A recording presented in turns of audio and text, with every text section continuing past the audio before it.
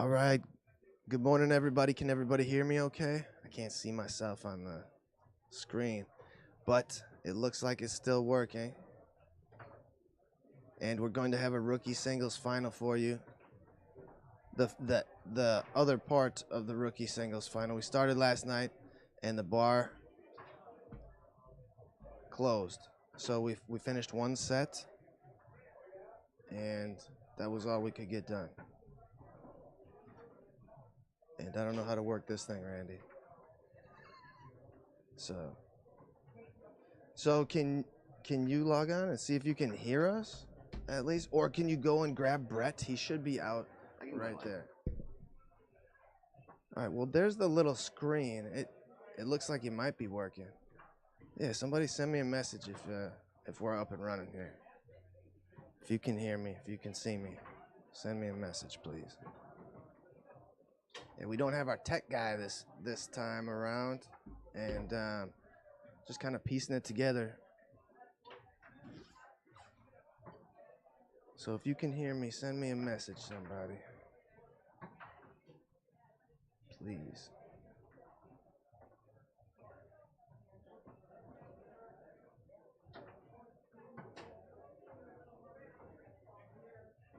All right, we'll be back shortly with more. We'll be back with the end of the second set of the rookie singles final. I'm gonna go try and find Brett to see if he can fix this tech. I'll go find it. You going to find it? Yeah. All right, thanks, Randy. And you want him to see if he can see it? Yeah, there's a screen he needs to pop up here. Okay.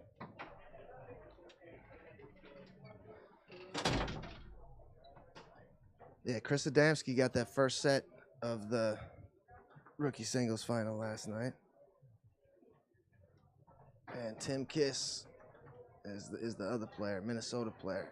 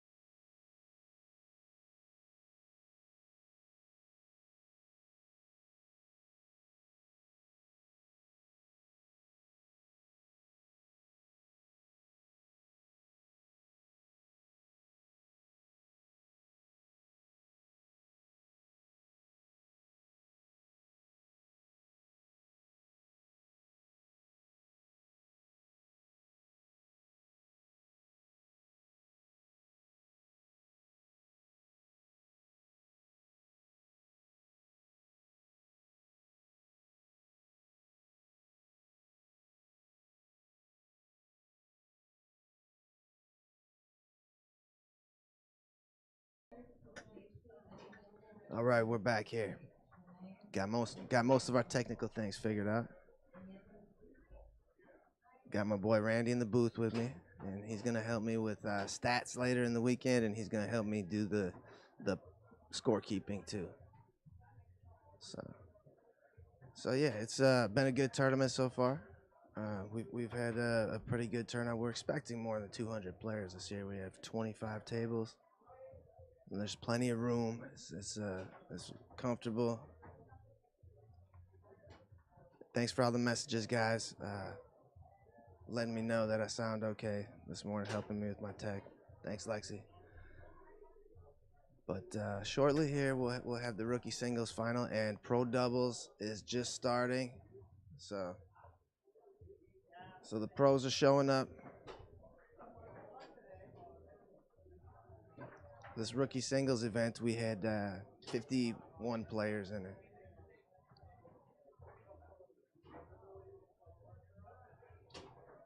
So pretty good turnout. We have a good rookie singles final for you. These guys are super rookies.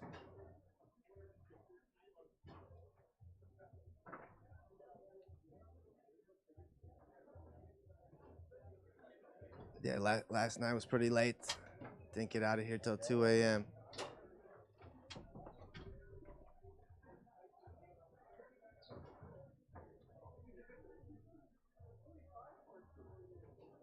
Tonight will be just as late. Every night will be like that probably until Sunday. I don't like the late night foosball. I would rather have it be during business hours, daylight hours, as much as possible. It shouldn't be a contest on who can stay up the latest. The last day, I understand if you have to finish things. But it'd be nice to have more reasonable hours. You know, you could start at 10 a.m. and maybe finish at midnight. I heard the Thunderdome was pretty sick like that. So it's all about how you schedule these things. So we're working on it here. We're gonna fine tune things, and that's an art of its own to try and put all the right events on the right days. We're just slowly learning and slowly figuring out what works best for everybody. But most importantly, when you come to Wisconsin, we want you comfortable. So we got plenty of seating, plenty of places to sit and eat. We're gonna try and make it so this tournament is in a warmer time of the year because it's too cold this year.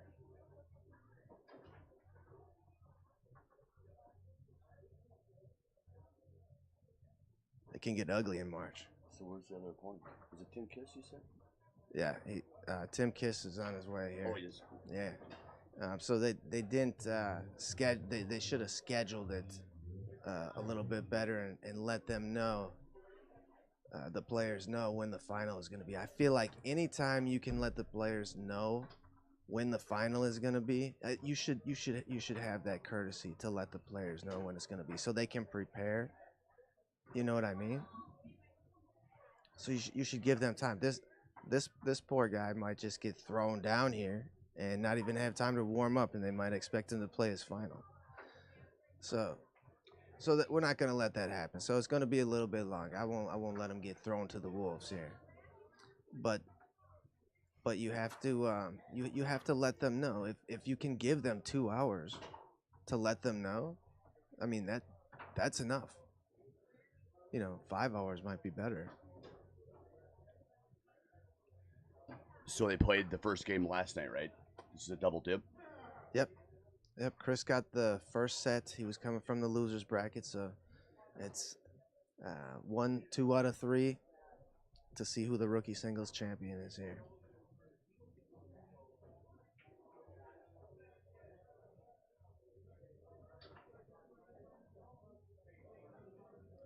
Did you watch? You covered that match right last night, right? Yeah. Yeah, pro doubles just got drawn up. I see 36 teams in pro doubles.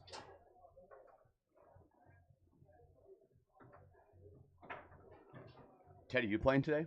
Yeah, I got Matt Weber. He just showed up. I haven't talked to him yet, but I saw he walked in. So I know he's here. He flew in at the very last second. So he's going to get warm, I'm sure, because he hasn't touched a table since at least yesterday. So do we have a count on how many pro masters are going to be here? It was 8 or 10. So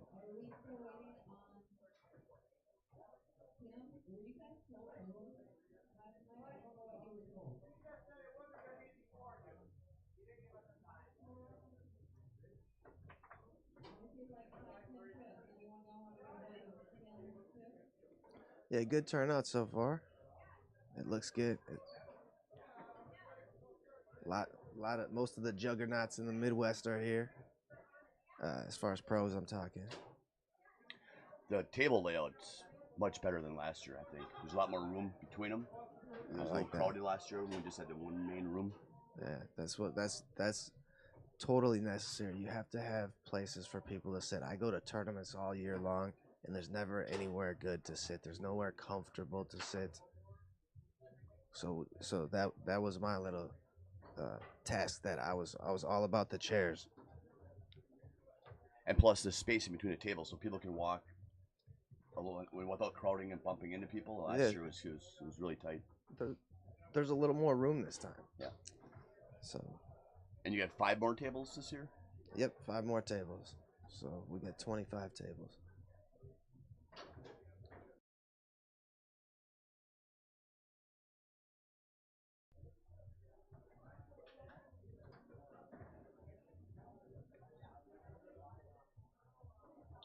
Yeah, the next event is pro singles, man. Starts at 3. Still time to get in. And then tonight at 5 p.m. we got the DYP. 9 p.m. open mixed. 10 p.m. amateur singles. You gonna be awake for that one, Randy? I hope so. I stayed up a little too late last night, so.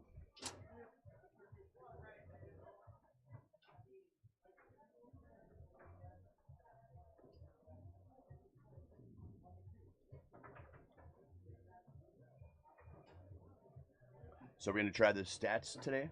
Did you want me to? Yeah, whenever you have free time, we would love for you to channel your inner Clay Toomey.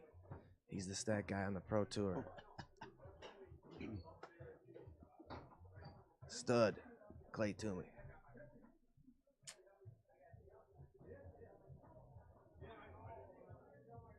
So you get normally you have a screen here for you, Right. like this, and same here.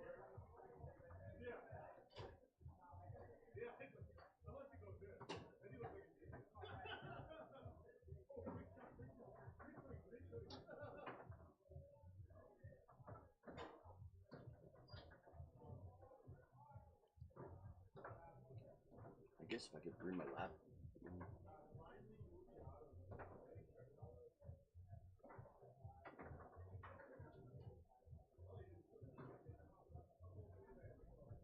Do you have the Wi-Fi password? Mad skills. Wi-Fi password. Mad skills. Capital M, capital S.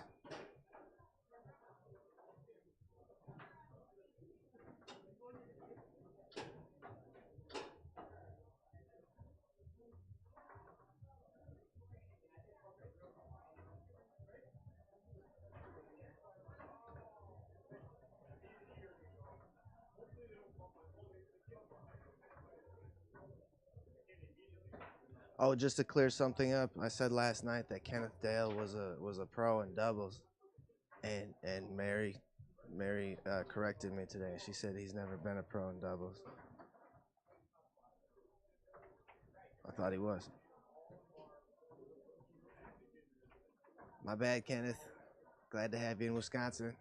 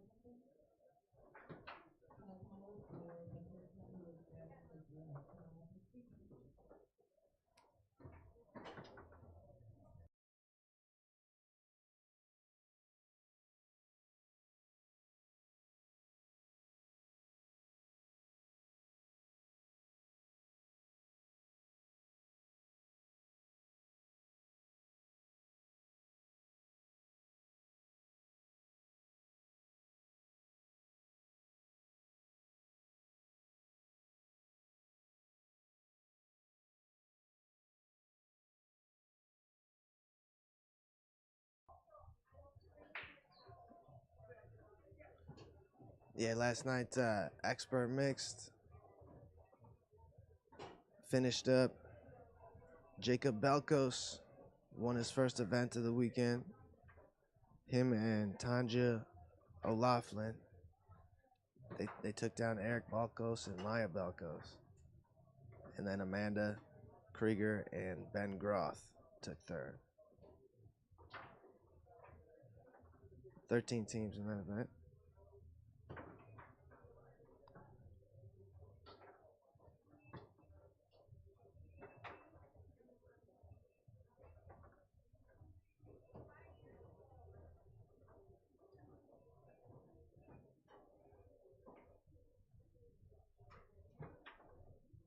Yeah, I'm gonna try and get all the promoters that are showing up this weekend to come talk about the little things they have coming up. You know, state tournaments. All these different states have their state tournaments coming up.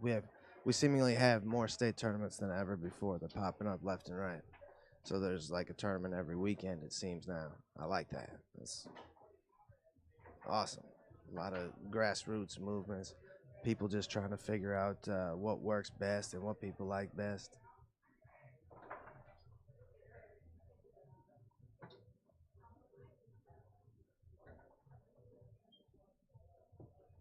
I know Oklahoma's having a tournament. They haven't had a tournament in a long time. They have one coming up in April, the end of April. South Dakota, they just did their first state tournament in a while, and there are plans in the making, I hear, for the same people who run that tournament to run like a Minnesota State Championships is what I'm hearing, and possibly like Nebraska too. So more state tournaments are coming toward us.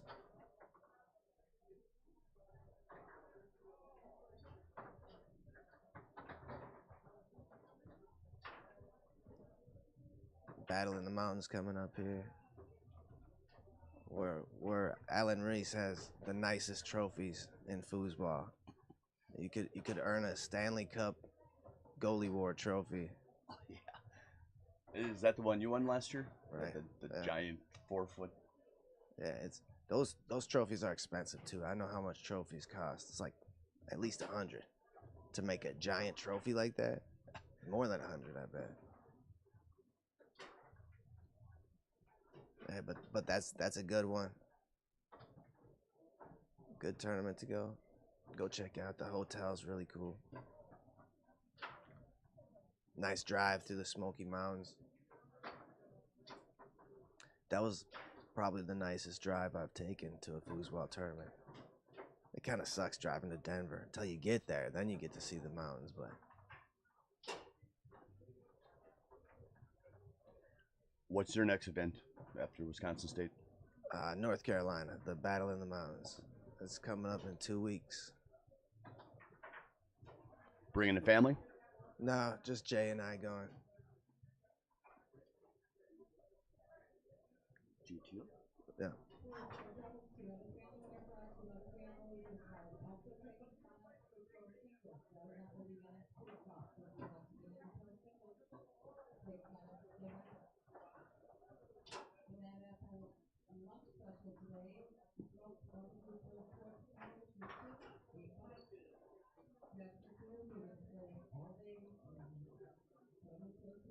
All right, they're out looking for him.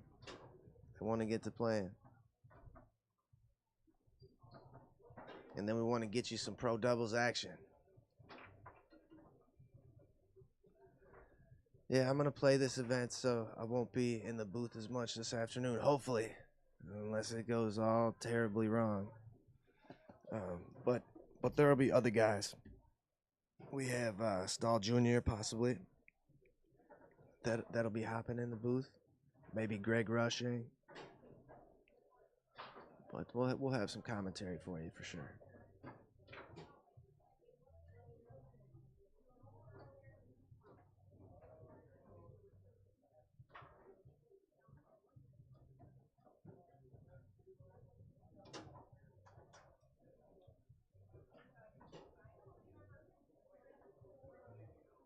You play the winner of Table 2 here. Wish we could switch over to that view. You see, he had a screen on it yesterday that you could watch that one. And I wonder if you could switch the view over to Table 2. I don't see cameras. Yeah, we don't have a tech guy this year.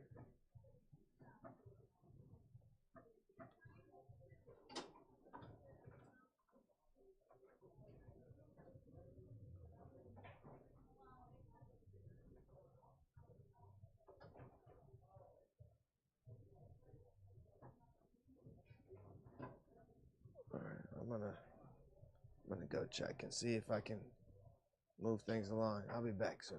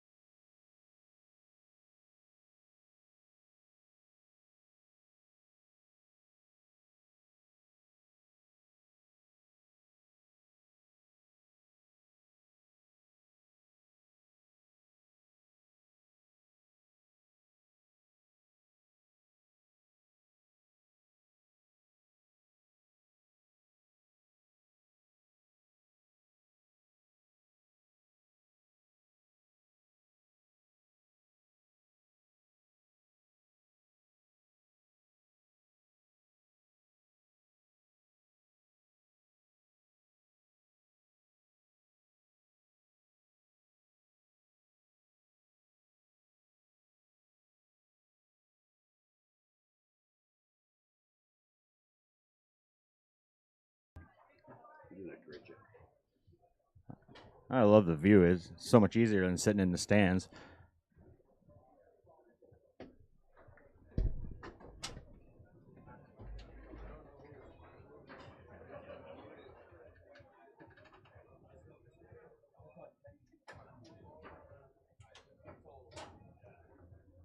All right, looks like we're getting ready for the start of the second game. Rob and Greg won game one.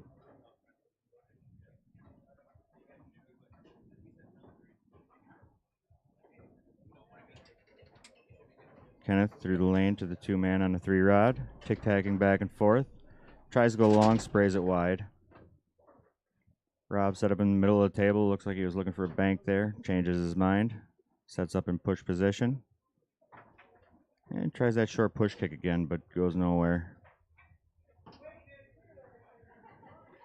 Just found out from Brett that we were muted for the last 10 minutes. So if you want to introduce yourself again, Yeah, Tin Man. Yep, I'm Clint Ferrari. Everybody knows me as Tin Man. And I'm Randy Robin, helping out. We're sitting here watching Rob Balza and Greg Rushing play Eric Bokos and Kenneth Dale. So far, it's a 1-game lead for Greg and Rob. As Greg strokes at home a nice rollover.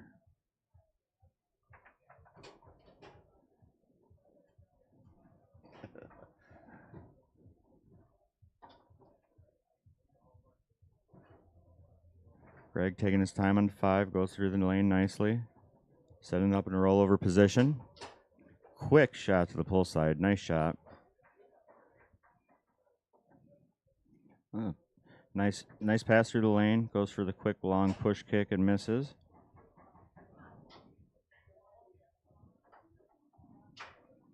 Nice block in 5. Good thing Rob was on his toes. Sets it up in pull position. Tries to pass to the far wall. Gets it there. Greg tries for the straight. Blocked. Kind of setting up. Tic-tac. Goes back to that short side and scores. We're at 2-1. Greg down through the wall. Tries a quick front pin. Sprays it wide of the goal. You don't see that very often. No, not too much. Kenneth with the ball. Tries to go through the lane. Nicely along the wall. Setting it up a little different here. Is he going to go for a pull kick? Tries the short dink. Rob was ready for it. So they switched, right? You see it? Oh, sure. That is. I'm not sure when. Probably the start of this second game, I'm guessing. Greg with the ball. Strokes it home. 3-1 lead for Rob and Greg. Yeah, switching back. Tries the lane pass. Misses to Rob too. Oh. Another beautiful wall pass. Greg just couldn't quite handle that one. But does steal it on the 5 and calls a timeout.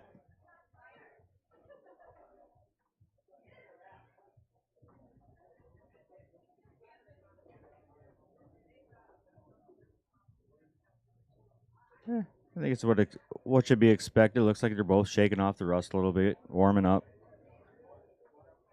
I know for me it's still early.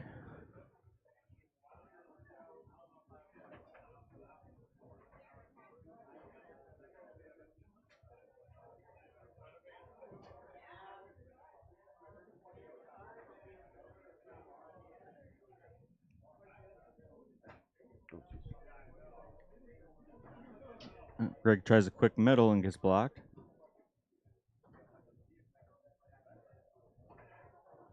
And he gets it back. He's going to set it back up in rollover position. And blocked again. Good defense. Sets it up in pull position. Gets blocked. Comes right back with a shot off. Gets blocked off the table, though.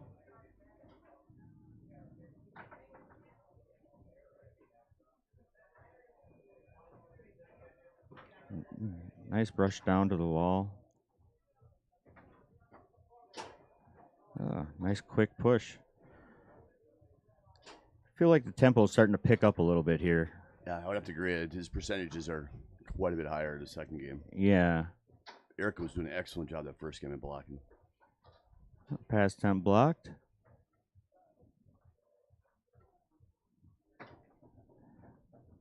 Rob setting up on the near wall. Fakes once. Tries to go through the lane. I don't think it really went where he wanted it to there. I believe we got Eric here in the back now. Tries to push.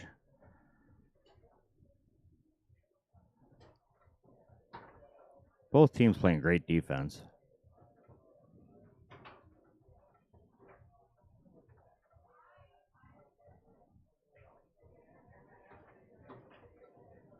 Rob with our pass attempt to the 5 of Kenneth, who squeezes it through. Tic-tacking back and forth. He looks for that long hole, and then Rob was ready for it.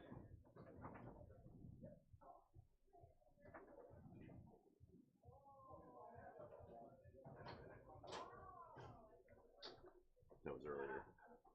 The people are messaging us.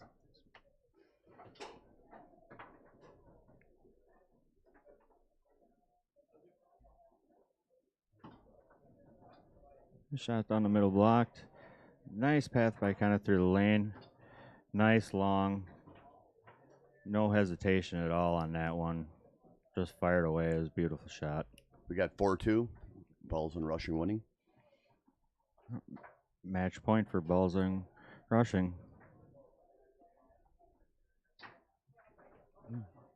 And nice block. A lot of good blocks.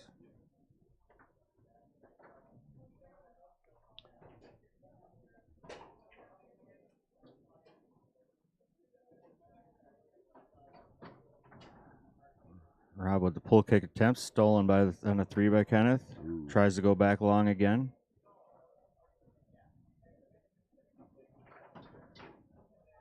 And back to the 3 rod of Kenneth. Let's see if he can get it this time.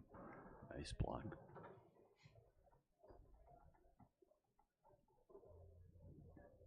I think Balls is due for scoring from the back here. Yeah, I would agree, but he's passing pretty well. Yes, he is. They're killing pretty good on that near wall pass, and that is game. Good showing by Rob and Greg.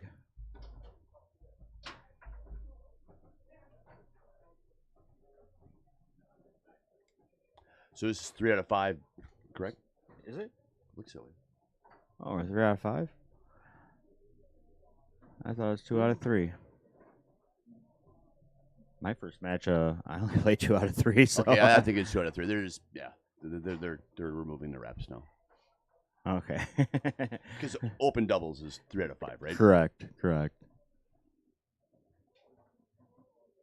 All right. Well, this is fun, Randy. Thanks for the help up here. Yeah, this is my first time, so I don't have much to say. Yeah, it's my second time, and you're trying to keep up with the game and still talk at the same time. Yeah, you did an excellent job, Tin Man. Teddy always makes it seem easy.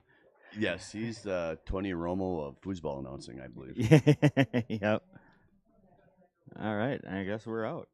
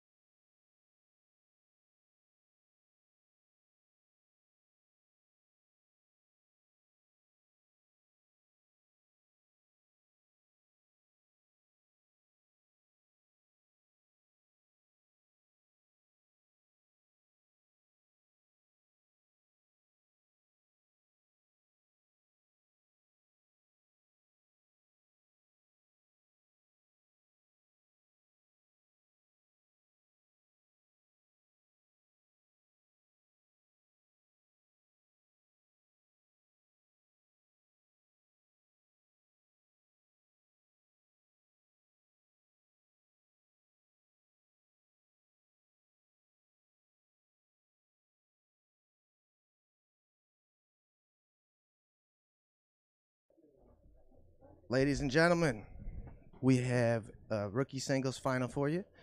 This is the second set of the rookie singles final. And Chris Adamski was coming from the losers bracket. He took the first set last night, and then the bar close was at 2 a.m. So we had to postpone the second set until today. On the other side of the table, we have Tim Kiss, and he's from Minnesota. So a border battle here for rookie singles. 1 2 out of 3 match to decide our champion. I have Greg in the booth here with me. And welcome, everybody. And we have Randy as our tech guy down here. And he's going to provide some stats. And he's going to keep score for us. So we are in game 1, coming to you from the Mad Apple, Appleton, Wisconsin. Wisconsin State Championships. Tim has it in pole position, being really patient. Yeah, he is like that. He's got a pretty good spray middle. Oh, from his 2-bar? Yeah.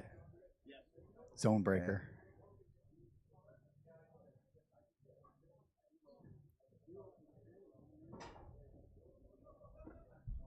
Chris Adamski is a longtime foosball player from Wisconsin. Yeah, has all the skill sets. Shoots the ball hard, and crisp with whatever he does. He's getting better and better every week. So he comes out every Saturday, Greg, and I've seen him every Saturday for a long time, like 2 years straight. He's always come and played foosball in Appleton. Yep. But for 2 years straight, he's been coming out every week. I see him at every tournament. Yeah. So he's putting in as much time as anyone, and his game is sharp. He can get as hot as anybody. He's my main competition down here on Saturday nights. Yeah, he gets streaky. If you don't slow him down, he'll just roll you. Yeah. Ooh, kind of a pull kick shot from Tim there. He's up 2-0 in this first game of the second set. All right. Chris has a good 5-bar. Yeah, he passes along either wall. Tries to brush that one up, taken away by Tim.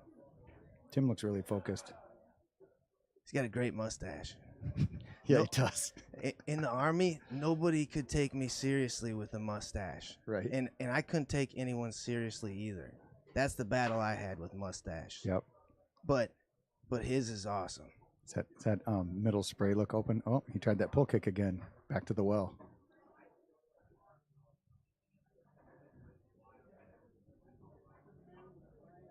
They're playing with some confidence early here, up 2-0. Yeah, I like Chris's zone on his 2-bar.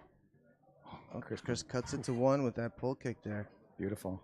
Like I said, he hits the ball hard, crisp every time.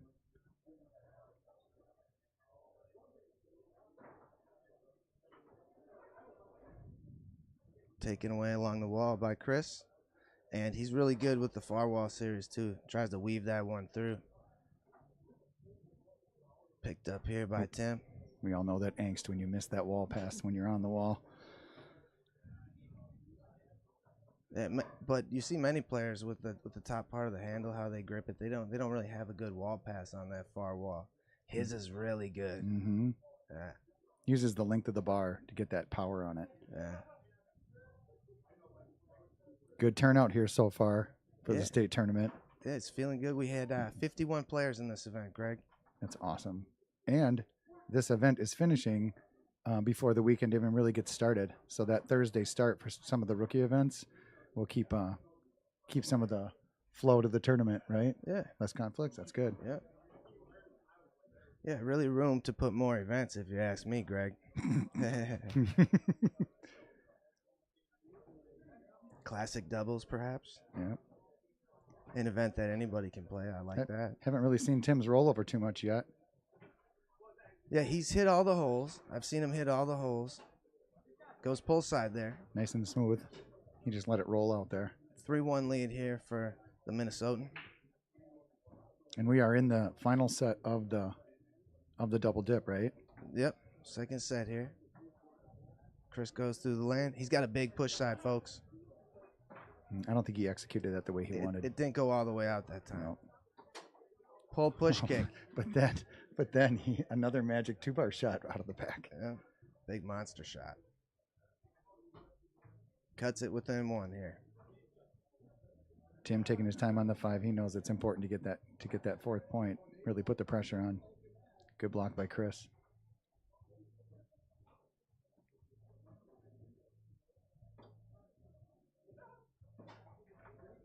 I feel like Tim's on Chris's timing.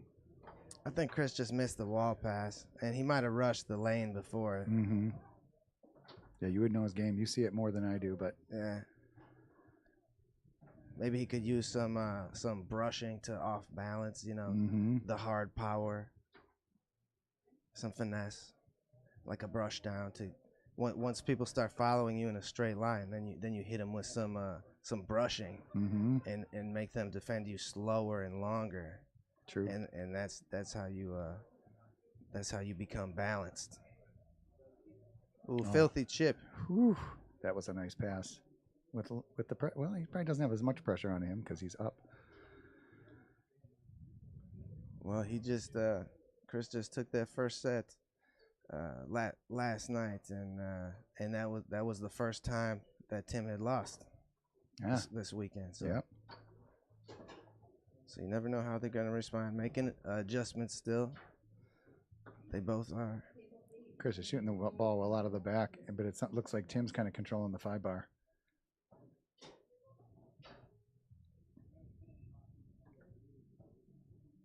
Brushes it down, I think. Went pull side last, I think. Could throw a timeout in here if you needed. Big point. It is a big point, but he goes push side and makes it a 4-2 lead. Game point here for Tim.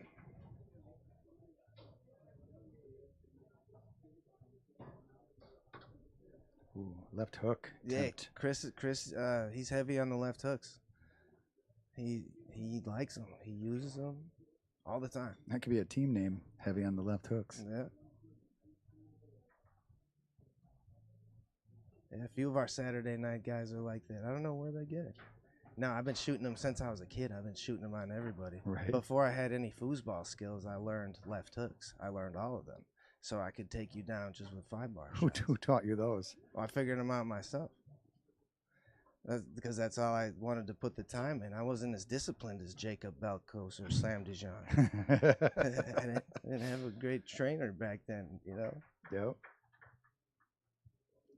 Yeah, those guys started when they're, 14? Yeah, and they Or have as 10? much discipline as a grown man. 8? Yeah. But I still wanted to compete, Greg. Yeah. So I learned all the 5 bar shots. Which probably gave you the 5 bar you have today. My dad still shoots them a lot too. So. Yeah. He always smokes them out of the back. We'll see him tonight. All right, Tim puts it back into play. Chance to close out game 1. Yep. 5th point. Good defense by Chris Adamski. That's his best trait, is his snake defense. So Tim takes game 1. Chris had a crowd cheering for him last night, Greg, but the crowd now is heavy on the Minnesota side. They have a 10-pack of players out here. Whoa. And there was a lot of cheering for Tim. Now they're going to switch sides. Yeah, and that Chris won the first set on that side. So not a bad ploy. We've seen it work before. It's hard to get comfortable 2 games in a row. This is a very uncomfortable game. The handle is ridiculous, like the shape of it. To always be in the zone and feel it is tough because the handles always feel different at tournaments than they do at home. That's why you keep your table as updated as possible. Absolutely. Try and replace it every couple of years to keep 100% it a fan stiff. of that. Stiff and new like Mary's tables, like Tornado's tables. Kevin Crozier, I was just talking to Kevin Crozier, and he's really putting a lot of work into his game, and he'll be out at tournaments coming soon. Awesome. He's getting polished up, but he had an old table, like an old brown-sided table, marble, and he finally sold it and got a new one. He finally listened to us, and he's like, oh, my God, I should have listened to you guys years ago. He's like, I wondered why my game at home didn't transfer to the bar, for leagues and stuff. And he's like, I'd always take a little time at the bar to get used to the newer table from my older. So you cannot do like slingshots and certain things on those older tables. Yeah, the off the wall up on the 5 bar, it just doesn't snap off that wall. It's not as reactive. The newer tables are fantastic.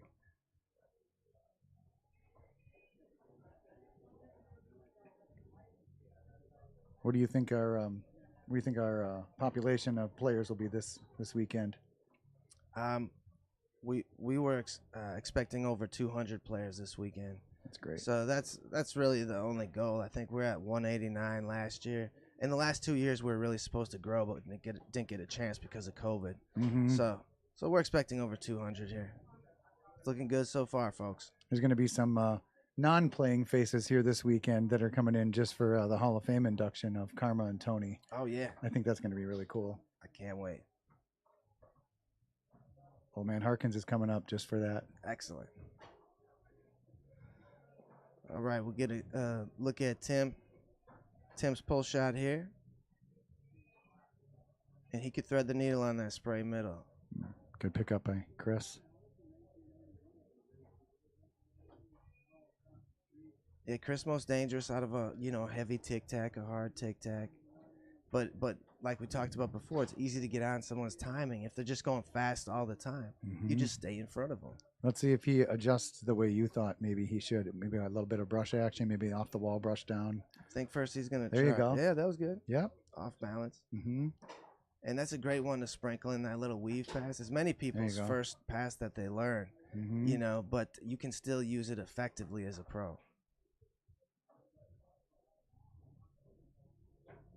Tim on the 5, checking. There's a lot of checks. Smart. Good job for Chris trapping this one. Tries to dump and chase. Couldn't hold on. Dump and chase and singles. Smart move, always. Keep the ball going the other way. Yeah, if you're shooting from your 2-bar, good luck surviving an entire weekend if you don't sprinkle in the dump and chase once in a while. Mhm. Another big push kick from Chris. He sees those. The second he gets is the second it's gone. There's Tim, patient as ever on that 5-bar. He tried to slide one down the wall. Chris was like, nope. Chris bounces it through.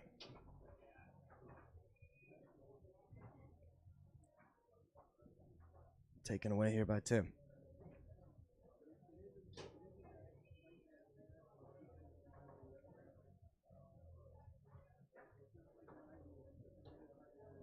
Good energy on the 5 and 3 from Chris to knock down that shot. He tried to send it right back. Mm-hmm.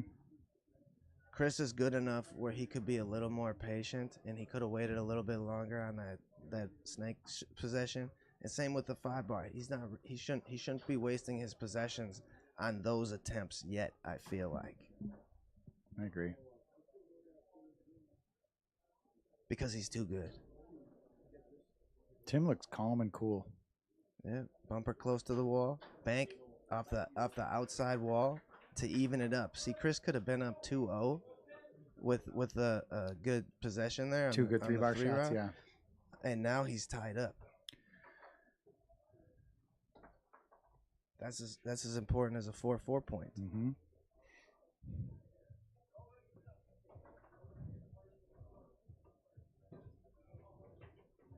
All right. Not sure if Tim tried to do that far wall, that outside bank. But he gets credit for it, that's for sure. Yep. Rolls to a stop here. Chris will put it back into play. This is where Chris has been scoring his points off the 2-roll. Yeah, and you see Tim keeps one hand in the back and changes his zone defense. There's the dump and chase. He's 1 for 3 on those.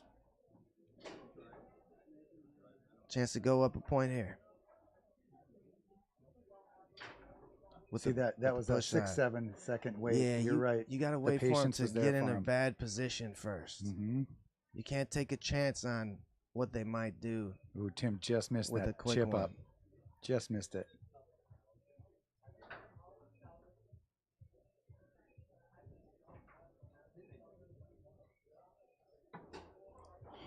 Two-row stays hot. It was a short side. Yeah, almost tucked it in. Goes up 3-1 here. Chris putting himself in a good position to even up the game totals here in our second set of our rookie singles final. Yeah, come on down to the Mad Apple. Check us out. We have pro singles starting at 2. We have DYP at 5. That's going to be a big DYP. It's always big. There were 140 last year, 140 players last year. All Tim right. setting up. Goes around Chris on the push side to make it a 1-point game.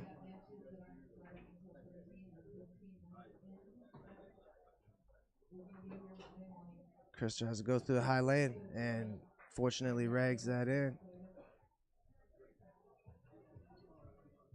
Takes a little heat off of Chris, though, to have a 2-point lead.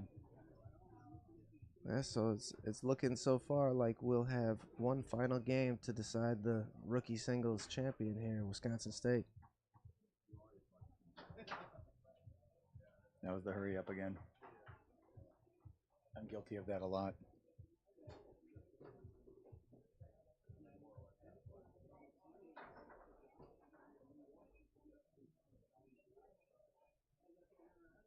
Tim sets up a pull shot position.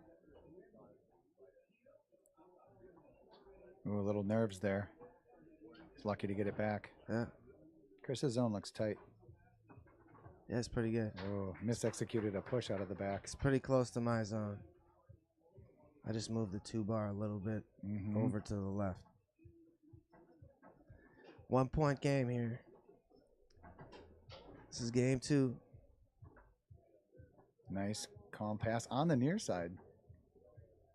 Yep, he's got a good near side series. He's looking at a big push side here, or a short baby pull side. Ooh, game apiece. One more, buddy. All right, they're switching sides here again. So we have one final game. 5 points to decide our rookie singles champion. Yep. If you switch sides, you have to switch back on the next game. Yeah.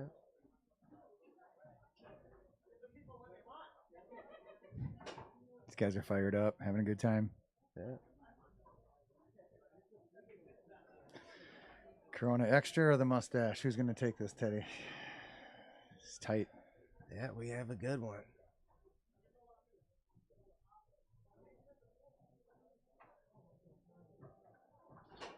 Yeah, we'll take this moment to thank the Mad Apple here for having us this weekend, and thank a couple of our sponsors, Good Nature, E-Vapor, and Supreme Lending. Yeah, this restaurant has good food here. Yeah. Hotel's nice. There's a pool. You really don't even have to go outside because it's cold. Yeah, you don't want to go outside No. today. Next week looks better, though. Yeah, last year was beautiful this time of year, but not this year. So here's the ultimate pressure. Finals match. You got all the skills. You made it all this way. It comes down to just one 5-point game. Yeah. Got to take a deep breath, calm yourself, shoot the butterflies out, and play foosball. And these guys really get to know each other after this, Greg, because this is the fourth time that the fourth match that they'll have played against each other. Oh, yeah. That seems like that's the way it is in tournaments, right? Yeah. The cream rises to the top, and you just keep running that same guy further up each bracket. Right. Three times.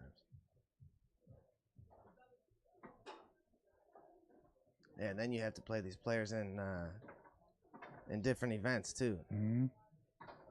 Yeah, facing people in singles and facing them in doubles, whole different dynamic. All right, it's very important to start fast in any game, but it's never more important than a final. You want that first point so bad. Yep. So you take everything you need, everything you've learned, and you put it into that first point. Consummate pro of Wisconsin, Jeff Kimberling, would say that every time. That first point is super important. Some people can't play with against the lead, you know. Can't play when they're down, you know. Some people have a hard time coming back. Mm-hmm.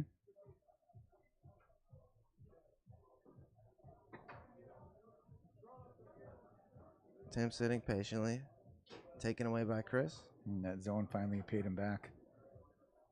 Yeah, now his zone looks a lot more like mine. He's giving a little more He went down the long. middle, huh? Did he go in the middle on that? Yeah.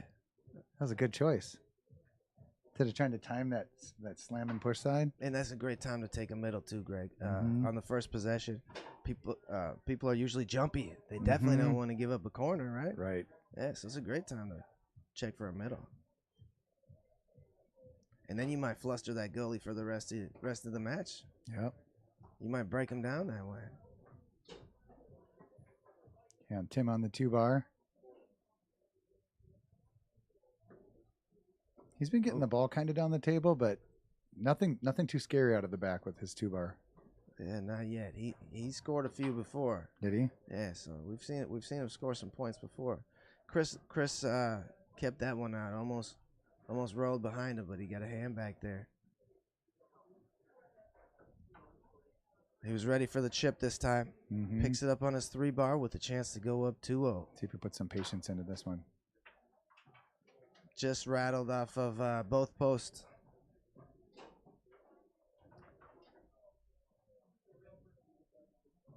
And he sends his opponent for a walk. Yeah. See you later. It's worse to have to chase it down after you miss it. Right. At least. All right, Tim puts it into play here.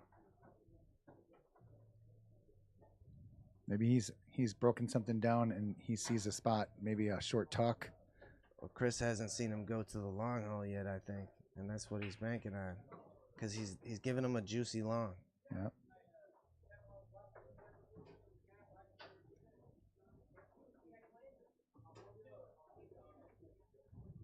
And we've seen Chris hit some big monster shots. Oh, another big 2-bar shot. He squares that one. I don't know if it went inside or outside that stationary man I think it went between them.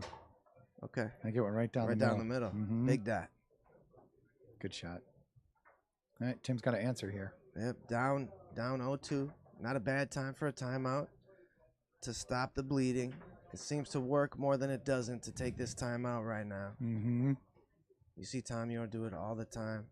That would be a Teddy Matt trait as well. Yep, we picked it up from him. Yep. Not a bad person to pick stuff up from.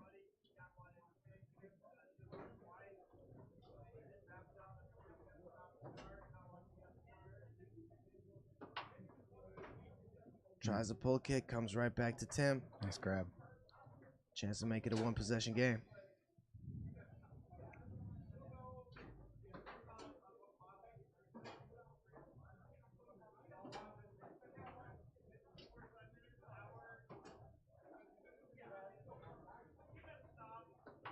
Oh, hit the corner. Yep, just missed it.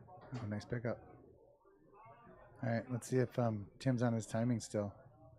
Oh, that was actually, I like that smooth wall pass. It was different looking than his other ones. Yeah, I guess you could call that a wall pass, couldn't you? Mm-hmm. All right, Chris fortunate with that one there. Takes a commanding 3-0 lead here in the pivotal third game of this second set. Fake the chip and then had the easy wall pass. Mm-hmm. Set that up. Tim Rocky. And hits a pull side to get on the board. 3-1.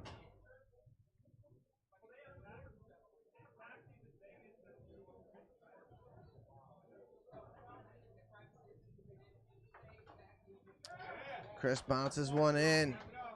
Tensions are high. On accident. Took a timeout. Knows he's up big. Just has to put one more in to be a rookie singles champion here today.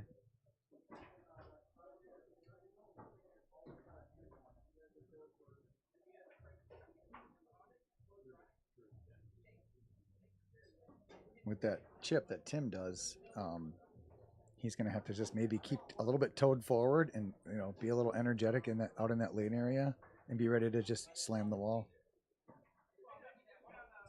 He's been doing a pretty good job on it, and now Tim is using what Chris knows against him and faking the chip and taking the easy wall. Maybe a timeout coming. Nope, he tried a quick one. Didn't want to burn it. A chance for Chris to close out the championship here. Wall check through the high lane. Look at that crispy pass. Setting up his snake. Looking at the push side, no doubt. No, he goes down Ooh. the middle. Good block. Taken away by Tim. Good defense. Not a bad time for a middle, but maybe you want to put a rock on it first, a big rock, Mhm. go each way, and then go down the middle. Misexecutes it kind of into the corner. Chris gets another possession on his 2-bar, which has been on fire. Picked off by Tim, though.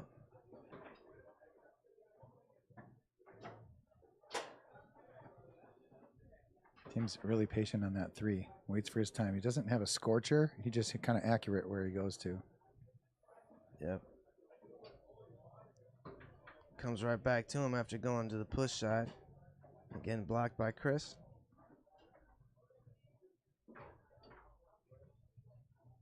Blocked and taken away by Chris. Good D.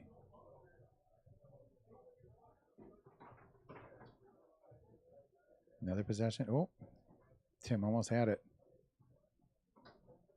Chris on the 5 for the win. Another one. Championship point here for Chris. I like that pass.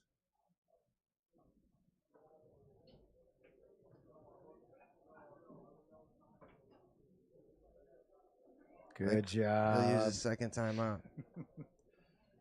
You would have taken that time out, wouldn't you? Yeah, so this is a pro move that we get to see in beginner singles, Greg. You can do this twice every match. You can take a glimpse at the player's defense and see how they're defending, and then you can take a timeout. So that's a no-brainer. Right. Like, you should do that twice every match. Yep. That's a pro move.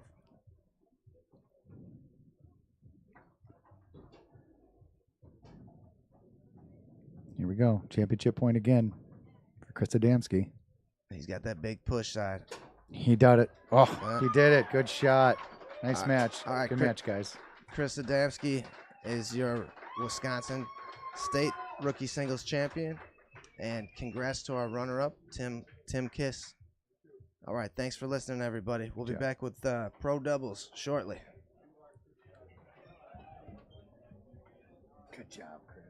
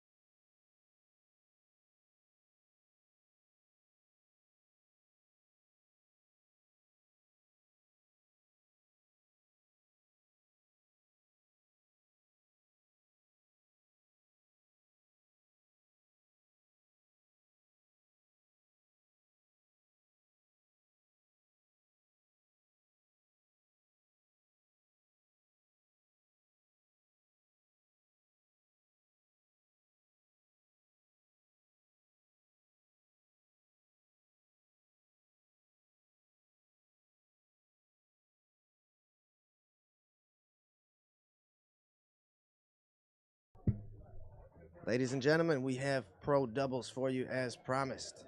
We have Matt Weber in the booth too. How's it going, everybody? Going to be a great match here. We got, looks like a little bit of Chicago versus Chicago here, so should be a great match. Where's Brian Piper from? He spends a lot of time in Chicago, but I think he's from Colorado. Colorado. Okay. Yeah.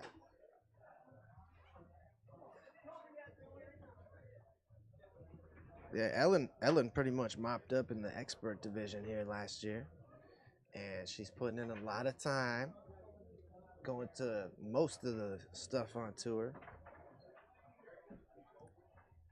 So she's everywhere at every tournament, getting better every time I see her. Yeah, her goalie game's really been improving. Really good snake D, good pull D, all around great defender. And Russell, we didn't have up here last year. Help.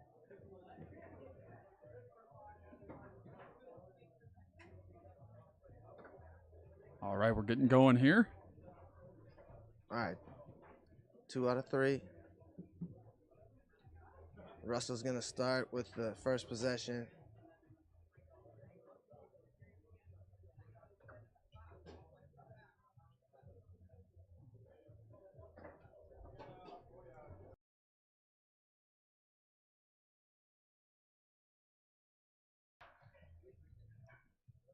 All right, this Andrew Cruz on the other side of the table.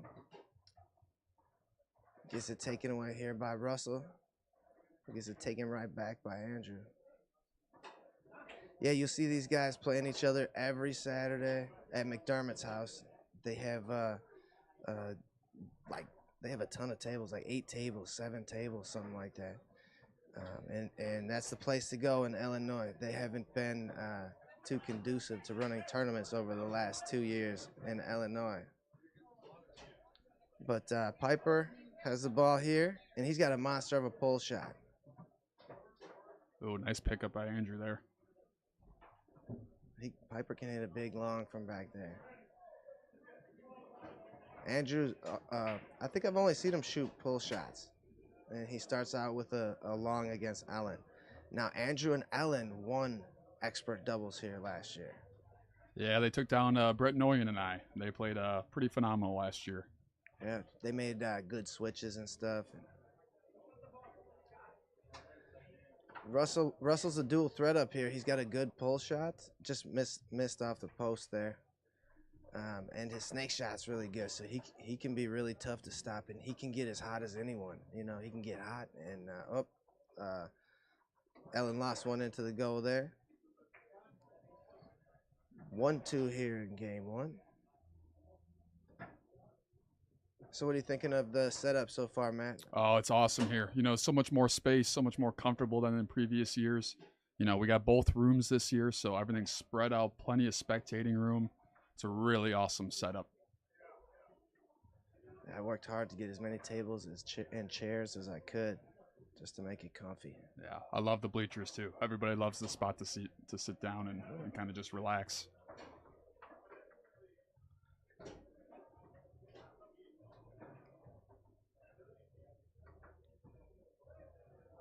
Tried a quick wall pass, comes back to him.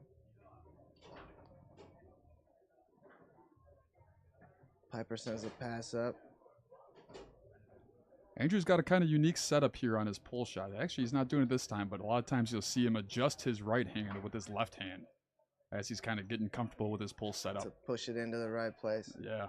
Yeah, I see he must center his middle finger on the top part of the handle for his power. I played with that a little bit.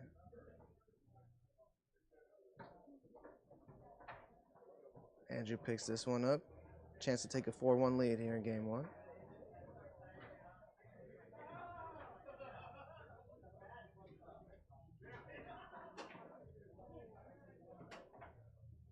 And scores a straight. Ellen's going to take a timeout there.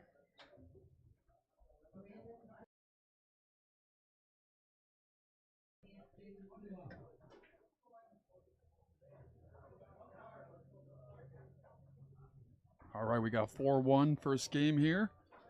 Brian and Andrew with an early lead here. Good timeout by the team on the left here, trying to slow down some momentum. Russell's one of those guys you just got to be careful for. You know, you really can never count him out. He can get red hot at any moment and just start firing at you. So let's see if Brian can kind of keep him out of the goal here. Yeah, it might not be a bad time for them to switch either, because you don't want to show off all the stuff you're going to use later in a position like this sometimes. Right, totally agree. And Ellen's no slouch up front either. Right, You know? and she switches like that, and she can score points quick too. You know, so I was looking for that there to see if they were going to do that, but Russell's a great option up front. He can score points quick too.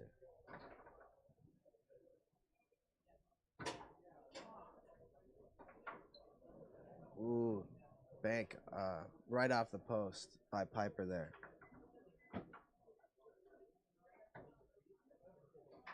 Pull kick by Ellen, picked up by Piper. Looking at the banks.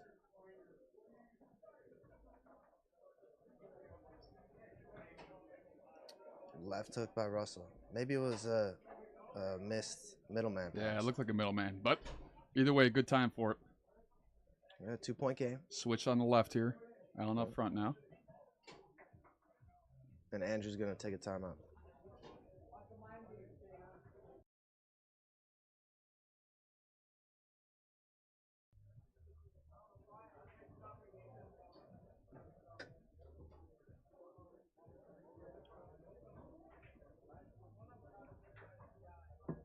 If you're in the Appleton area this weekend, make sure you come out and check out the Mad Apple. Got some phenomenal players here this weekend. Multiple top 10 in the world players coming out, so it's going to be a phenomenal weekend. Great food, great people, great drinks. Awesome place to be on a nice weekend here in Wisconsin. Yeah, come and see Karma Burfield and Tony Spritterman get put into the Hall of Fame Saturday. Yeah, that's going to be great. We're going to do that at 6 p.m. So we're going to stop everything for just a little bit and put our people in the Hall of Fame and get back to foosing. All right, Andrew Cruz puts the ball into play. Passing on Ellen. Tries to brush it down. Block comes back to him. And goes back down along the wall.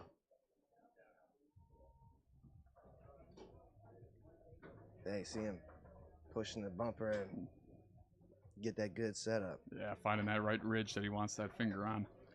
He just wants as big of a, some people just feel comfortable with that bumper against the wall, I think there's some benefit to doing it where Ryan does it. Then you can do that John Wayne that cuts back. Russell fires in a nice long slider from the back. Yeah, 1-point game here. Ooh, nice smooth uphill brush by Andrew Cruz.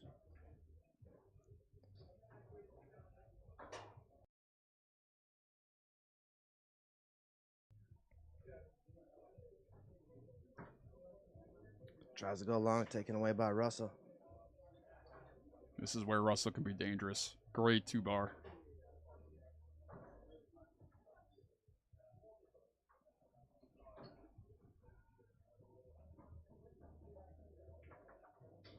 Ellen tries to go along the wall, taken away by Andrew Cruz. Another shot to close out game one here. Tries to go long. Russell was waiting for it.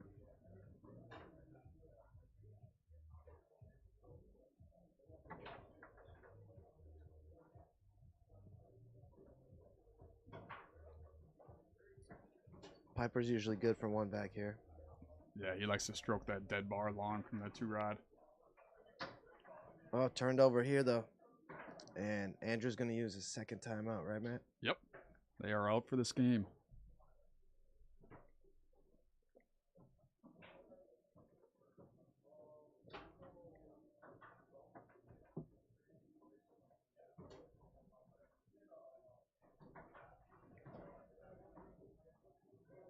All right, so Russell's going to stay in defense here. See if he can steal another good block from Andrew. Keep these guys alive in game one. He blocked him the last couple times.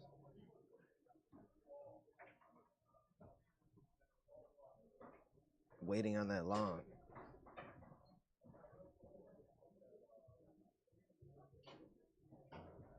Russell kind of leaving a juicy middle here.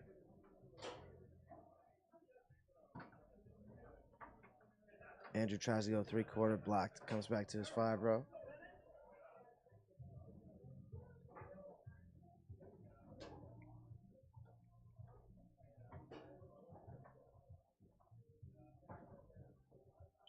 Nice downhill brush.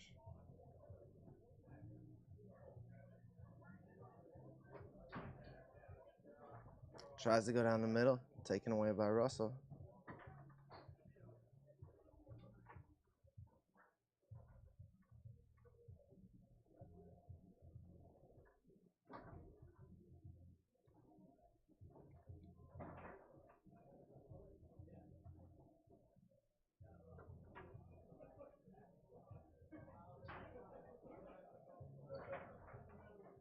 Tries to go along the wall, fortunate to pick it up off the back wall.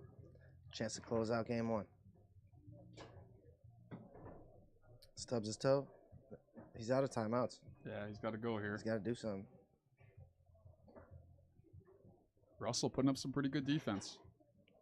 We'll see if he can score a point here to top it off. I think Andrew just needs to vary up his timing a little bit on his 3-rod. You know, one thing I love about his game is he's so methodical and reads very hard. You know, sometimes you just got to take advantage of that goalie thinking you're going to take a while here and catch him off guard. Yeah, he just stubbed his toe and didn't have any timeouts that time. He had to do something. He was running short on time.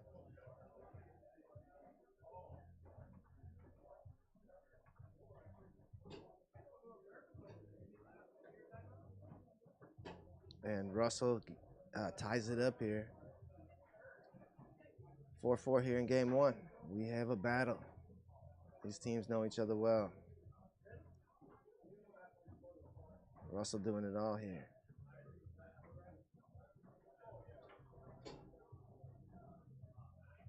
All right, chance to close out game one.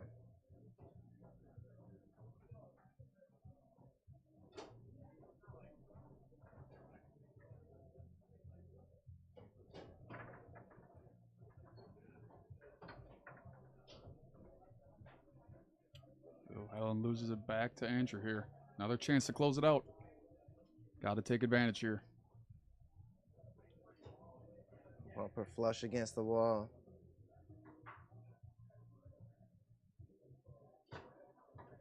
Tries to go middle, comes back to him. Russell's definitely baiting him with that middle.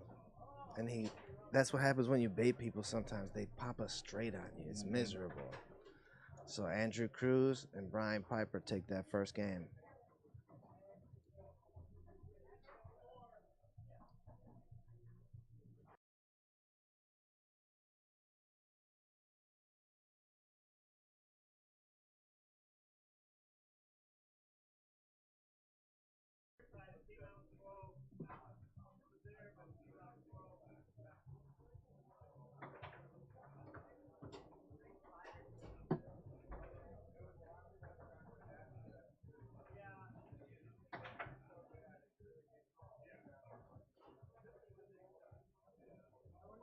Yeah, we have 36 teams in this event here.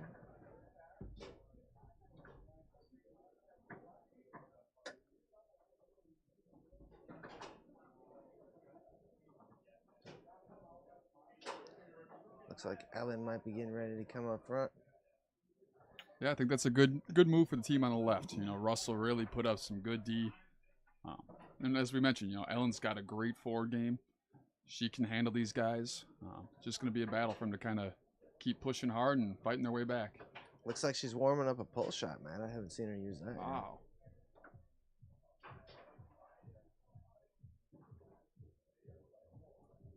Are they switching sides now?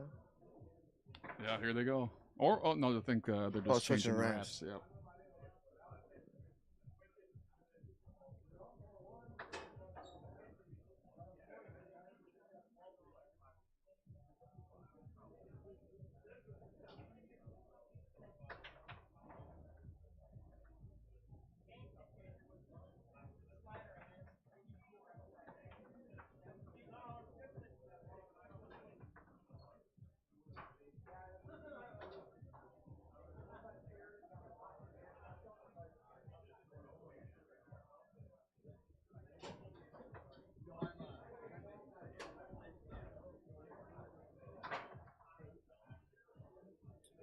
Sounds like we'll have stats for you after this game, too. Yeah, shout out Randy Routman. But we've decided we're not doing the points anymore. We're going to try and get those boxes removed so we don't look lazy, too. But big thanks to Randy Routman for doing stats here. Just adds another dynamic for us here.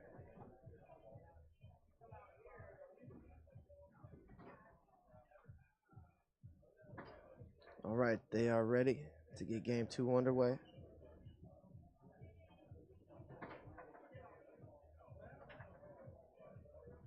Allen passing along the near wall. Tries to go through the lane. Picked up by Brian Piper. Nice pass up to Andrew. And we'll see what adjustments Andrew makes against Russell's defense here. Russell's had his number a little bit.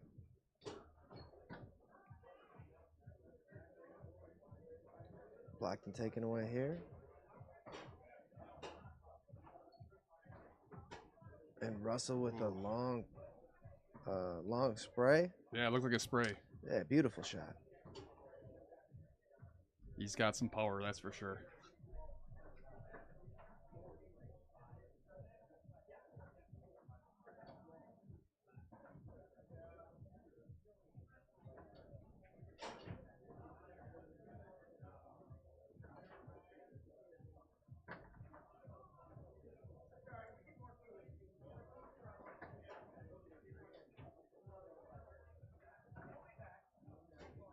Andrew tried to go down the middle.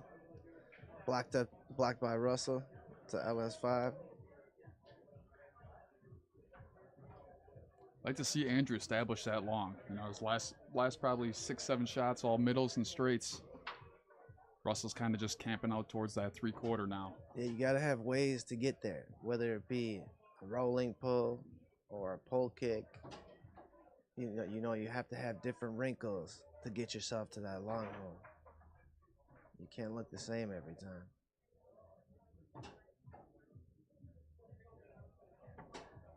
And Russell scores again. Well, they got to figure him out. He goes down the middle, squares this one.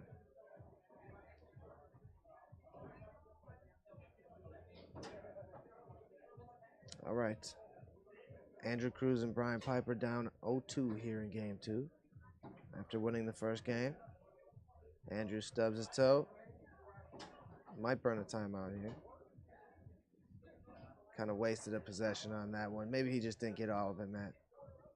Yeah, it just looks like he's not super comfortable with that long. Seems to be pulling that ball backwards a little bit, getting a lot of that stub. Yeah, so he might be reaching for a better grip, and then the straight might be more difficult. And Russell is putting on a clinic.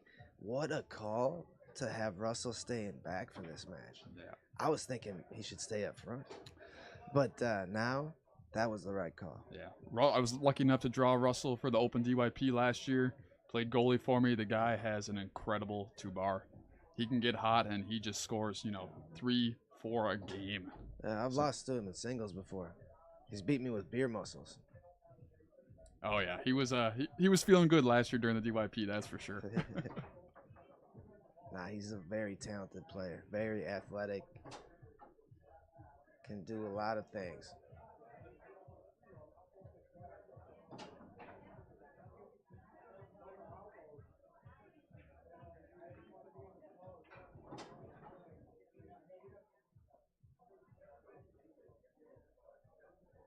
Got some discussion going on. Do we have an official timeout there? Yeah, We did, okay. Ellen took it.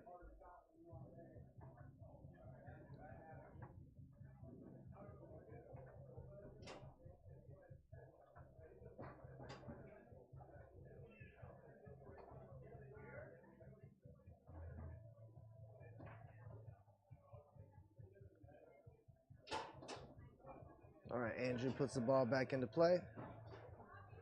Brushes it up. And we'll see what kind of plan he's got for Russell back here.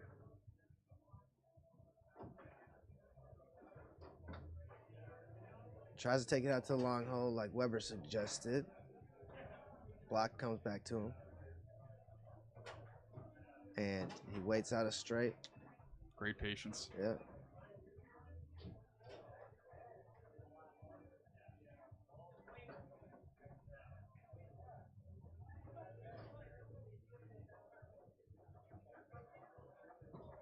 All right, Russell scored at least 4 back here. And Oh my make it goodness. What a showing from Russell from the 2. That's all 4, isn't it, Ted? Yeah. That's all 4 goals? Jeez Louise. 5. Turned over to Ellen Moon with a chance to close out game 2. And she's got a slinger, so you have to play her push shot a little differently, folks. You have to primarily play it in a reverse. And usually she's easy to pull the trigger on that slinger. She likes showing it off. But Piper gets credit for this one with a short push kick that angled through the zone and cuts it within 2 here.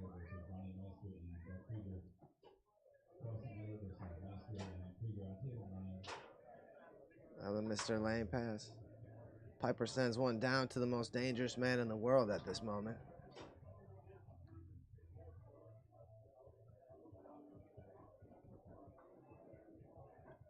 Yeah, as a team, Piper banks one off the inside wall. As a team, you have to have different contingency plans, zone ideas. You have to have a plan to stop these 2 bars. Left hook by Allen.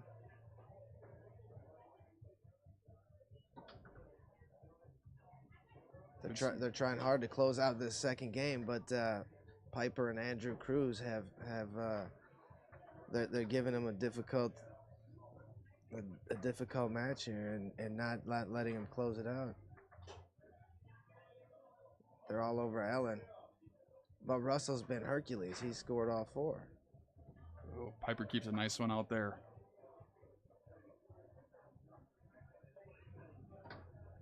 Bank off the inside wall last time for Brian Piper.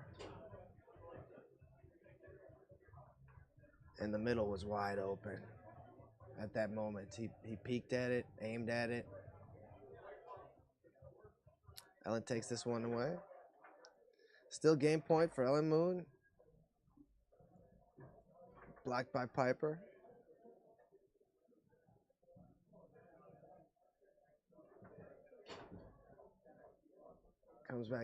Comes back to him.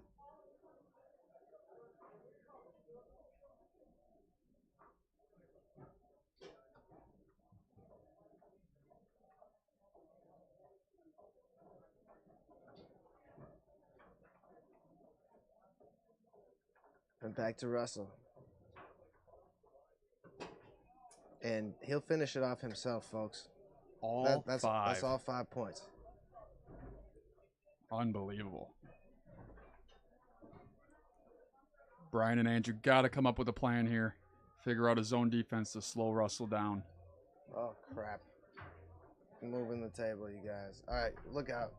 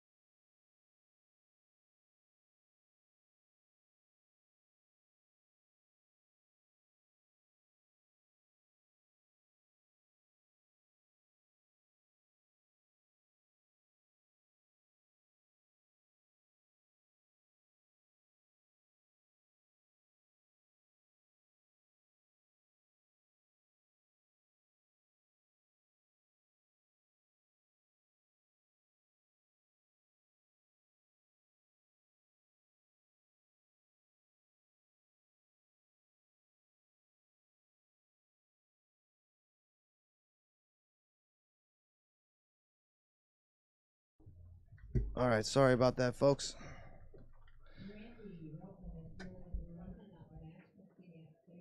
All right, game 3 underway.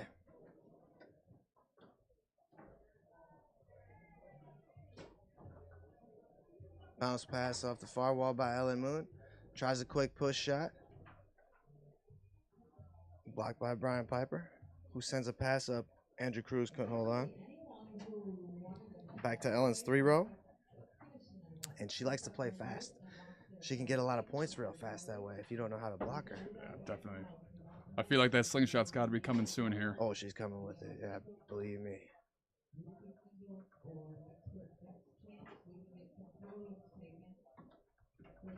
Another long pull-on goal by Russell. And now as a forward on the other team, you don't even want this man to touch the ball. Right. Like, you're playing keep away. So you better play perfect foosball because you don't want him to get a possession anytime you miss.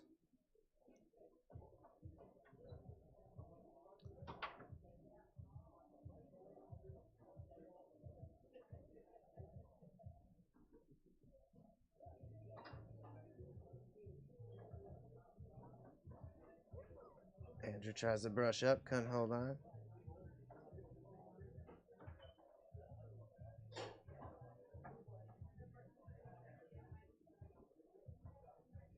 Piper, we've seen a couple of banks out of him so far. Andrew Cruz picks this one up. And Russell's been pretty good against his pull shot. He's doing a lot of what I do, kind of semi-racy and trying to get the jump on it. Yeah, he's got some quick hands back there. Yeah. But he's doing little baits too. But that's what happens when you bait sometimes. They pop us straight on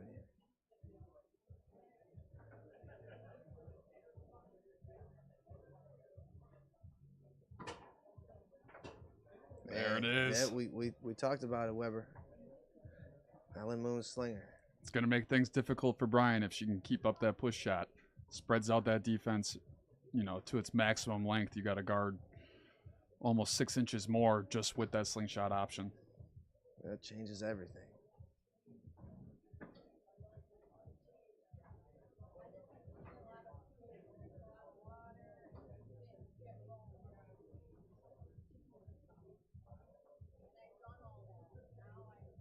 Can't believe he scored 5 points in one game. Incredible. He gets credit for this one, too.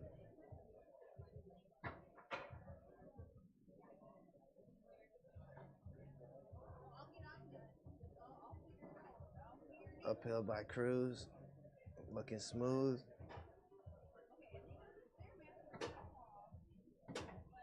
And finally gets a middle to go on Russell. That might be the adjustment that he needed to make on Russell's defense. And now we have a switch on the left. Switch on both sides. Oh, yeah, switch on both sides. And we got Andrew Cruz coming in back for a defensive switch. And Russell goes long around it.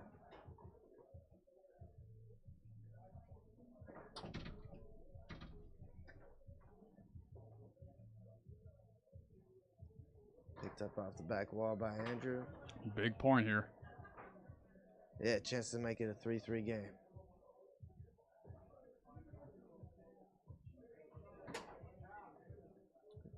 Trying to see where that went. I think it went long, yeah. 3-3 coming down to the wire here. All right, we got Ellen Moon back up front again.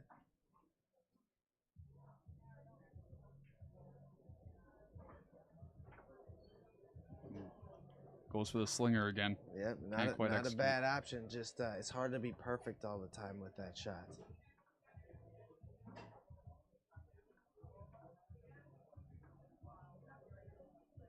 Three here in game 3.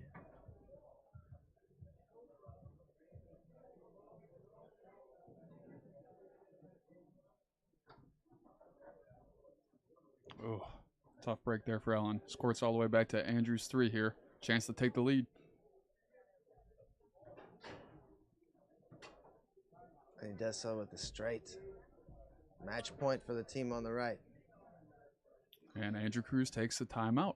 We'll see who's going to take this possession on the 5 bar now. Ellen or Russell. I would have to think Ellen. You know, Russell's been a dominating force back there. Although, you know, Andrew's starting to get on him a little bit. I could see him going either way. Yeah.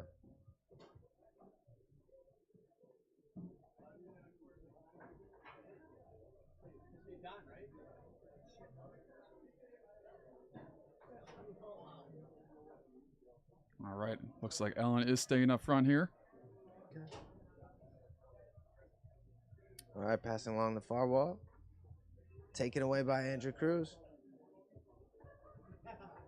who brushes it down. Shot to close it out. He's went straight the last couple of times. And tries it again here.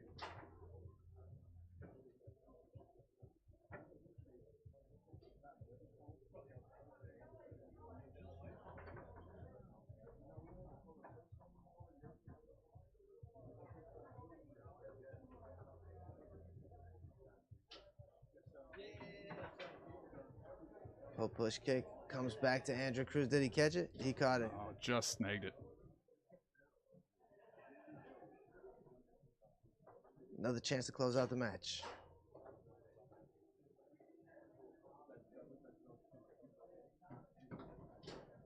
Tries to go long, taken away by Russell. 5 points in one game, ladies and gentlemen.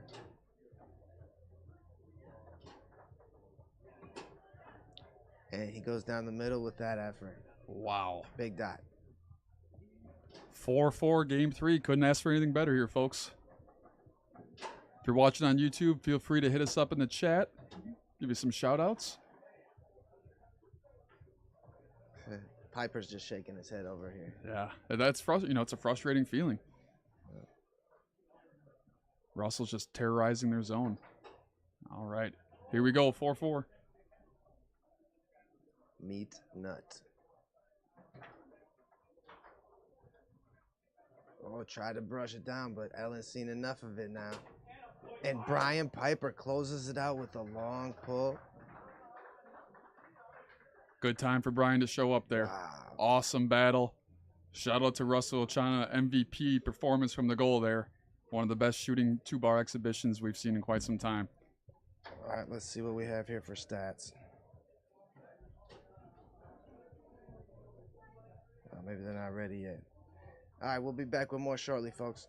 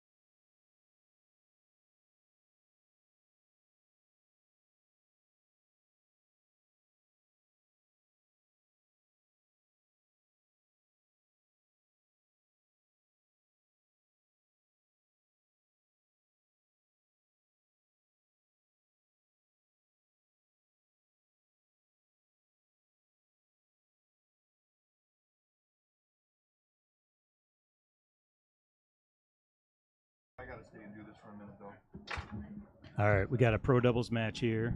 This is Rob Balls and Greg Rushing commentating. And Zach Hofer got the ball, dropped the pass. So Zach Hofer, I believe he's from South Dakota. Right, and then Jason Binder, I believe, is from Iowa on that right side of the table. I got Randy Van Oss, big-time pro goalie. Chris Adamski just won rookie singles up front with Randy, and they've been playing together and against each other for years.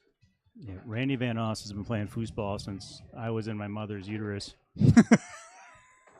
And he's still got game, man. That guy has seen everything. And he's going to need that experience because Zach Hofer will throw the kitchen sink at you. I played this guy last year at State. He was shooting push shots and pull shots and push kicks and snake shots. And slingshots. Yeah. So it's going to be interesting to see experience against young ingenuity is the way I would put it. Yeah. Adamski can take that 5-bar and go near side, far side. He can pass either or with efficiency. And you're going to see Randy on that 2-bar. Oh, he goes with the left hook. You're going to see Randy on that 2-bar. If you want to copy a 2-bar and watch the clinic, watch Randy Van Oss's 2-bar. When we play Randy, you got to talk long and hard about your zone, and you got to then not falter. He'll shoot long, hard square, all the holes. I'm intrigued by the large tent that Hofer's wearing for a shirt. I mean, you can tell he plays foosball when he wears that shirt, no matter where he goes. What do you think that shirt, Rob? That's a sharp shirt. Got foosball from every angle on that shirt. And you could probably fit a whole nother person in there with him. I was scouting before the match. I believe that's a cherry sucker that he's sucking on. Now, as long as we know the flavor. Keeps the nerves calm. Yep. Fresh breath for Binder then. He's whispering in his ear. Early time out here at 1-1. Yeah, you think Zach would get rattled, stuff like this. You know, he hasn't been playing that long, but he's calm as a cucumber, man. I've never seen him get nervous. I've never seen his handshake. I don't know if he's involved in other sports or what, but you know, he keeps his cool. Yeah, he's a good competitor. He's a tough competitor. Doesn't let you see him sweat. Moves the ball very slow on that 5-bar, and then sets him up for the left hook. Man, comes out of a timeout with the left hook. We have to keep score, Rob. All right, let's see here. 2 for Binder. Like that. We have a Bluetooth scorekeeper for it to show up on your monitor. Newly added this year, pretty cool. And we have a stat screen that's going to give us percentages, and we'll get that information out to you. So I watched a little bit of Adamski and Van Oss's last match. They played 2 really tough dudes from Minnesota. While that was out there. Front pin. Dead bar. Yeah, so they played Tristan, who's a Winchester. Great player, yeah, and Winchester. I haven't seen Winchester ever play goalie before, but he's playing goalie for Tristan this weekend. Both really good players, so that was a big win for them. Nice defense by Van Oss on that. That was just a traditional rollover there from Hofer. Yeah, Van Oss held his ground. Beautiful pull side by Adamski. Back and forth here. Adamski gets the rebound. Was that a little nerves from Zach there? He's just mad. Huh.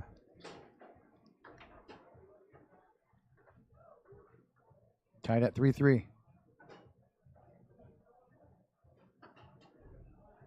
Hofer, see if he brings another left hook back in. No.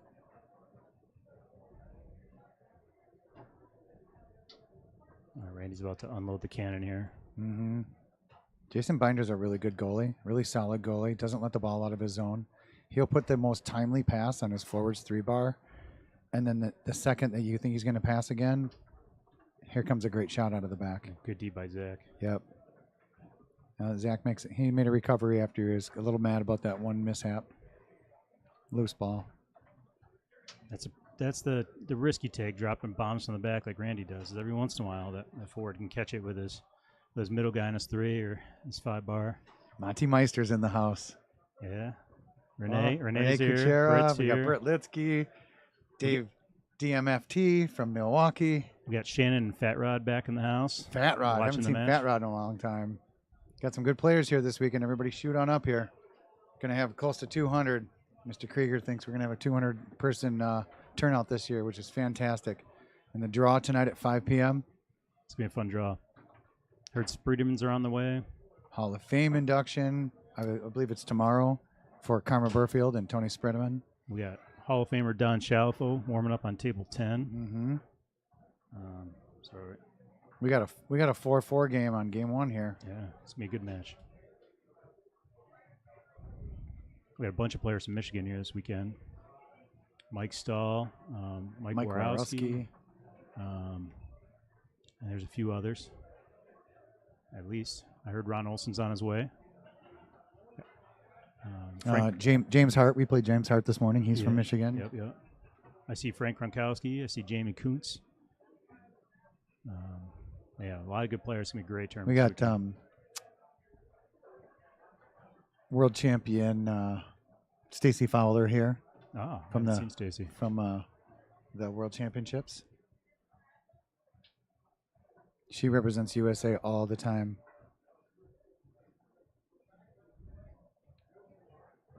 Zach working that tic-tac there. Gets it back. Oh. Tried a quick wall pass, got lucky and got it back off the wall. Let's see what he does in this pull shot here.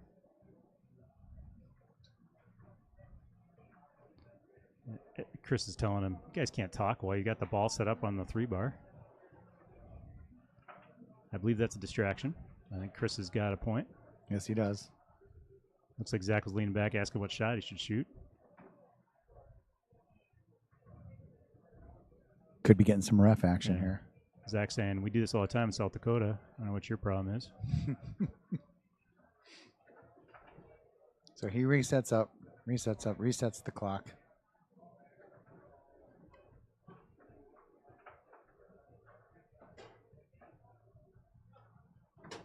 Wow, that was out there. It looked really long to me. Is that what happened? Is that what you saw? It was like a three-quarter long. Oh, it cut back though? Mm-hmm. Tucked it inside the guy. I think Randy was out on the long. What do we got for stats over there, Rob? Game. All right, let's see what we got. Adamski. Adamski is passing 1 for 7, 14%. That's not helping him. Shot 2 for 4, 50%. And we got Zach is passing 1 for 10. Is that right? 10%.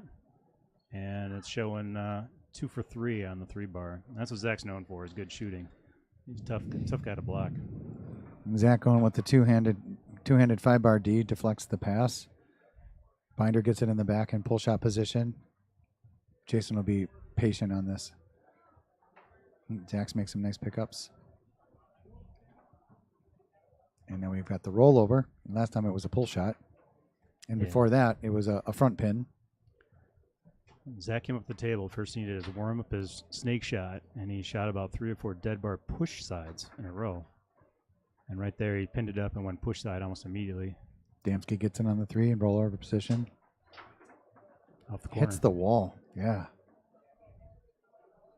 He didn't quite get the recoil I wanted on that. Another good block by Binder. Yeah, Jason's got and good D. scores out of the Wow, back. sneaky Nice bank play. shot. Jason's been in a lot of big matches. He's played goalie for Nathan Winter in past events. So he's seen a lot.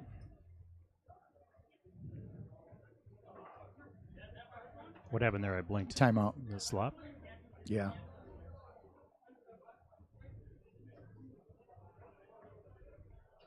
So we have a big Minnesota presence, which is normal. One of the tables is wrapped with advertising, and it's got WI Foos on there, Minnesota Foos on there, sharp-looking table. I believe JT will do a little bit of wraps on tables, plus he's selling his 3D timeout guys that look like little foosball guys that goes on your score rod where you pull the chips. He also has bottle openers and all kinds of 3D material here for sale this weekend. You're welcome, Jay. That was a really nice series there by Chris. He just got the ball back again. Oh, tough turn. Little nerves there. Yeah. And a beautiful pull He side. just ripped a push side the ball before. Chris is he's looking good this weekend. Think a left hook's coming, Rob? Oh man, I don't know. I have no idea what's coming with Zach. Was that a push side? Push side pin, front pin? It's a rolling pull shot. You got. He has all the tools. He has the whole toolbox. He reminds me of Justin Shaw. He's a goalie's nightmare. Mm-hmm. Never And know what's coming. We play the winner of this, Greg, so he's going to be my nightmare in a few minutes, unless Chris and Randy turn this around here.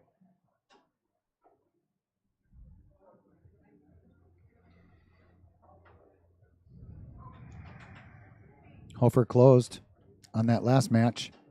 I don't think the match was pretty, but when he did get the ball, he did score. And it's a 2-2 or 3-2 lead for them going into game 2 of a 2 out of 3. Adamski needs to come up with some 5-bar D. He's working that high lane a lot. There's a nice wall pass. Mm-hmm. It blends perfect with that high lane. Same tic-tac, same speed. Nice shot. An immediate middle. That was smart. It's going to pucker up Jason a little bit for Mm-hmm. him.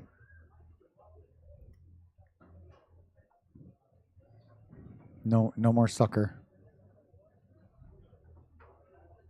It's like Todd LaFredo taking off his jacket.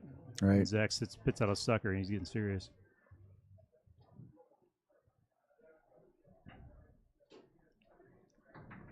Oh, Off the corner. Randy, the blistering push. Great shot. Just missed it. That would have been huge. Nice tic-tac wall pass from Adamski. He's still fired up from his rookie singles win. I gotta say, I haven't seen Chris play in a while, but it looks like he's improved a lot. I bet he's putting in some table time. Fiber looks real solid. Randy lines up from the pull side this time. He can do either. Adamski on the 5. Nice fluid pass. He just got a piece of it. What are you thinking about when you see Jason set up there? That spray pull. Or a pass. Yeah, Zach's working a Euro pin now. Deep Whoa. pull side. Feels like he got away with one there, but it looked like a pretty good shot. Most guys I would post up when they do stuff like that, but I don't know if it's smart to post that. It looks like he's getting pretty deep. I think he can hit that dead bar. I'll stick with my standard D against him. Mm-hmm. Oh, he went real quick to the push side. Lost it. Binder set up in the pull. Oh, try to wall pass down the way. Slip through. Most players have a much harder time going push side, that Euro pin, than pull side. Mm-hmm. I agree.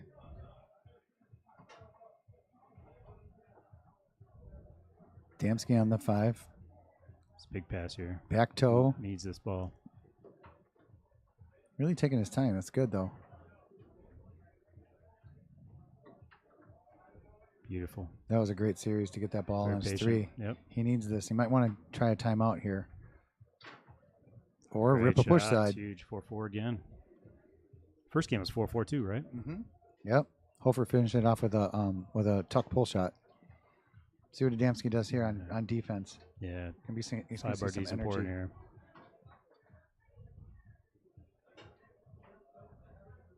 Wow. Oh. Lucky break. Lucky break. Yeah.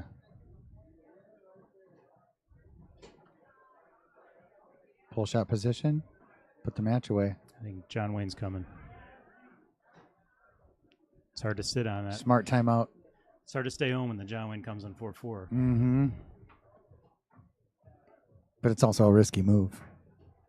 It's kind of a guess, but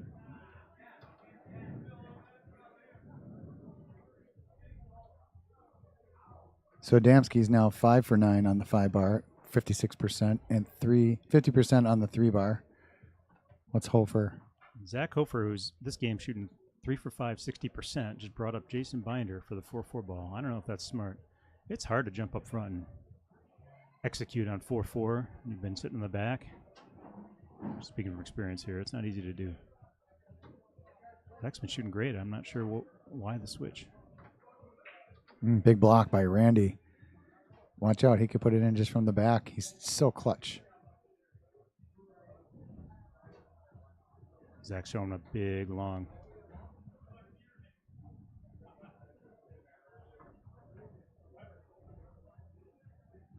Binder gets it on the 5. Nice grab. I don't see Jason up in the front too often. Yeah, this isn't making any sense. Nice, to me. nice brush up. That worked out. I don't know if Zach's just lost a little confidence or what happened there. That's rare. Another block by Randy. To Chris. Chris is very happy about that. It's a good time for one of those monster push shots now from Randy.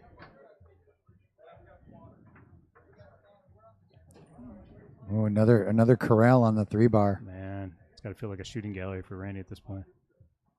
Just keep getting on. But I think he's got a bead on Jason's pull shot. Oh, wow. Oh, Here we go, Chris. nothing like blocking it to your 3-bar partner. Yeah, Put this away, baby. I'm a little biased. Wisconsin guys. Nice shot. good shot, Chris. What a defensive stand by Randy. Yeah, that was big. I was confused by that switch too. All right, so that game, Zach and his partner, because Jason came up for a couple, collectively shot 4 for 6. It looks like that's 67%. Looks like that's just Zach. I don't think they updated it for Jason's couple shots. I think Jason was 0 for 2. 0 for 3. Randy made 3 blocks on him, and the third block went all the way to the 3-bar, and Adamski put it away. That's right. Chris Adamski now shooting 56%, 5 for 9, and passing 57%. So Chris really came alive that last game. Chris needs to get up in that 65-70% range. Yeah. Zach is rewarming up his pull shot now. Hey, must have just lost a little confidence that last game. Never seen that happen before.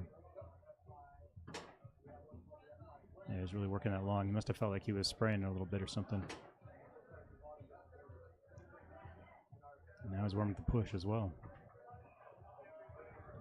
Yeah, let me throw a couple pull side dead bars. Then I want to shoot a couple push dead bars. Nice to have that regimen. All those tools. Is Jonas Drury in the house? He's in the crowd. There he is. Welcome, Jonas. Jonas always keeps us entertained. Pimp Daddy. Yeah. He's going to have to pick up the slack for Tim Shue, who's not here this weekend. Matt Weber's in the house. Graced us with his presence from Arizona. I think he's playing with Teddy this weekend.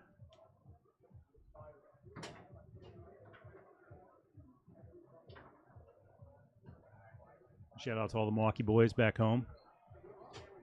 Jimmy B. Eric Weishar will be here. Tim Farine will be here. Yep. James Marshke is making an appearance. He's on fire right now. His game is looking as good as ever. Aaron Gilmore is going to be here. He's bringing the heat. He's been practicing. All right, here we go. Game 3. All right, just warmed up that pull shot, and now he's going to push. I remember him having a long square push shot. It looked like it would break my arm if I tried it. Back to Snake. He set up 3 shots there. So he set up the pull, he set up the push, and then, I'm going to do a rollover. Is that him not feeling comfortable, or is that him messing with Randy? Maybe he's just not feeling it today, foosball-wise. A little frustrated with his flow. Like sometimes you can warm up and do all the shots, but then you get in the game and get the adrenaline going, and it's just not there. Yeah. He'll figure it out. Foosball psychology is funny that way. You know, you miss execute one, suddenly you start questioning everything. Good D by Randy. He just kept out a couple errant passes that are hard to keep out.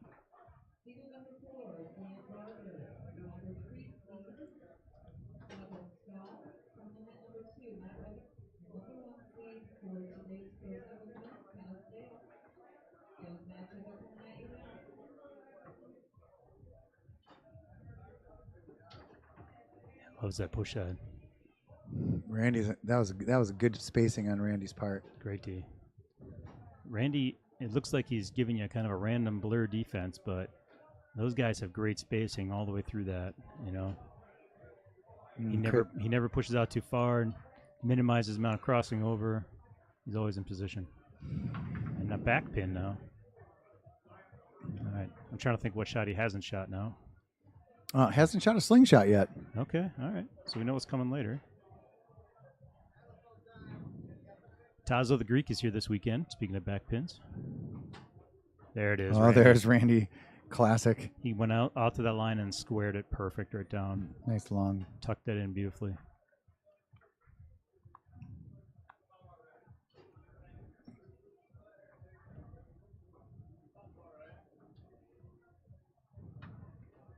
Followed up with a nice little spray, hoping Jason would be jumpy, but Jason's experience showed there. Stayed home. Jason sets up in pull shot position. Tries to rip one off, but Adamski is in front of it. Chris sets up in a classic rollover, hits push side. Did that split him? That might have been a push side split. Yeah. Couldn't tell from here. Jason flinched out there, and I couldn't tell if it split him or went around him. Oh, nice grab, Chris. Zach going into the two-handed D.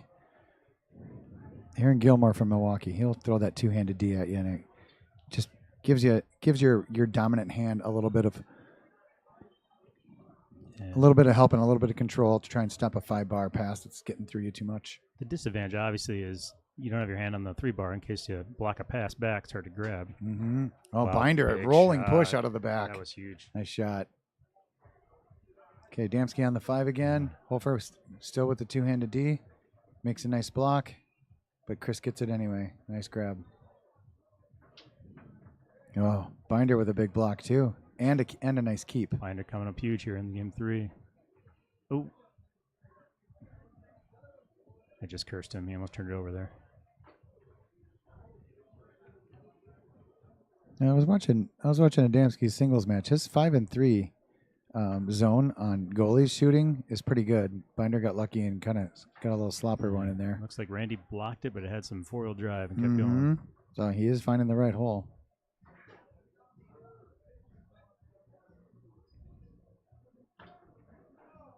Oh, wow. Right back in Binder's goal. Yep. So he tried to bank, and it went off of Chris's 5. Back into the goal, banked on the other side. Live by the bank, die by the bank. Beautiful brush down by Hofer.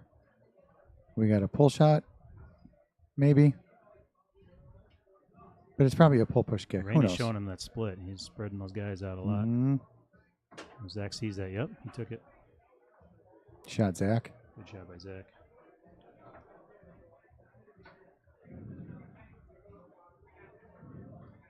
If you're wondering why the score is always wrong, that's my fault. Get a little excited watching. Forget to update it. I love that high lane pass Chris has been working.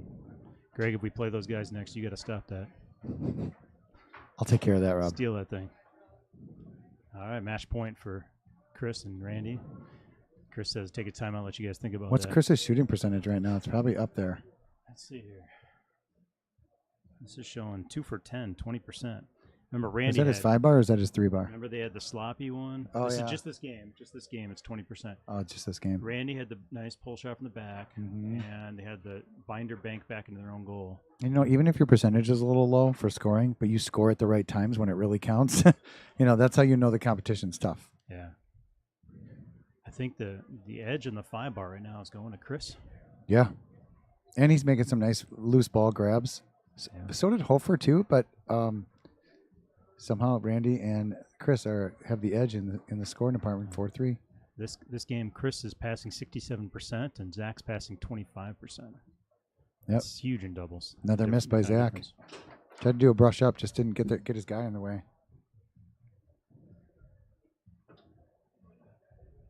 Randy's going back to that hole he hit earlier. Zach's giving a very slow, deliberate D. His Zach's Showing 3-bar is some- just sitting there. Nice. Randy big scored it shot and by finished Randy. it off. Mr. Clutch.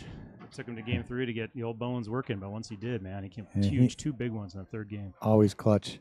It was a big win All for right. them. Thank you, everybody. Come see us at the Mad Apple.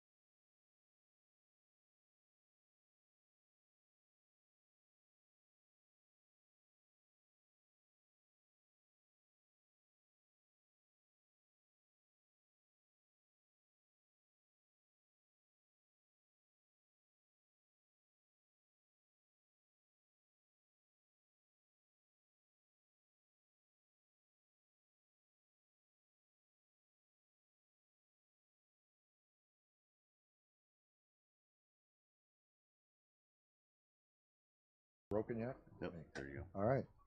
Does that work? Yep. Hey, everybody. How we doing? Oh, headsets. These are cool, too. Preparing for takeoff.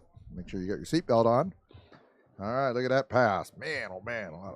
Got a lot of strength behind that one. Nothing. He tried. Looks like he plays like Kevin Romero, man, just on fire. Ready to go. Got it again. Jeez, he's got three opportunities here. Passes through. And he gets blocked again. Got to hand it to the goalie back there for staying in the ring of fire here. Gets it through. What we got here? What's this? What's this thing? That's for scoring. That'll be updated in a graphic. Oh, really? Is that something we do? Yeah, I'll do that. Oh, as you they do start. that. Okay, look at that. Is that a goalie? Goalie made that point there.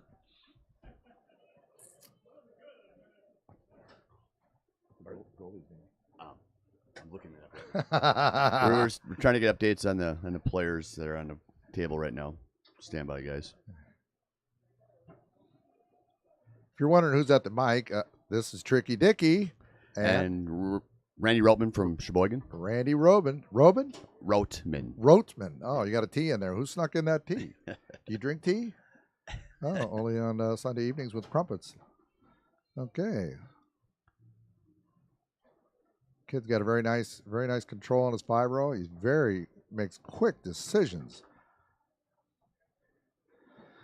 Yeah, we got Brett and Charlie on yellow rods, and then it's Jacob Belkos, up and coming player. Up and coming player. Yep, A little frustrated right now. Let's wait to see what happens if he can make it into his comfort zone.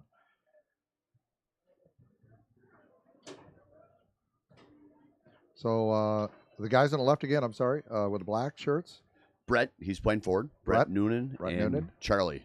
Brett and Charlie. Charlie doesn't have a last name? He does have a last name. I don't know He it. probably dropped it to keep himself safe in law enforcement. Let's just go with that for now. Look at that. Nice shot. Brett Noonan. The guy was named for a meal, I think, right? Don't you eat at noon? Is that how it is? It works that way? Something like that? All right, here comes this kid again. And the kid is, again, his name, I'm terribly sorry. Jacob Belkos. Jacob Belkos. Is that right? I think I'm pronouncing it correctly. Sorry. Oh, there we go. He got one. Yeah. His partner says, your hair smells like Pantene. I think that's what he said. There we go. So, there we go. Oh, boy. Boy, the ball bounces so quick. You know that? It goes from one end of the table to the other.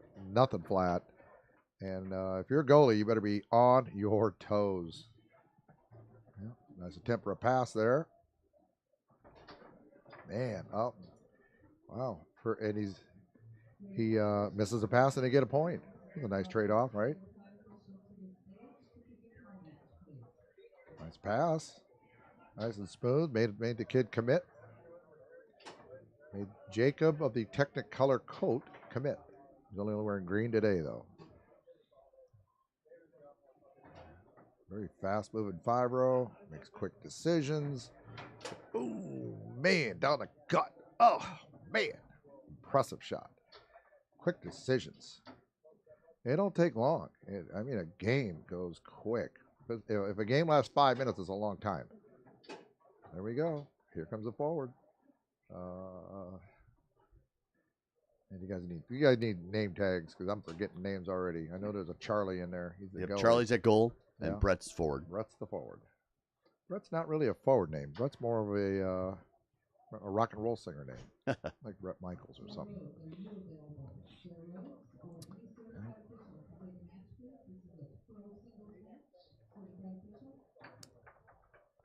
Moving the ball around. A good dig by the goalie. He's got to keep that hot forward from getting the ball because that kid is on fire. Good advance. Let's see what Brett does with it. Oh, God. Stolen. Oh, boy. Yeah, boy. Timeout. Timeout. I don't know. Can you see in the audience at all? Not really? Can't. No, just one angle on the camera. Right. Yeah, I don't have the capability of doing that. So I kind of new up here. So So we got Belkos and Kunst, Kunst, and Osman and Noonan. Did I say it right? Yep. Osman and Noonan. Sounds like a lawyer firm, doesn't it? Osman and Noonan, they'll protect you. Oh, let's get our sponsors in here when we get a second.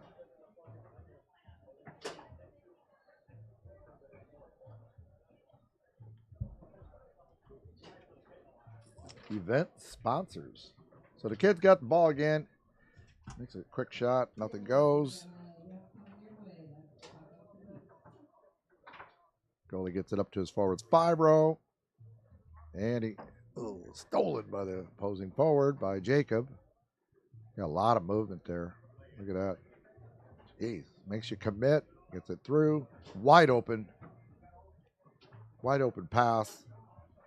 But he doesn't make it. He's in a lot of possessions. I wasn't keeping track, but I know he's probably had at least 10 possessions. Back on his 5 row. This very dangerous 5 row.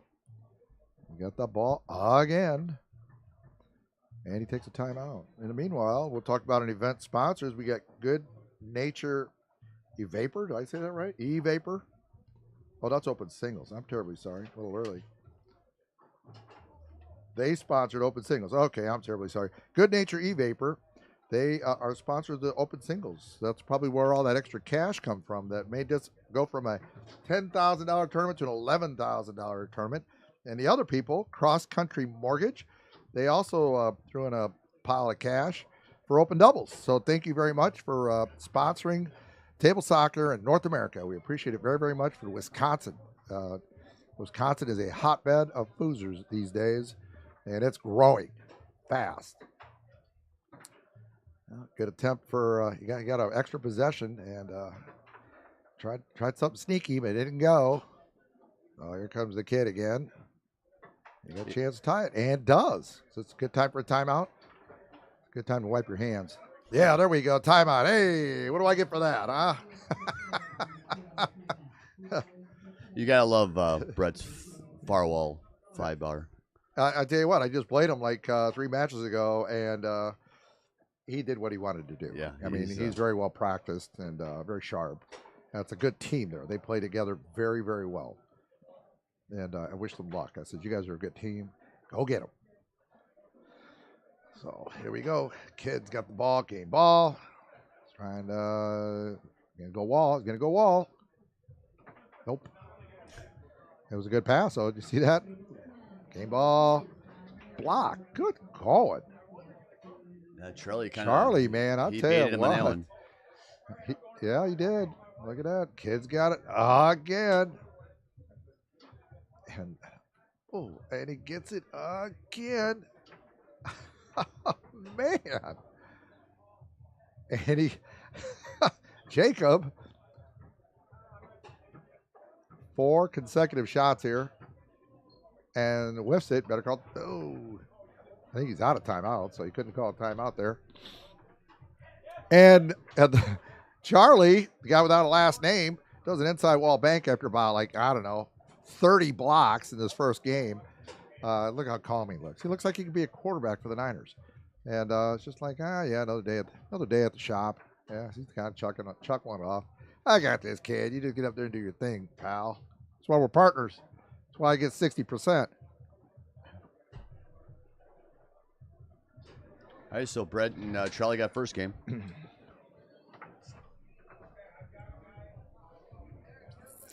Game 2. Game 2. And goalie's got it again. He's not nervous. Very comfortable back there. They do that inside wall bank again. Nope. Tries for a pass.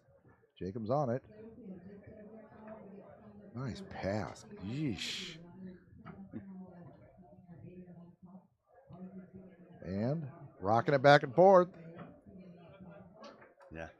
Wow. I mean, Charlie's doing a fine job. Just got to make Brett feel very comfortable you know, doing all this extra work. That's huge. I have a great goalie. Yeah, it really is. It's all about the comfort zone. Well, all right. But it's never over. Got a free one. Got a lucky free one. They happen. Kid's got it again. Let's see what Jake does. Jake smokes one right down the gut. Ugh. He punched him in the stomach with that one. Yeah. Meanwhile, Brett's having trouble completing passes, but he's hanging in there. Got that Clark Kent kind of look about him, doesn't he? Yeah. Got another microphone for the guy? Huh? Okay. All right.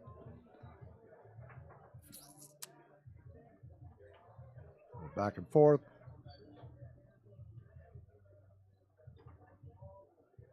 Yeesh. Kid steals the ball. Yep. Off the table. Goalie, guess who gets it again? Charlie does. Charlie. What can Charlie do? Gives him the stare down. See that look? Kind of like dad to son.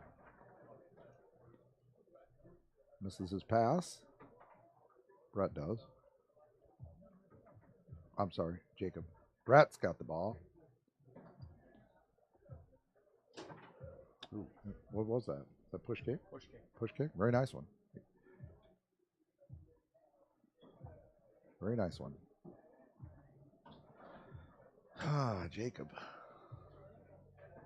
Is this 2 out of 3? Yes. This is 2 out of 3. Okay.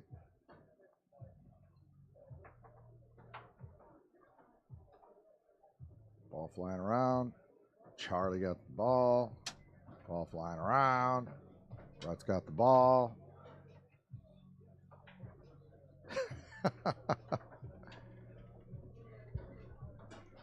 Jacob's got the ball. Jacob's rocking back and forth. Smokes. A nice inside tight tuck snake shot. Very nice. Just introduce yourself. Sit down. Bro, thank you very much. Yep. I'll update over here. Okay, cool. Thank you. We have a new lady in the booth. Her name is... Tanja O'Blocken. Oh, my God. That's a good Irish Video name. Game World, Foos Ninja. Yeah. Depends if you're digital or analog. This is the analog of video games, is the Foosball. Tanja is the youth of Wisconsin foosball. She's easy to spot out at the foosball tournaments. She's usually doing backflips as matches are being called. Backflips or front flips? I forget. That's outside. It's a little cold right now. Oh, I gotta okay. warm up though sometimes. Okay. You know, nice saltwater hot tub they got. They here, though. this place is amazing. We'll rattle off some sponsors here. We have what is that? Balance Studios. Balance Studios. Yeah, and then American National Bank. Fantastic. Are we American? The last time I checked, so Yeah. far. Yeah, you're not European, or I'm American. Oh, One of the two. I'm an American. Yes. Yeah. And then A&B Process Systems. Johnston's Bakery, best glazed donut on this side of the lake. I love their glazed donuts. Do not say anything else but that. And then, you know, if you're detective, it'd be like Holmes Automotive Recycling chipped in too at the end. A fine family business that they are. They've been around for a long, long time. And Mr. Holmes kept his family fed all these years. Look at this. Push kick. Another push kick. 3-2. Second game where they got a game advantage. So Brett and Charlie are up right now. They got the game advantage. Jacob has been getting all kinds of possessions. I mean, a lot. And Charlie's been just a stoic back there, not buckling at all, which is important for a goalie. Well, it's definitely an action-reaction game. Yeah. And You said it best. Yep, it really is. This isn't. We're not throwing darts here, folks. We're not throwing bags. We're not throwing darts. those are fun. Don't get me wrong. Yeah, they are fun. You know, it's fun of games. But then there's foosball. And then there's football. Handle-to-handle combat. And yes, Tony Spredeman is in the house. In case you guys didn't It's hear. not Spreedeman?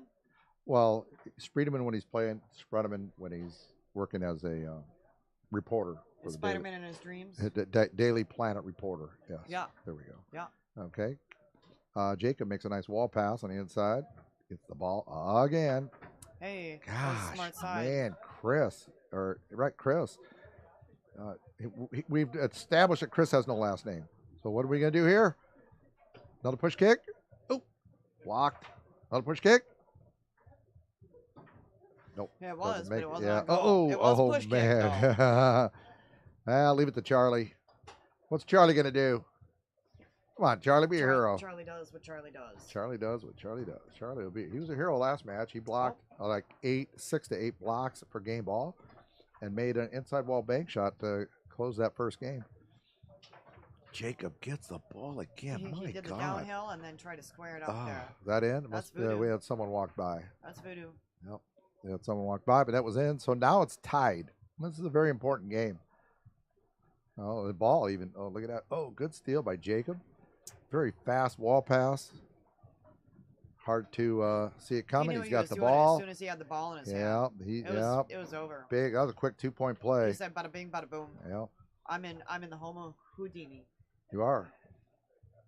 Was it a disappearing act? Here I am. You are here. Back in the Wisco Disco, doing the things. You know. We also got the Good Nature Vape. He's here tonight. He is. Yeah, he's smoking somewhere on the table. Who is? Yeah, Good Nature Vape, Ben. Good Nature Vape Ben. Oh yeah, Ben, the Good Nature Vape guy. Okay. Well, Yeah. a fine young man he turned out to be. Upstanding Still citizen, and his kids love him. Human. He is a fantastic smoking Right? human. All right, Brett.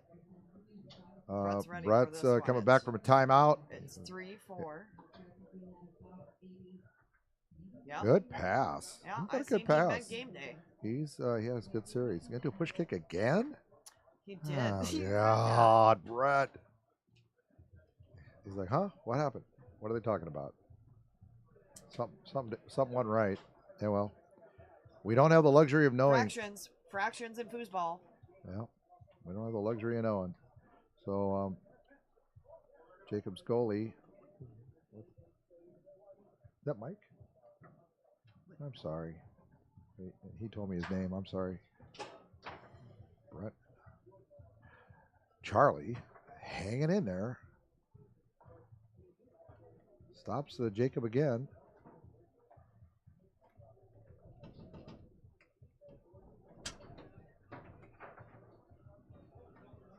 Where are we at now?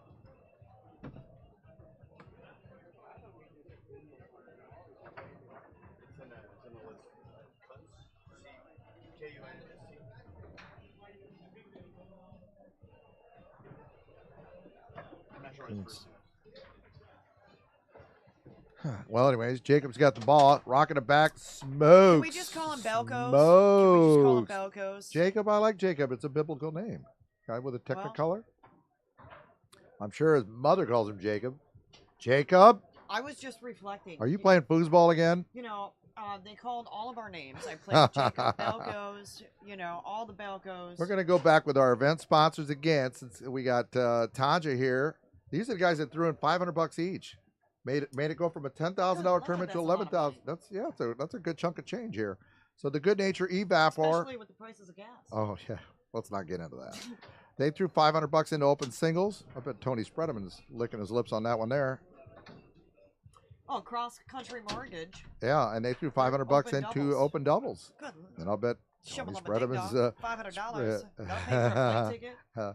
And a tank of gas. $500 for a tank of gas. What kind of gas tank you got? Well, it's a semi, and it's Okay. diesel, and it's huge. Yeah, all right. So here we go. I believe that one. So it's, they're trading Shanini off. went They're long. trading blows now. Here we go. It's 1-1. These guys, they know this is the part of the match where everything counts now. I'm gonna let you in on a secret. I see some weird things, Oh. and I say a Johnny Cash. That's when they walk the line. Oh, Look just at like that! he did. Wow, See that he walked the line right there? That's Yep. a Johnny Cash. that was a Johnny Cash shot. So we have 3 possessions and 3 points right away. Ooh, almost good save by the goalie, Mr. Kuntz. He's got a last name, Kuntz with a K. That is his last name. Yes, All day like OJ. yes, indeed. So here we go, Mr. Brett. That's another push BRETT. kick. Come on, Brett. Ugh. Tick, tick, tock. He's going for the same hole. He did a different shot that time, but he's still going for the same hole. He's just All lost right. a little bit of confidence in his snake shot. Hey, so fire, here fire. comes Pick a side Jacob. all the way, Wow. doing the He is Johnny on Cash. fire. Balcos? Oh, Yeah, yeah. Balcos is a neat last name. Well, so is So- O'Loughlin. O'Blocken? Well, yeah, the O apostrophe The is Irish. brother or cousin. It's Gaelic. an Irish foosball player. It's over the pond, yeah. Yes, it is. Here we go. Good block. by Tick, Mo- tick, tick, bit-a-bit-up, and Oh, then yeah. off the, no, he Gosh, did that. He did that man, 3/4 of the blazing. pass. Not in the middle, it was 3/4 of Yeesh. the middle. And just stuck it, and then he's going to go to the, Good block. Chris Well, hangs in there. and he didn't go all the way to the Johnny Cash. Oh, he tried that Chris, time, you got but 12 blocks in you. I Chris think was you're going to there. need 12 blocks, Chris. Hang in there, buddy. Wow, he did, he did I'm the not rooting for 3/4 one and side or then the other. I just he like did to the see a good 3/4 match. and then the long he blocked. Uh-huh. Christopher, is that for long for Chris? Christopher? Christopher? Christopher. Well, I'm bad at Sneaks spelling. it through. Yeah, that was- It bounces off the back of the goalie and in. So makes it 4 to was Kuntz. 1. Mr. Kuntz is a hero on that one there. So here comes That's how you pronounce it, right? Kuntz. That's how I'm going to pronounce it. Kuntz. That way I don't get in Kuntz. trouble. Kuntz. Okay, the ball gets through. There's an S, yeah? And it went from Brett to Chris to Jacob Balcos. Jacob Balcos with the ball. He takes the timeout. Smart kid. Kid's growing up fast. I think he was here last year, You wasn't he? get 2 timeouts every game. Every yeah? game. That's Jacob the was here last year, first For a tournament, like on tour, besides the local scene, right? uh, Jacob? Is he a local kid? he brought me back on tour. This kid was so He- inspiring.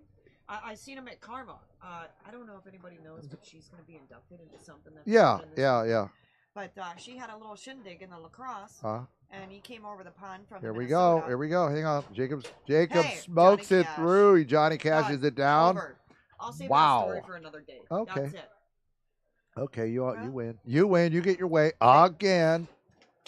Hey, you know, Well, I'm really this was glad I Tricky won something. Dicky I can go and- home right now. And Tanja O'Blocken, the famous Irish Who's Ninja? Celtic, that's what right? gamer You're tag. Celtic Irish. I'm 13 ethnicities, but Morgan, born You gotta 20 talk minutes. into that. You know what? There you go. I just need to see the line. Can I keep it in the green? Can you keep it in the green? You can keep it in the green. Well, that was a good match. That had a lot of ups and downs in both directions.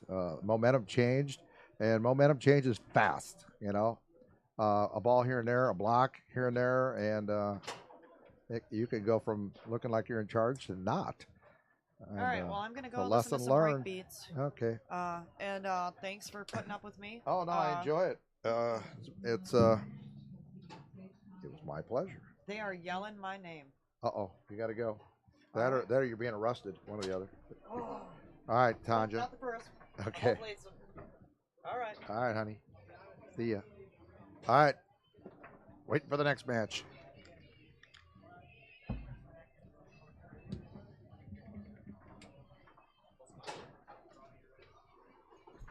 Is that yours, Tanja? Is this yours? You got it? Yes. I wasn't. It's perfect. Yep. Who's this good-looking guy here? I'm Rich Peters. Rich Peters From Sheboygan. Sheboygan. Okay. I played some Sheboygan guys a little bit ago. They handled me. They did very good. Good players. So let me see. Who would you have been playing? Who's playing today? The Ferrari guy in there. Is he from Sheboygan? Ferrari? No, he's Waterloo. Waterloo, Iowa? Wisconsin. Oh, Waterloo, Wisconsin. Yeah. So Randy's a Sheboygan guy. So you can mute it here. Just use the mouse. With the mouse. With the mouse.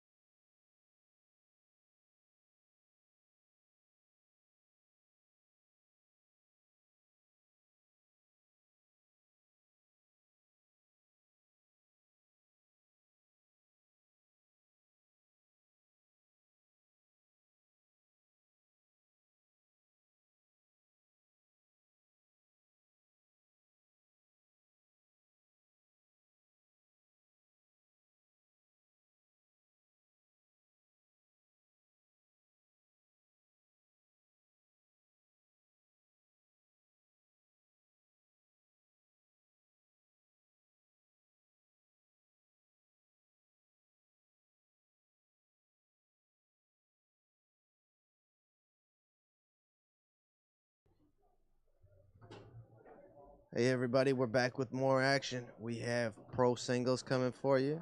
I have Rich in the booth with me again. Welcome, Rich. Glad to have you here. Thanks for all your help this weekend. Rich is a committee member of the Wisconsin Foosball Committee, so he helps us organize all this now. And he runs tournaments. He's a promoter out in Sheboygan. Hey. So Thanks, Ted. We're happy to have you on board, bro. Happy to be here and happy to be a part of it. The matchup we have here is Doug Ringel, wily old veteran on the right, Minnesota, and those are Matt's raps. Yep. And we have Jason Binder on the left, and he's from Iowa. Jason B. So I'm sure these guys have played each other before, just because they're both Midwest players, and they both go out and play a lot. So they were just in South Dakota together. Jason won open doubles with Kevin Romero, so he won the largest event, the most important event, arguably. Great title there.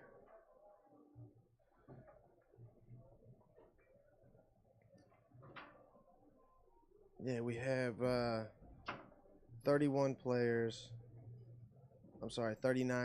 in pro singles this year.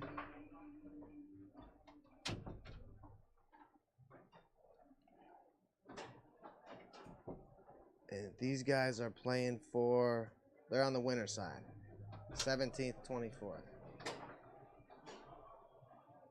So this might be their first or second match. First.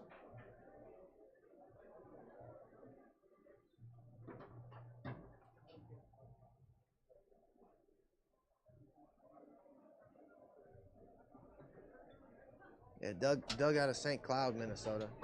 Close to St. Cloud, anyway.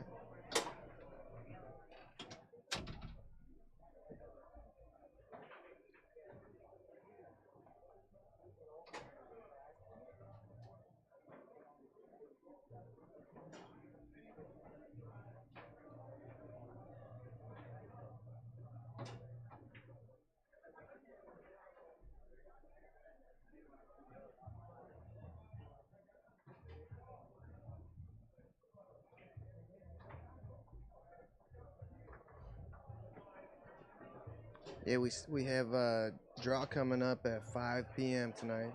That's our big draw. We had 70 teams last year, so it'll be a big one. What else we have on the docket, Ted? Open mixed at 9 p.m., amateur singles at 10 p.m., and that's our night. Last night we did real great getting all of the events. I think except for rookie singles, we wrapped up the second half of the double dip this morning. But otherwise we were able to complete all of the matches yesterday that were scheduled.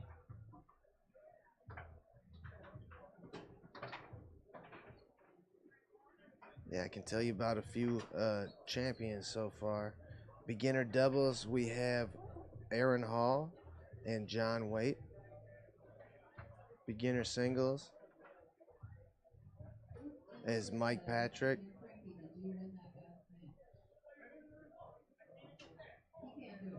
Rookie singles, Chris Adamski.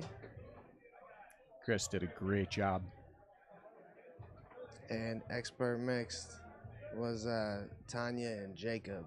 They pulled that one off. All right, looks like we're getting ready to get underway here. Similar styles, both pole shooters. Jason starts with the serve first. Here we go. Goes through the lane.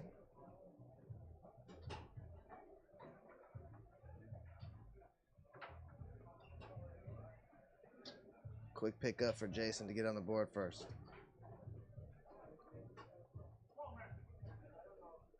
And that's Doug Ringel over there. He's been playing a long time. He's got a brother who plays, John Ringel. I've played against him when I was living up in Minnesota. I got to play those guys all the time. It was always a battle. Doug and John have both been pros for a long time. Jason tucks one down the middle. and has a 2-0 lead here in this first game. The matchup is 2 out of 3 on the winner side, 2 out of 3 on the loser side.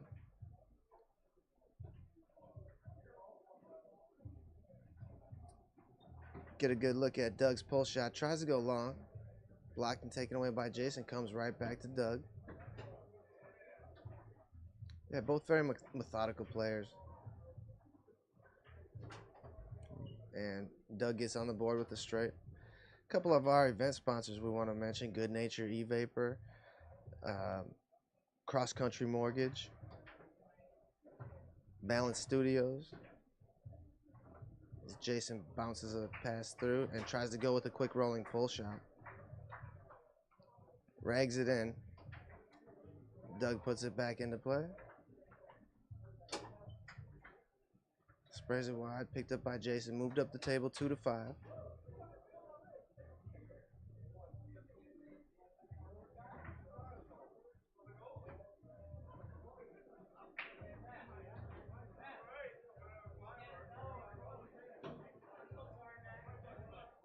Doug set up with his bumper on the wall here. Picked off by Jason.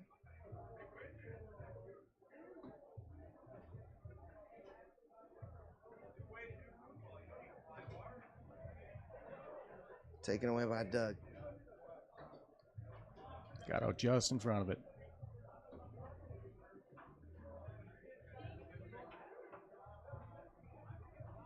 Oh, Doug let that one in. Bounced all around the table. Hit every wall, I think. All right, Doug puts it back into play. He's down 4-1 here in this first game. Goes through the lane.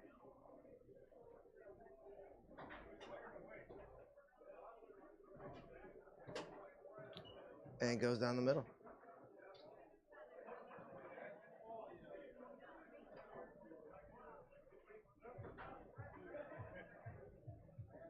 Jason goes along the wall here. We'll see what shot he chooses for 4-2 here. And he goes down the middle. Yeah, another one of our sponsors, American National Bank. A&B Process Systems, Johnston's Bakery, and Holmes Automotive and Recycling.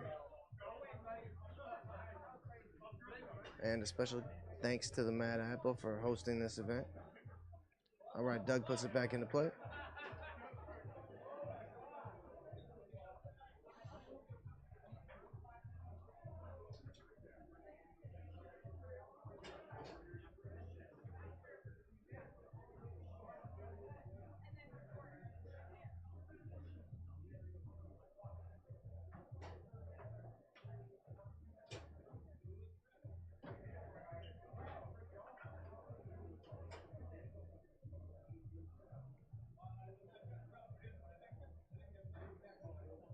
All right, Jason went down the middle last time.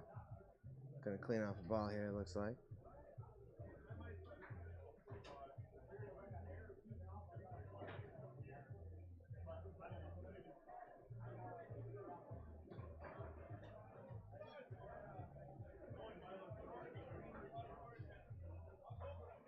All right, Jason puts it back into play. Tries it long. Comes back to him. Tries another one. Doug's getting a piece of him now.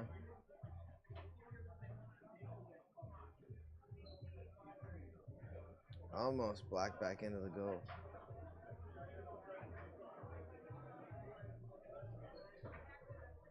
Break there for Jason.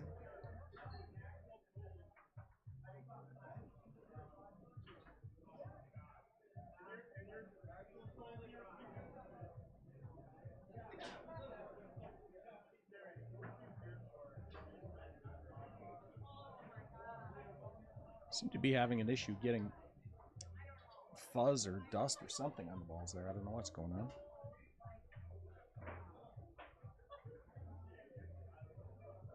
Doug puts it back into play. Sat and went long.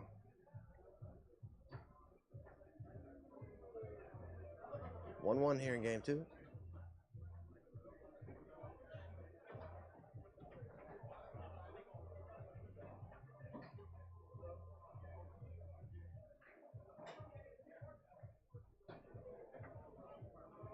Doug goes crisp through the lane. Real nice lane.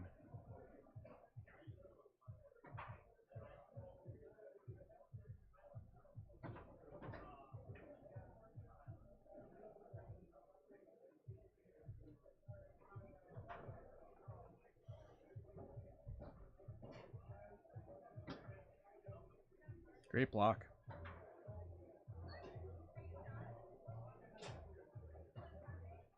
Jason looks like he's going to shoot this time. Sends a pull kick down range. Tracked down by Doug Rangel. Rango, they call him.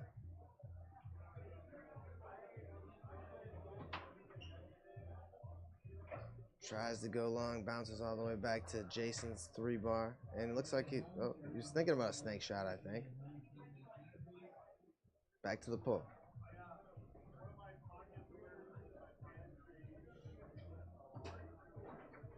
And goes down the middle.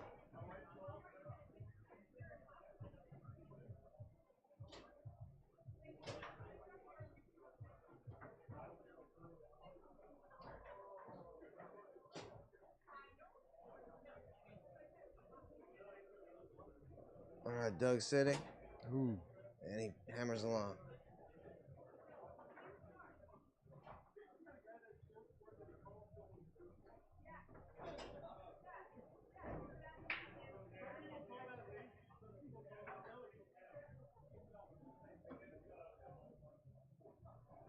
Yeah, the new balls they're tacky. The new balls are driving me nuts though. They get dented real easy now. The 5-hour Reds. Something's wrong with them. So they're too soft. They get dented and they roll like eggs. So they have to fine tune this process. All right, Jason with the long pull there to take the 3-2 lead here. Jason kind of ran away with that first game.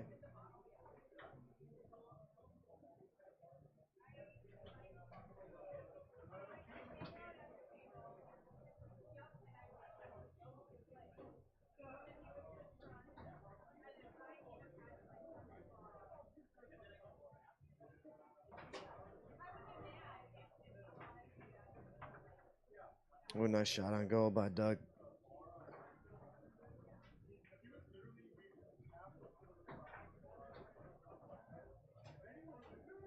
And Doug hammers that one back in. 3-3. Yeah, so in your head you have to have 4 points for 3-3. And 2-2. You have to have 4 passes for all of these big possessions when the game is tight. So you have to have a plan. Tries to go straight on that one. Jason passing 2-5. Almost taken away by Doug. He might shoot this time.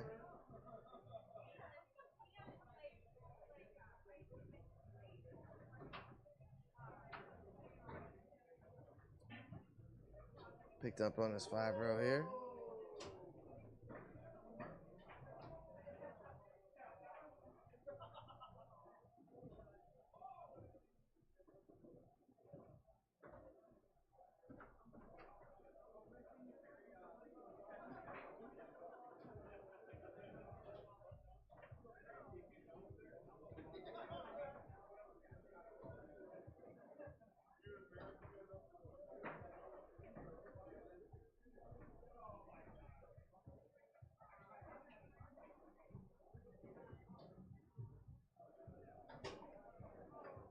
Another look at Doug's pull shot.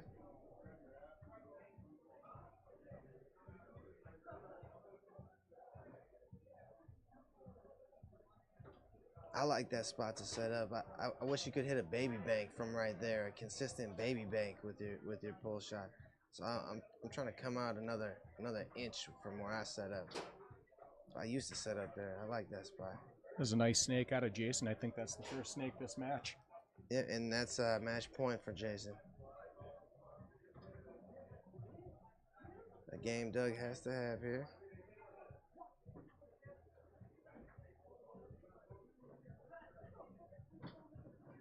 He tries to go long. Jason blocked it, comes back to Doug, though. Another chance to tie things up, and he does with a long. Real long.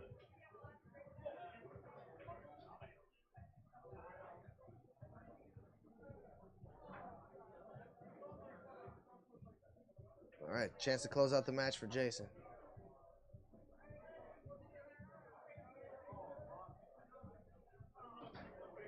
Tries to go straight, taken away by Doug. And Doug's going to take a timeout.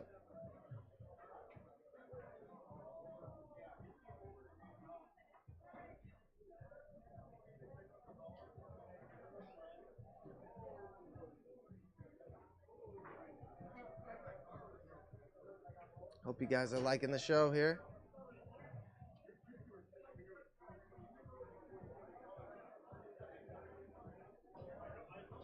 All right, 4-4 here in game 2.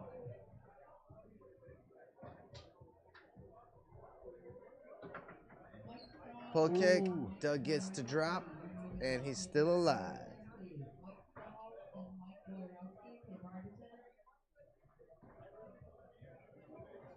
Going to game 3.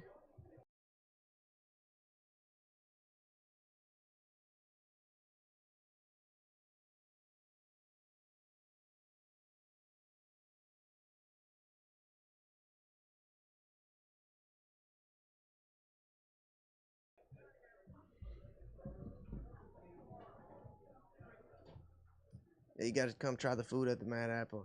Good grub down here. Oh, they got great food. I had it's like a quesadilla burger. I don't know exactly what it's The called. brisket quesadilla, everybody's talking about that Wow. here.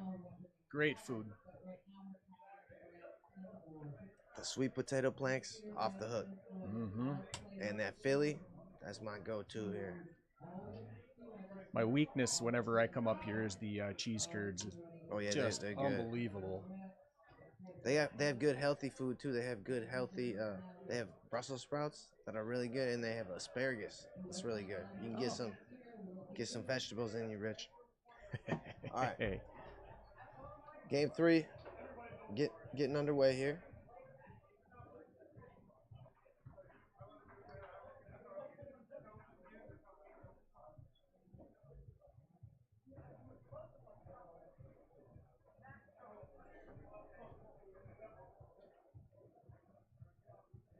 Doug goes through the lane with that clever pass. That's a great pass when everyone knows you want a wall pass.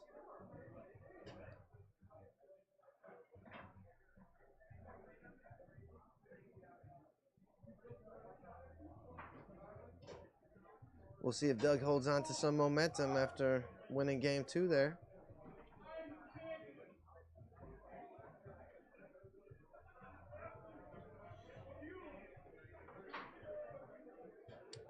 Fortunate to pick that one up off the back wall.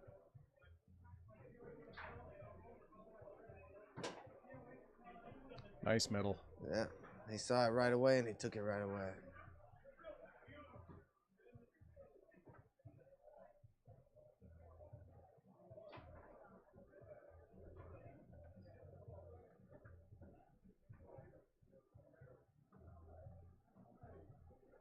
All right, chance for Jason to even things up.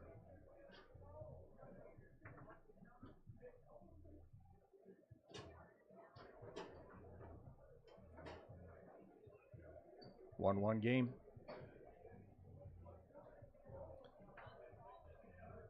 Bounce pass taken away by Jason. Bounce pass taken right back by Ringo.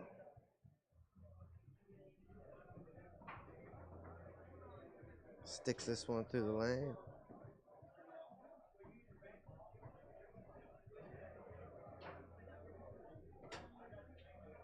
Beautiful straight. Yeah. So he's went middle and straight the last 2 times. Look for long the next time.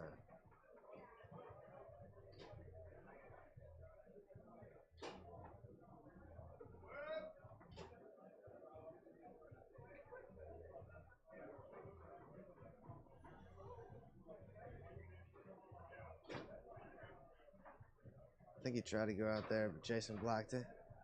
Oh, turns it over here. Another chance for Ringo. Make it a 2-possession game. Ooh, strokes at home. Down the middle? I think it was down the middle. Yeah. All right, sent back to Doug's goal.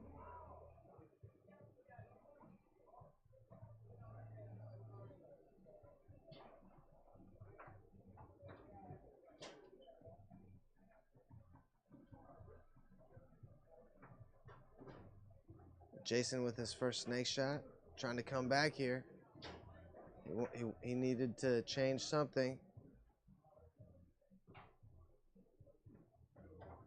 And sent back up the table. Another chance to make it a 1-point game. Jason's 1 for 3 right now. Let's see if he can improve on that.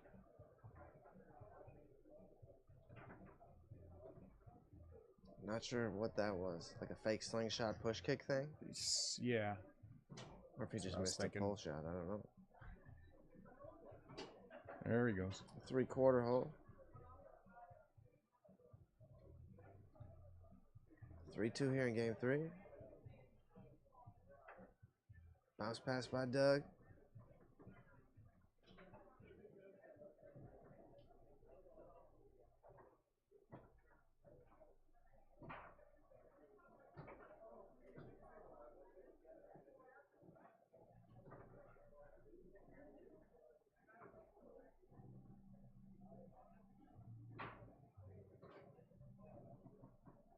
Lands on Jason's 3-row.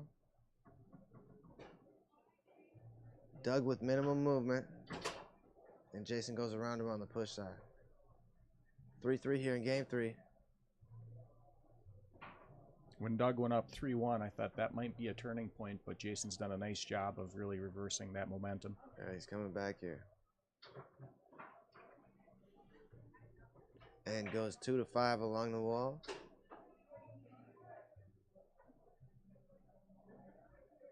And he's going to take a timeout. Big possession here. Good time, just take a nice deep breath.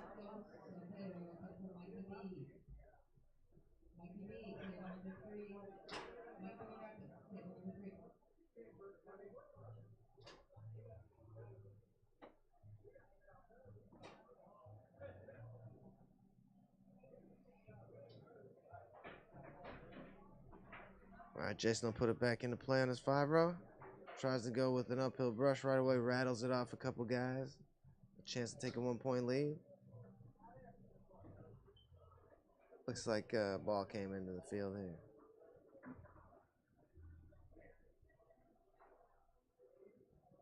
All right, chance to take a 1-point lead here for Jason.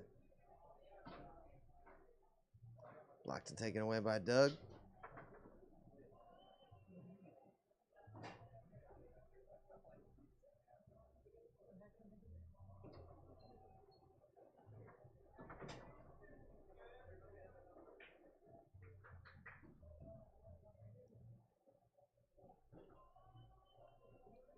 Jason goes through the high lane.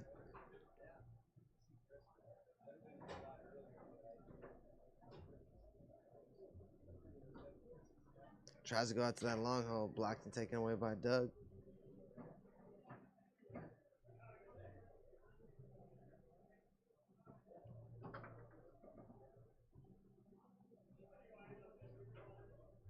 Oh, and he uses that same pass again. Another real nice slick 2-5. Yeah.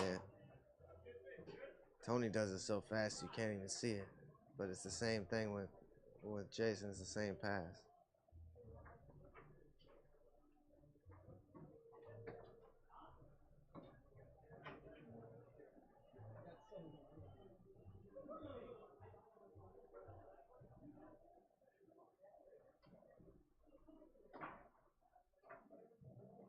And he just gets to poke this one forward because Doug was thinking about the wall there.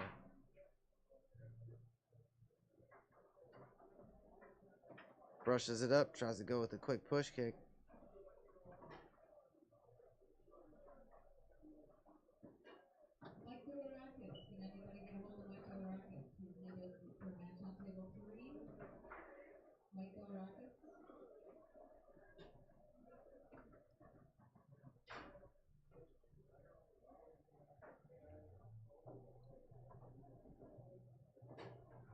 3-3 here in game 3. Jason got game 1, Doug got game 2, and we're all tied up here. Jason's really trying to utilize that long hole and having a hard time getting there. Doug's not going to let him establish that at this point. Well, Doug's doing a great job of blocking him. He's only shooting 3 for 10 at this point. Oh, he gets credit for that one, though, Rich. It counts. It does. They all do. Somebody's got to get credit for it.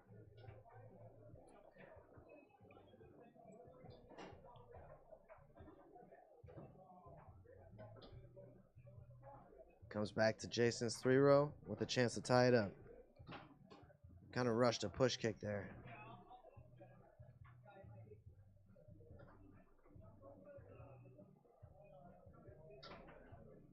And he's been pretty good with passes. That was a 2-3 pass, was it not? Yeah. Ooh. And he ties it up 4-4 to Meat Nut with that effort there.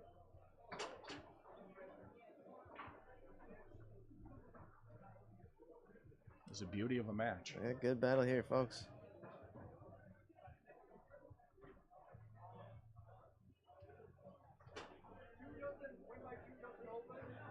Yeah. Just open. Only win by 2 and open.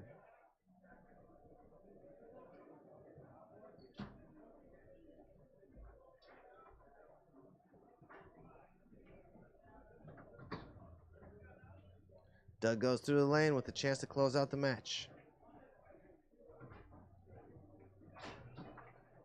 And he scores a long. Didn't get all of it, kind of stubbed his toe a little bit. But he goes long around Jason to stay alive in the bracket. All right, we'll be back with more soon.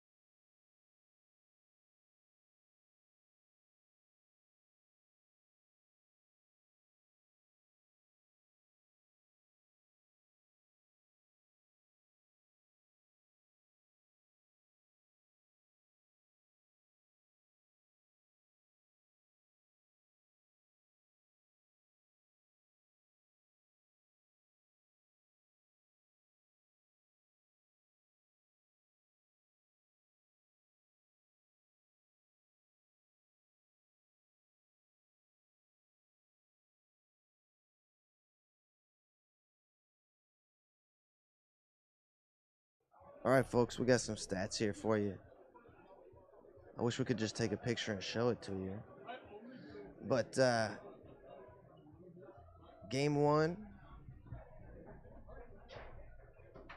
Jason B was 3 out of 5 and shot 60%. His passing was 3 out of 5, 60%. Game 2, 33%. Passing, 3 of 7, 43%. Game 3.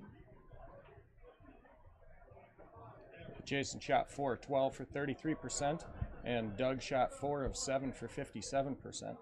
So Doug really kind of turned it on that third game. Yeah. A big difference maker. Yeah, we'll try and get better about the stats, you guys. I want to try and get this so I can just show it to you, and I don't have to tell it to you. But we'll be back with more soon. Thanks, Rich.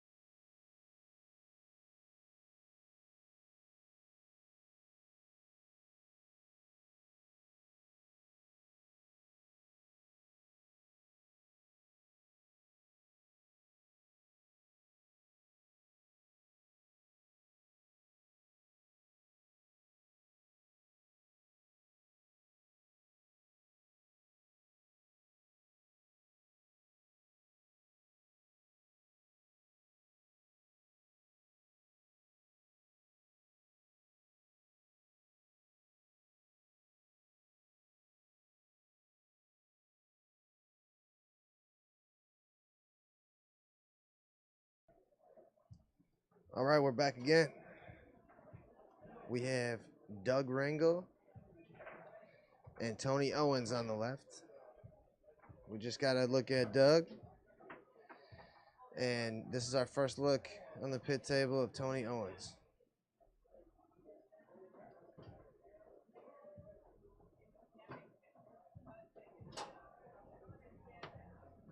Doug gets lucky with the lane pass there.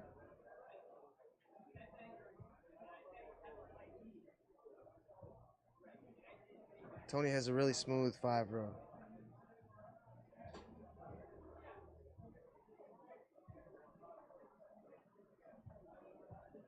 All right, I've only seen him shoot pull shots as well. So these guys are both playing the same game here.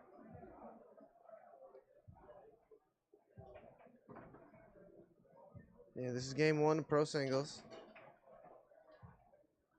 Loser side action. Doug goes along the wall there.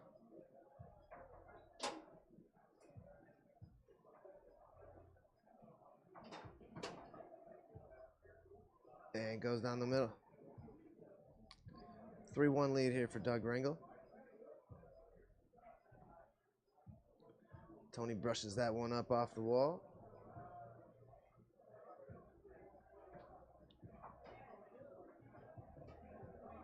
Tried to go around Doug there.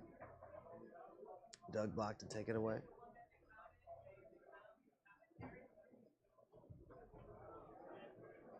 Doug tried to tuck corner there. Comes back to Tony, who will get a chance to cut the lead to 1. Tries a John Wayne. Blocked by Doug.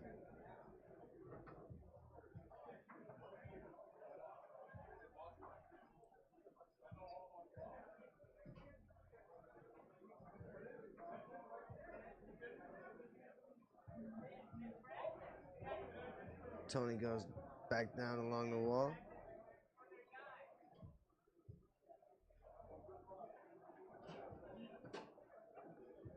And goes down the middle with that pull shot. 3-2 here in game 1.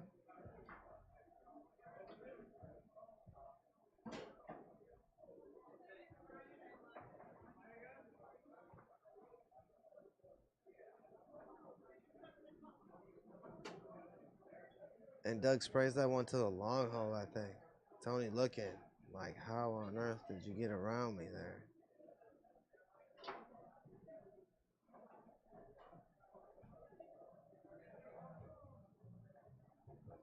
Doug with a shoelace catch there.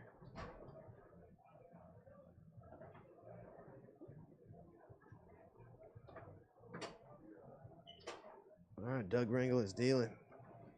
Goes down the middle there. Yeah, I'm sorry. Did I say this is loser's bracket?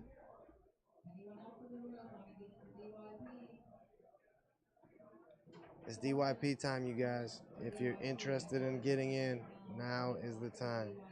This is the winner side. Doug just beat Jason B in a thriller, meat nut thriller. I'm sorry. This is winner side pro singles. I said loser side. Doug gets the first game here, and we'll get a look at Tony's game plan from the back. He is solid back there in doubles. He's very productive. You know, he's passing. He can stick it to your second man on that. He's got that good wall pass. Then he'll stick it to your second man too. You know, he's the technical dude. So I'm anxious to see how he works his singles game here.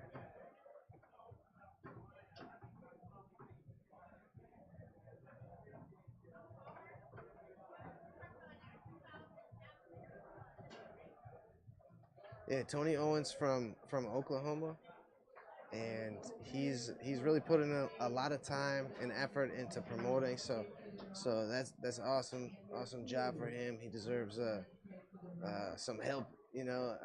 So it's great to see people digging in and promoting and really trying to grow our sport as Tony gets on the board first here in game 2.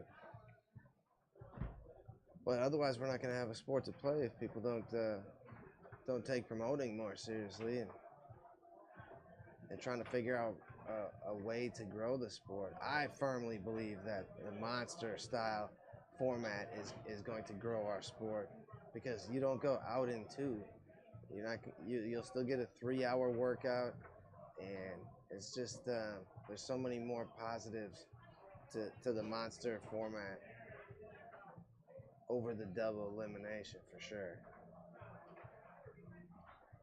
All right, Doug's setting up here, and he goes long. Right off the post. Perfect long.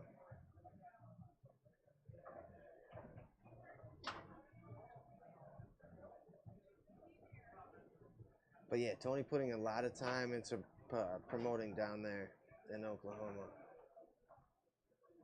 They have different nights of the week. They have Oklahoma State coming up. It's already bumped up to 11,000. And they're just hungry promoters. They want to promote. Him and Tommy Atkinson, they're putting a lot of effort into growing things down there. We're gonna have these guys on in the booth later this weekend, so they can tell you exactly what they have going on down there. But they're doing their part to grow our sport. All right, taken away here by Doug.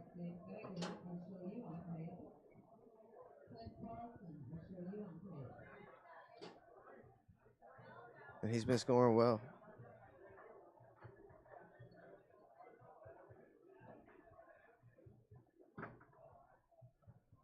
Tony blocks the last two. Comes to Tony Owens' 5-row. And he brushes it up. Smooth pass.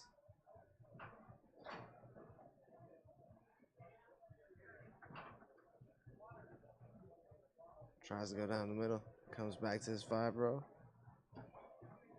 Tried to brush it back down. Doug got a piece, comes back to Tony, and he bounces this one, brushes it through, brushes it up. Chance to take a 3-1 lead, and he does.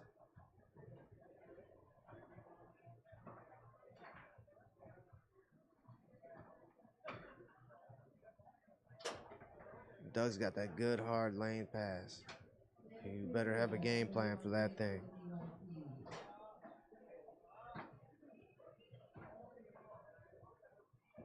Blocked up off the table.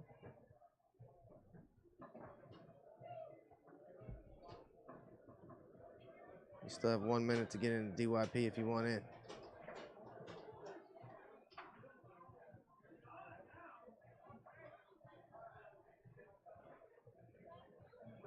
All right, Tony puts it into play and slices one down to take a 4-1 lead here in game 2.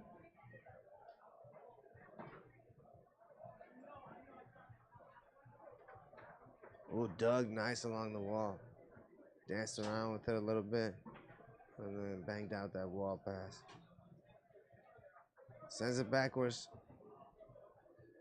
Back to his 5-row. Another passing opportunity here.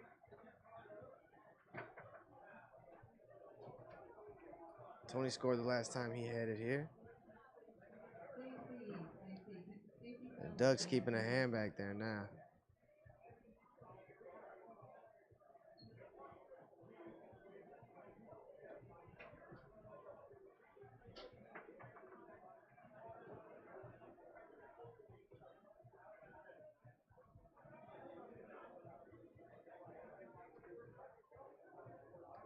Tony set up at the top of the goal box. Tries to tuck it down the middle. Picked up on his 5. Brushed down. Nice and smooth.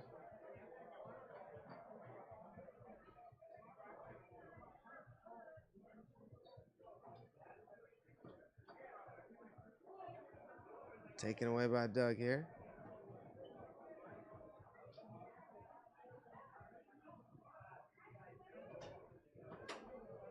Ooh, good pull, push kick.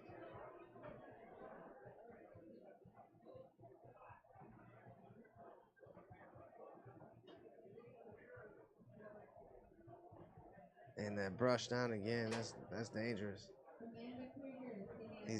He's got that good uphill brush, and he can yank that thing down real hard and smooth too.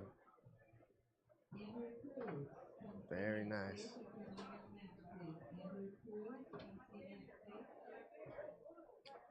And Tony Owens gets that second game.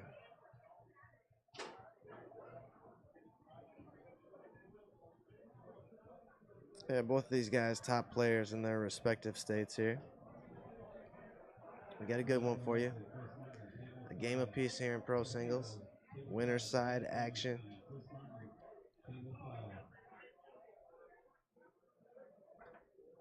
Doug goes along the wall.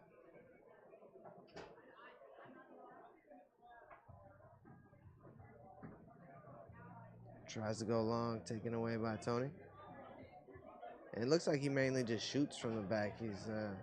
He's scored a couple. Looking at the banks here.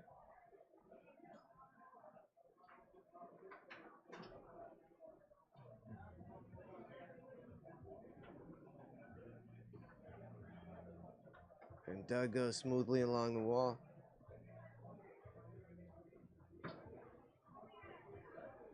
Came back to him, couldn't hold on.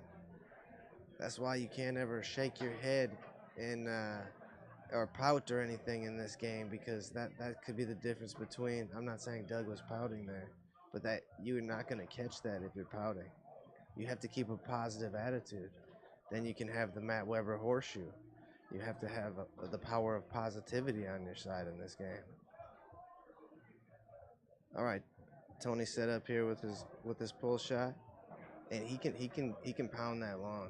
So he scores well with that thing. He's got a good solid pull shot. Nobody on the board yet here in game 3.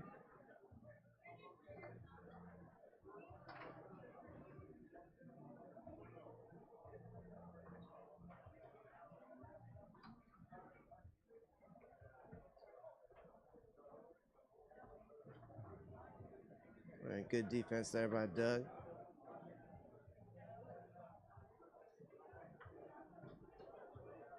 Yeah, it's hard to defend a good brush pass. You can't be looking at their fakes, otherwise you'll fall for it.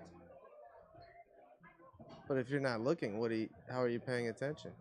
No, you have to look at your defense and then tell yourself what you're not going to fall for and where you're going to jump to. You know, so you just don't look at it, then you won't fall for it.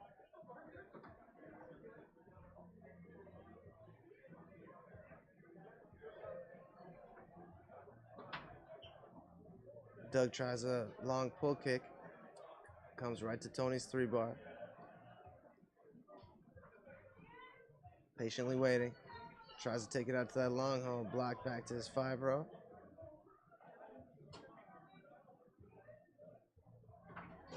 Ooh, good long that time. Right off the post. Perfect long.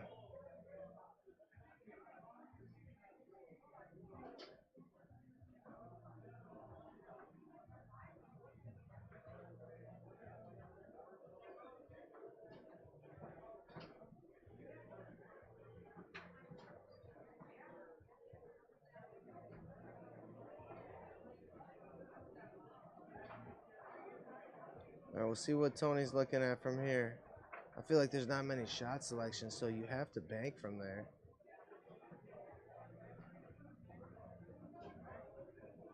But really, there's only one guy to beat if you're stacked on top of the goal like that, you know. So there's less traffic to read through, I suppose.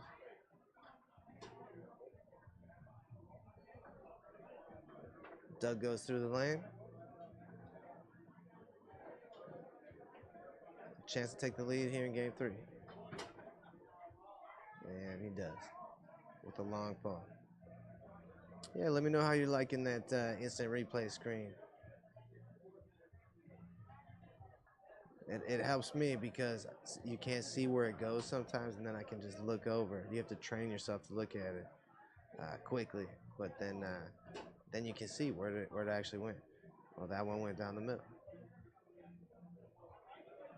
All right, thanks for tuning in, spending this Friday with us here. As Doug bounces this one through, tries to go down the middle. Tony got a piece of it. but it was spinning, went right back into the goal.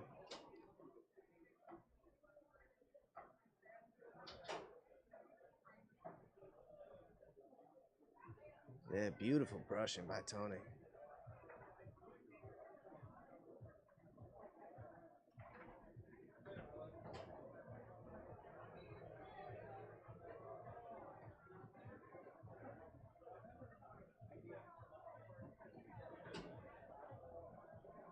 And he goes around Doug there.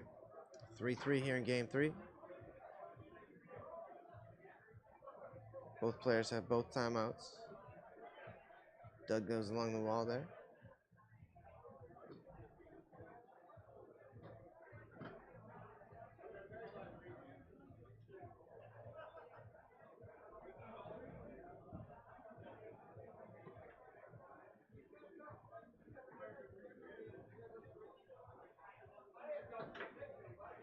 Tries a pull kick again, blocked off the table.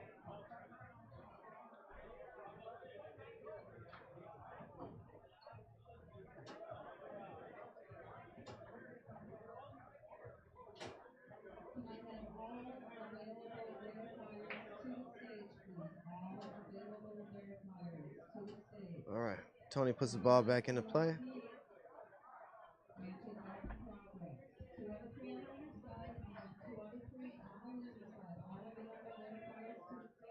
He scored a slider from here.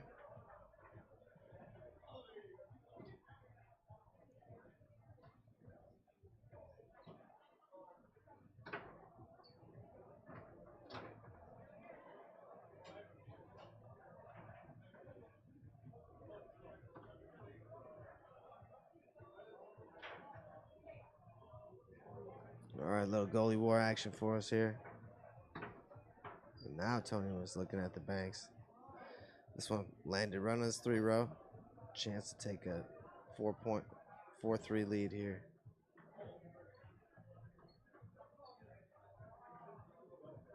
But first, a timeout.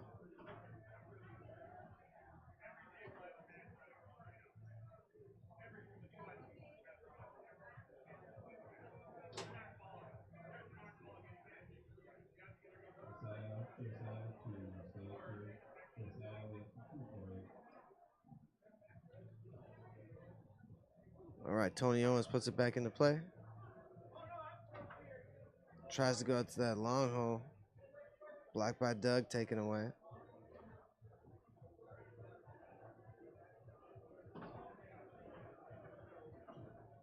Kept out the goal by Tony there.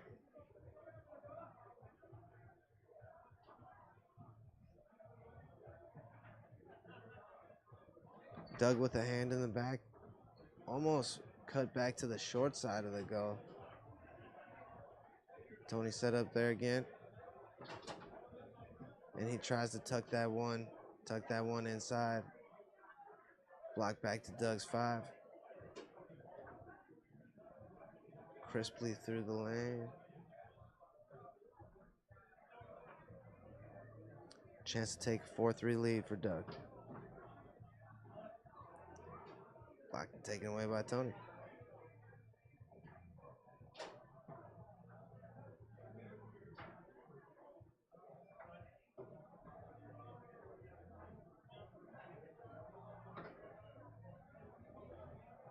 Pull kick attempt taken away by Doug. Another chance. Take the lead. And another block by Tony Owens.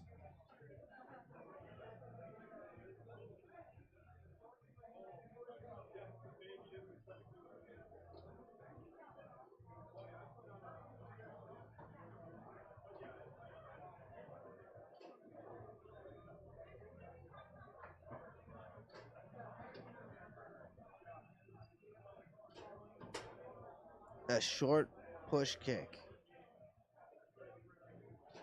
I think it was a short push kick. Match point, Doug Rengel. Tony goes along the wall there. Chance to tie it up. Meat nut, ladies and gentlemen.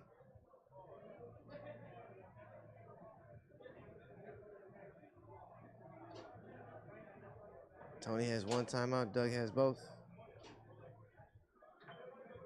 And Doug goes hard along the wall, but couldn't hold on.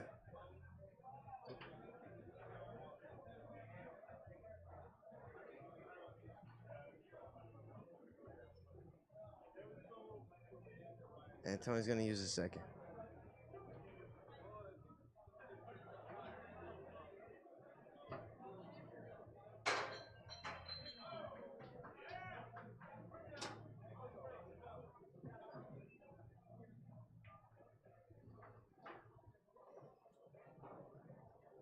All right. Tony puts it into play. Brushes that one up off the wall. He's been deadly with that. A chance to close out the match. With a John Wayne. All right, Tony Owens moving on. Our event sponsors, Good Nature E-Vapor, Cross Country Mortgage, Balance Studios, American National Bank, A&B Process Systems, Johnson's Bakery, and Holmes Automotive Recycling. Special thanks to all our sponsors here. All right, we'll be back with more soon.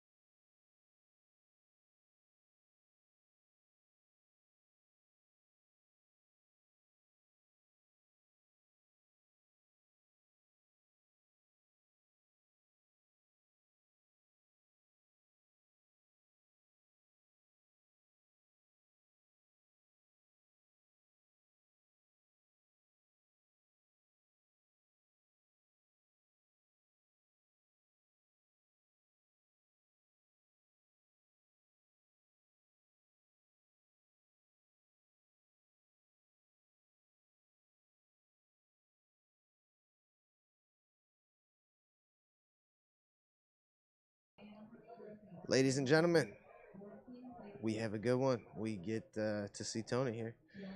DYP action. We have 74 teams in this DYP. And David Bales is who hit the Tony Spreederman lottery this year. So Tony's won the last two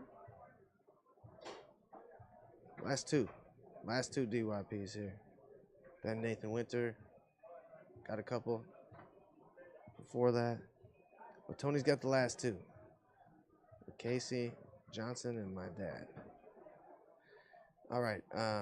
Yeah, Tony and David Bales' opponents will be Jeff Miller, the crew chief on the setup crew, and Justin Duhlman.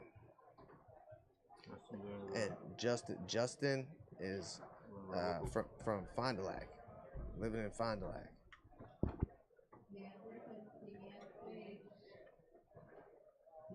And Jeff is from Pennsylvania? Yeah. Jeff from Pennsylvania. I don't know anything about David. So everybody's trying to hit that master lottery, you know, the Tommy Atkinson. He'll take you a long way. He'll take you to the end of the road in this thing too. Everyone wants to hit that master jackpot, so that's what everybody comes out for on these big DYPs.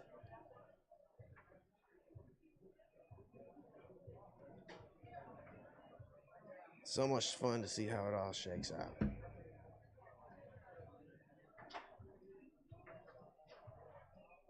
Tony just coming back from Costa Rica. He was lights out down there.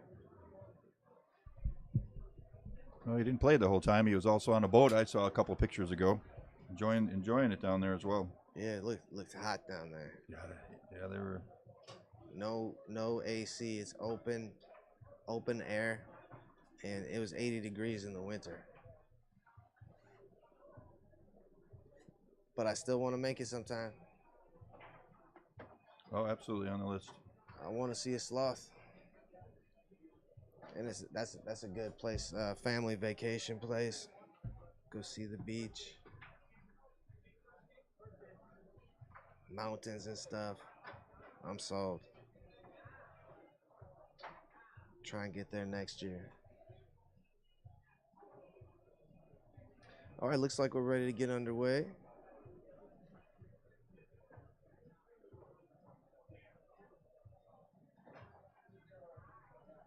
First look at Tony this weekend.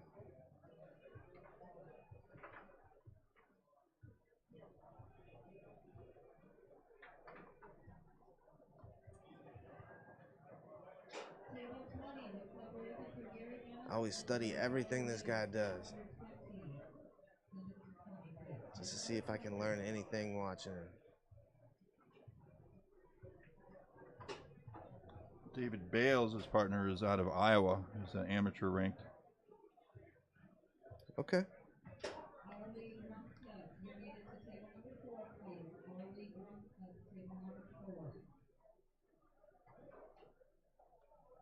Got my brisket quesadilla coming. Yeah. All right. You're not going to be able to focus. Tony starts out hard along the wall. Get our first look at Jeff Miller's defense here.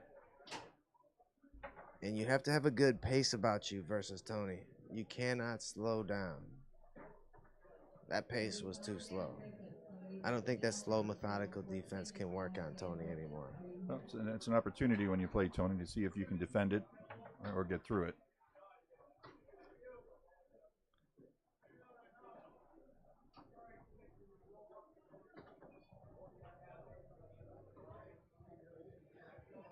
Yeah, Tony is just a juggernaut in these things. We've seen him win with little kids roaming, old people, 100-year-old people. We've seen him win with every kind of person you could imagine. He can win with anybody. There you go. Justin got one in his hat on the wall. That was a good one. Any pass you can complete against Tony on that near wall, wow, that's a good one.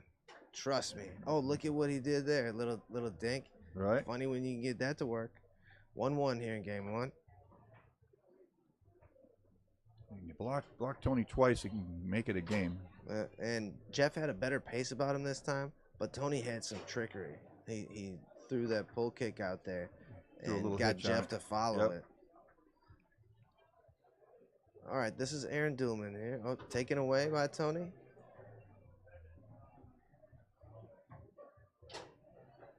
Walked him out there. And yeah, he was looking at that push the whole time. Just pulled him off of it for just a second, and that's what he does, folks. Justin tried for the wall again, but good. Yeah, Tony for the first time in a while, not the #1 player on the Pro Tour right now due to a reset. Yikes! That was a beautiful 5-bar. That was his Well, I guess signature. Mary says maybe it's not completely due to a reset. Tony had a down year by his standards. He has the, he set the bar so high for himself.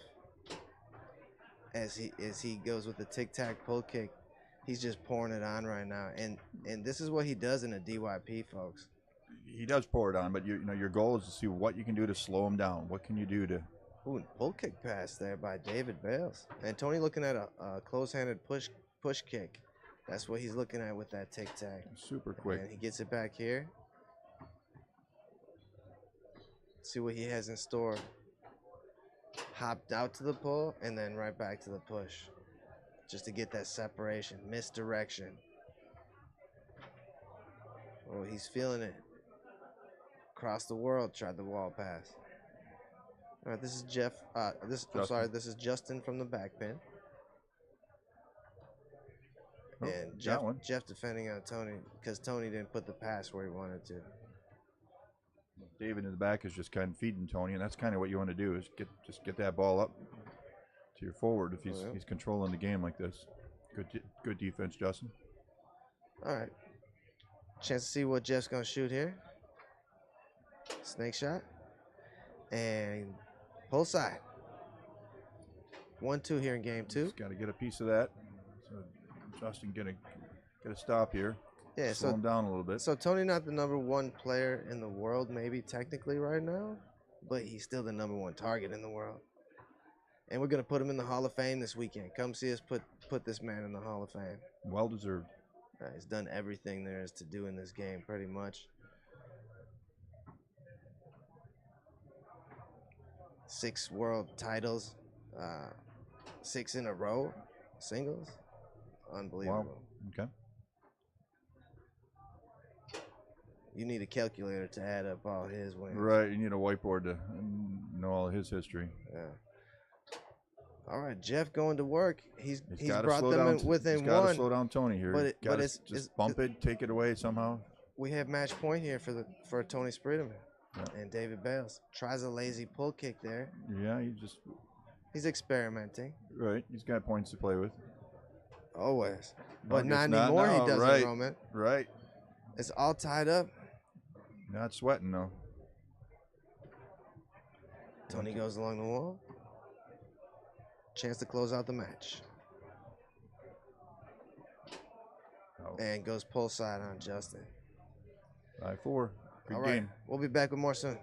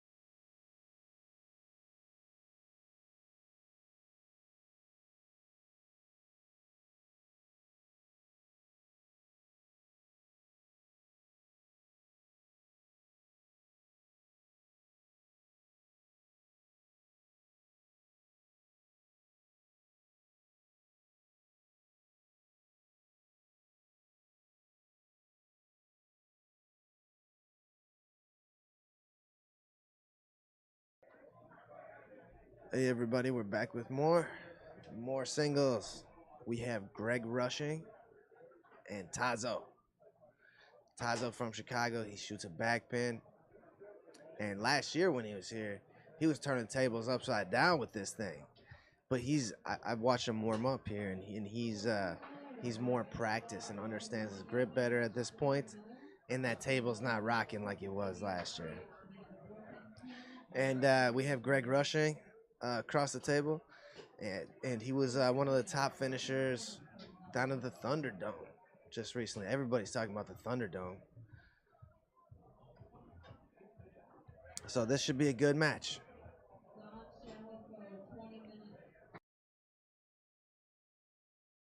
Yeah, this is the place to be for Saturday nights. We have awesome bartenders down here. Isaiah is really cool in the corner. He's got the corner. He's got the corner on lockdown. He will serve your drinks out of the corner bar here. So come check out Isaiah. He's got great drink specials back there, and yeah, check him out in our corner bar if you're listening from the hotel here. But glad to have you guys in Appleton. This is one of my favorite cities. This is where the nicest people in the world live, you guys. And this is why I can never leave this city. It's my favorite place because people are just so nice here. It's cold though. It's cold today too. But we have a good tournament for you. We have 39 players in this pro singles bracket. And we have over 200 registered this weekend, so it's going to be a good sized tournament. It should run smooth. We have 25 tables, so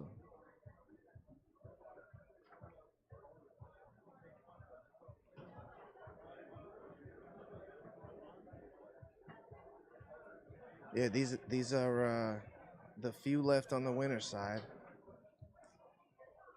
This is for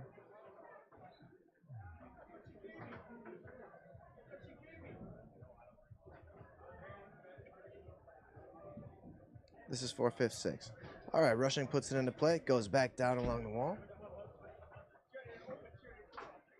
and starts out with the deep pull side. Rolls over on it and takes it. Yeah, Tazo from Chicago.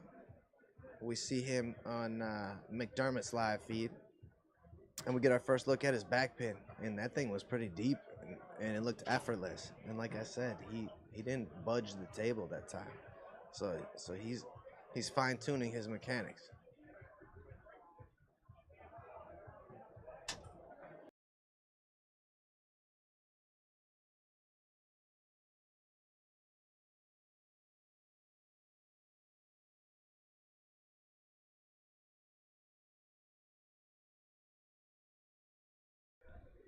All right, guys, we're joined in the booth by Tricky. Hey, nice to be here next to a legend, Mr. Kruger. Not Freddie, but it rhymes with Freddie. I know that much for sure. So don't go to sleep. You might have a nightmare. Right. How's Thanks, it going? Tricky. Very good. Yes. How you enjoying the setup we have here for you? Very nice. This is the Mad Apple in Appleton, Wisconsin. It's joined by a Clarion Hotel. Ladies and gentlemen, I'll tell you, if you've never been here, put this on your list to come here at least for the rest of your life. This is a great venue, great people, fantastic food. Hospitality is off the charts. I love coming here. If my legs and arms were cut off, I would still come here, guys. So this is how great of a place it is. I really enjoy it, and it's always a pleasure to see the Kruger and company do their damage on people. These guys are fire, man. I'm telling you right now, man. Look out. Well, thanks, Tricky. We're happy to have you here. Appreciate it very, very much. Well, we have pro singles here for you, and 3-2 here in the first game. Rushing just scored a push kick from this position. Well, Tazo may lack fibro, and we all know that. But my God, he makes up for it in some of the other quirky things he does. Yeah, his shot's really incredible, but Yes. his 5-bar is getting good. That was a good uphill Yeah. brush. And, and it was so good that he was like, he was athletic with that thing. He threw it to the wall and then brushed it up like a boss, like he's not getting afraid. better. Yeah, he's not afraid. He's Like, fearless. our first look at him was a year ago here, Uh-huh. and he shocked everybody. But, Look at that. Oh, look at that to a push kick. That's the Tazo I know. Yes. Wow. Look at that. Yeah, Yeah, you got Rushing playing the same game. You got him out of his element. Yeah, see it, and that happens. And so Tazo's from Greece, right? Yeah, yes, he is. They play on, from what I hear, solid rod tables. It was a table that I've never seen before. Uh-huh. And so they all play the same style. So he's adapted his he's had to adapt to play this game on Tornado. Right. But yeah, we saw McDermott and Tazo go to Greece together, and we saw how they played, and it was awesome. It was wild, like nothing you've ever seen. Right. But yeah, a heavy dose of the back pins and. Right. So Greg picks up the first game. Okay, kind of in a Tazo style. So maybe be interesting because a lot of these guys that play fast. Oh, you see that? He passes it back to his goal. He is fearless. He'll do anything from anywhere at any time. Whoa, look at that guy. Well, he's fighting and he's scrapping and shooting and hitting and hollering. Yeah, but what about a little bit of control? He's got that unstoppable shot. I haven't seen him miss it yet. So, right. So that thing is hard. People don't see that. Maybe they would feel like they couldn't even stop it. Right. That's what I told people. I says he might only move it a quarter of an inch. It don't matter. It's going towards the goal. Yeah, Rushing put that one in the middle, so that was a middle. That was like a 3/4 shot. Yeah, short of the long. Yeah, Rushing was a top finisher in the Look Thunderdome. at that. And he did the same thing back to Tazo with that push kick. I will give this about Greg. I've played him a few times. He is very cerebral. Okay, the guy is constantly thinking, and he practically can see in the future with the way he plays. And he winds up and goes. I mean, great pull side snake back. It really is. Yep, guy can see into the future. Look out, Tazo. Now he's down 3-0. Wow, that was a quick 3-0 for Greg, and soon to be 4, and it is. And yeah, he hammered him with another push kick. Right. Yeah, that thing's unguardable after a lane pass, tricky. Good luck catching up with a push kick right away. Right. That's how you practice. That's an unguardable. Yeah. At least if you don't overuse it. Right. So here we go. Tazo down 4-0, second game and a game down. Man, But I was talking about his mechanics, Tricky, and how he's not moving the table like he used to. Right. Like he's become smooth with his mechanics. So I'm impressed with his shot. It's really looking sharp. Good block by Tazo and a then point. He picks up a point right away. So he puts himself back in the game. Don't act so depleted. But really, you just treat that back pin like you would a snake shot. Right. But the middles are a little bit different because he sprays those soft ones. And he doesn't have a great straight middle. Right? It's got to have some cut on it because he's got to roll it out from somewhere. All right, chance to close out the match for Rushing. Rushing. Tazo turns over. That's the thing with Tazo. He is high risk. Yeah, he's high risk, and that costs him quite a bit. It's a good match. Short. I'm not even thinking it was even quick. 8 minutes. Yeah, rushing it turns up the gas, and he likes to play fast too. So Tazo, taunted him with a little fast game, and Greg took over and finished it with the fast pass. Big kudos for Greg Rushing. Once again, one of the many fantastic Wisconsin players. I'm not just saying it just to be saying it. I'm telling you guys, Greg Rushing is a force. Yeah, he just turned pro. He's hiding. Be ready. People pro and above. Here he comes. I enjoy playing against him. I enjoy watching him. He's very cool under pressure. It's never too big of a moment for him. So he's a great player. Soon to be greater, and he can enjoy a little bit of fun there. So you caught Greg Rushing winning a match against Tazo. I guess that's half the problem when you have high risk. If you got a good hand speed with Greg Rushing, you can take care of all those mistakes that Tazo presented for positive. All right. Well, hey, we'll be back with more shortly. I've been there. All right.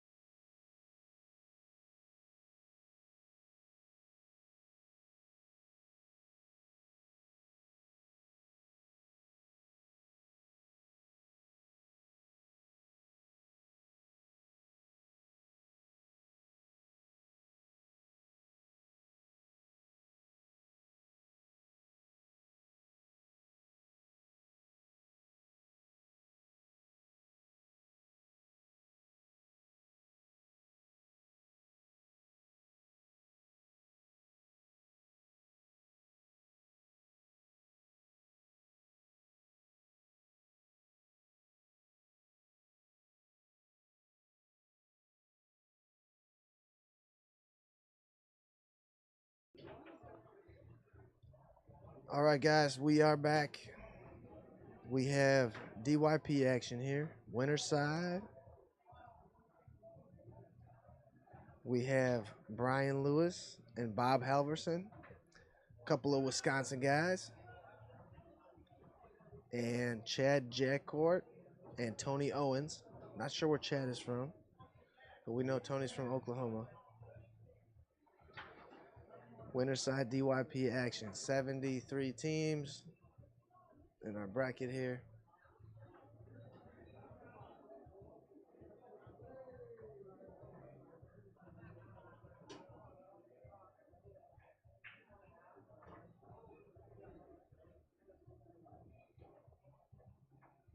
Yeah, we are in full swing here on Friday night.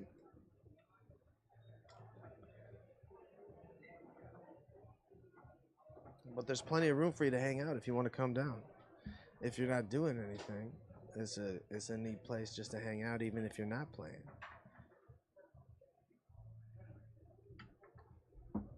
And if you've ever been a player, it's cool to come and see your old friends. So come hang out with us. Like I said, we got good bartenders dealing drinks. We've got good sponsors for our events here. We have Good Nature, E-Vapor, Cross Country Mortgage, Balance Studios, American National Bank, A&B Process Systems, Johnston's Bakery, and Holmes Automotive Recycling.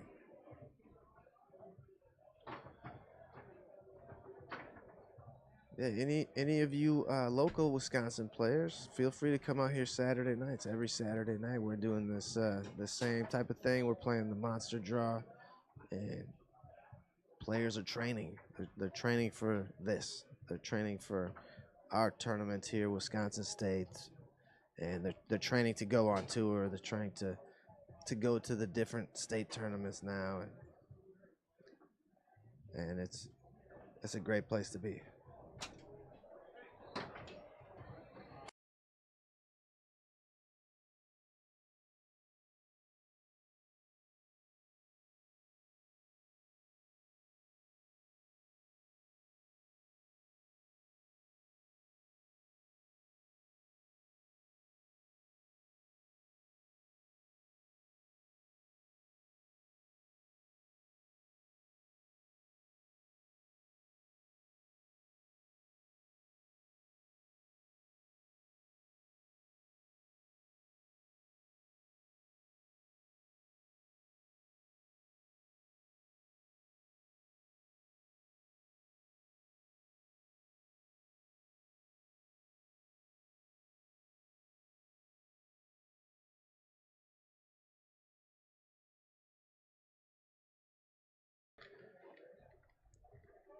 Yeah, we got Michael Stahl Jr. in the booth with us, and this man is king of the Arnold Sports Championships. What's it called?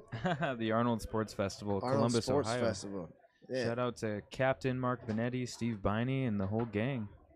Yeah, and you came down with maybe the best piece of hardware in the place, winning open singles again. Look at you, bro. That was tight. Yeah, I won open doubles there in 2019, and then the second year I went, I didn't do much anything in either event. But yeah, this year I did win open singles, and I was actually I was pretty sick, man. I had like a gnarly cold. I was oozing from the nose. Oh no. And it's always nice to be given what you have and then work with it and then it work out, So I was stoked about it, man. Well, that's a good win for you. Yeah, thanks, man. You took down Fuad in the finals. He's tough as nails. He was like my nemesis for a while. I couldn't get over Fuad. Fuad's a great player, man. A lot of people underestimate Fuad. He actually has placed 5th in open doubles at Worlds playing goalie like 2 or 3 times, Teddy. Who, playing with Asano? He played with Asano once, or twice he's done with Asano, I believe. And then the other time was with Kevin Westcott. The dude's got a silky 5-bar. Kevin Westcott playing front. They took Fuad in the back. Oh, yeah. I can see that. Yeah, it was good, man. But yeah, Fuad's a great player. I think the first set for King Seat, I got him 3-1 in games. But everything was like 4-4, and then I swept him in the final. But it was 4-4 almost every game, so I think I just got fortunate. But it was good, man. I'm very happy about So it. only 64 players allowed at the event. What do you think about that? I don't love it. It's only because, and in all credit to the guys out there, it's only because they can only use NetFoos charts, offline charts, because the Wi-Fi there is like $4,000. So they have to pay $4,000 to get Wi-Fi in that ballroom there at the Columbus Convention Center. Unbelievable. Yeah, they really nickel and dime you. But that's why it's capped out. And I was actually talking to them about maybe doing like a Swiss tournament. That way it's more, it's better competitively for spectators. It's really good to watch Swiss because it's one game race to 10, I think, or whatever the promoter wants to do. And I think those short races are better for spectation. So I'm trying to get him talked into it, but we'll see what happens next year. You know, that's what the Thunderdome was too, right? Yeah. 64. Thunderdome was pretty sweet, man. And that's what I was saying. If they're going to cap it off like that, they need to do some kind of Swiss tournament. We got the table moved. I got to get down there. I'll be back. Hold on. Sure, no problem.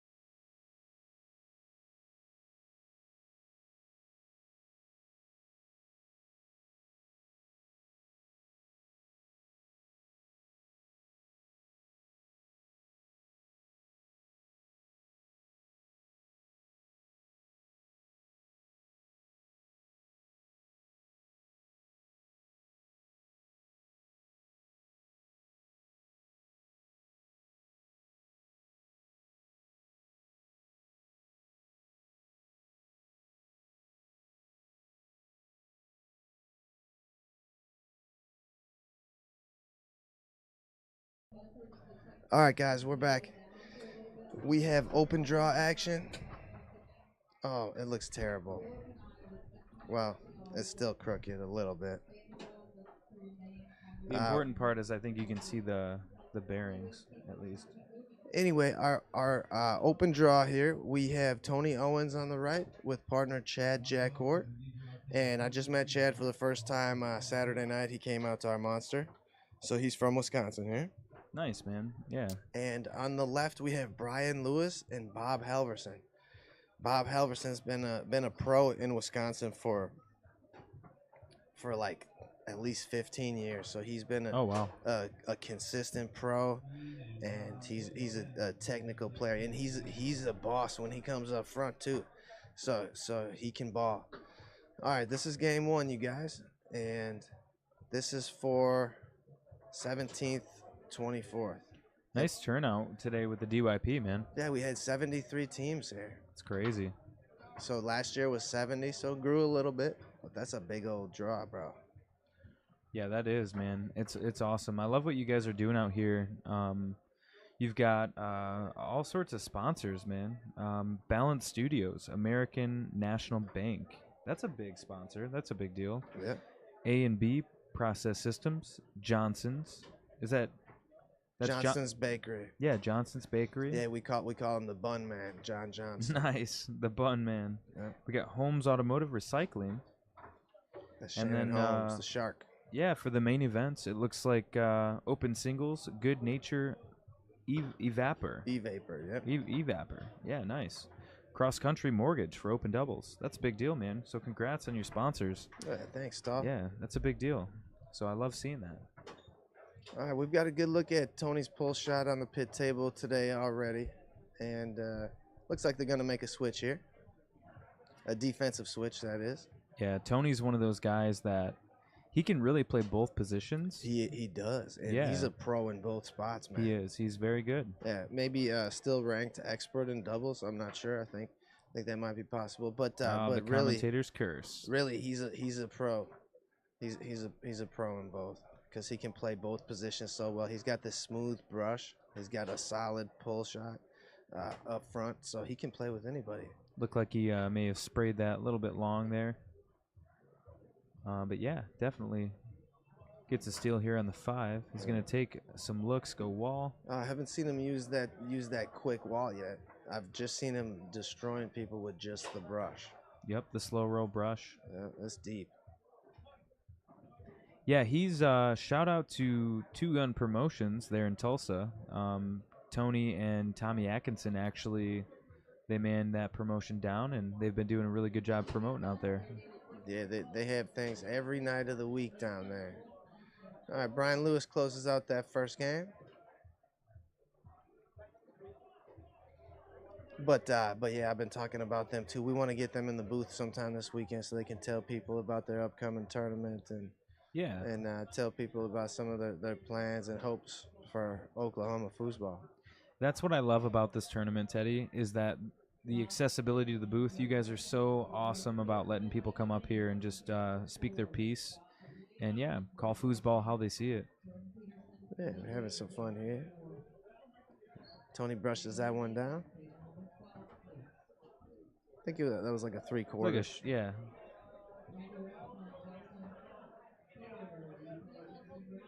Yeah, I like the instant replay where you can look after to make sure you know what you saw. As we see a hammer of a pull kick by Bob Halverson back there. I like how it's a third of the screen that you guys have for the replay, and then how you have it. It's nice. Yeah, it's working. I like it. But yeah, guys, let us know what you guys are thinking. Jump on that comments box. Are we streaming from Twitch and YouTube? We have 2 YouTube channels. Right on. Somehow, Wisconsin Foosball and the Mad Apple. Yeah, I streaming. saw that. Yeah, that's awesome. It's gonna get a steal on the 5 here. Yeah, Try a little poke through. We only get to see Brian Lewis once or twice a year. He's a musician, so so he's as busy as can be. He's got girls chasing him all the time. This guy. That's awesome. And yeah, he's the man. So Nice pull shot. we don't get to see him too often. It's a cannon, yeah, it's a hammer, and he's going long. But yeah, we don't get to see Brian very often. We like to see him more on the weekends. Yeah, that's cool. Spend more time with him because he is cool. Yeah, you guys have probably one of the coolest locals. Just the bar that lets you guys do what you do. I mean, that's a good relationship, and it's under. Oh wow, nice bank there. Yeah, I wonder if that was on purpose. It might have been. It almost looked like it was. But yeah, but it was perfect. It's very underrated having like a local with like a place like this, like the Mad Apple, that really lets you guys kind of stretch your legs out and do what you got to do to promote the game. Yep, I'm trying to get a fourth table down here. Then we can really have fun with the monsters. We only have Oh, yeah. 3 now, and monsters still work. Even if you have 32 people on 3 tables, it's not awful. I thought it would be awful. Because the uneven amount of tables. Yeah, but it's not as bad as you'd think. So it still works with 3 tables, but we're growing to the point where we need another flip over straight there. Flippy straight. Popped off the back wall, maybe. Lafredo straight, man. Yeah, and that thing's tough. I felt like I was all over his pull shot once. I was playing him good, well, into the second game. Yeah. And he popped that flip over straight, and it cracked me open, bro. Yeah. And I was a mess after that. Todd's nasty, man. Just that little difference, as Brian and Bob Halverson move on in the DYP to defeat Tony Owens and Chad Jackhorn. Brian and Bob doing things. Yeah. All right, his shot looked really good, man. Well, we will be back with more soon. Don't go anywhere. Thanks for listening.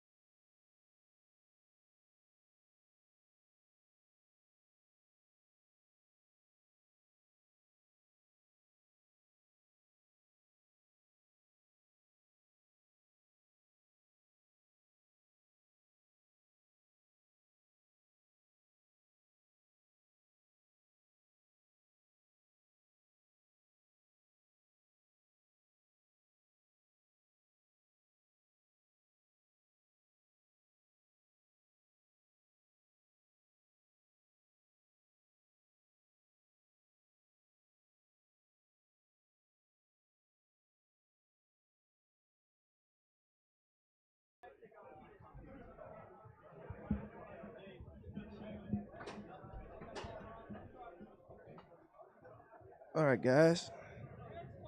Here with more DYP. We have Connor Mason and Steve Miller versus Daniel Lueris and Bud Spreedeman here.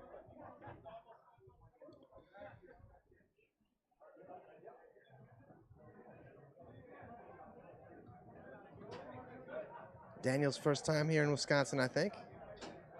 Yeah, it definitely is. First time seeing him here. Just turned master in doubles.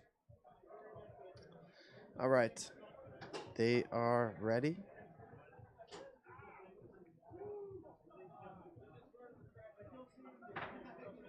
And Daniel puts the ball into play.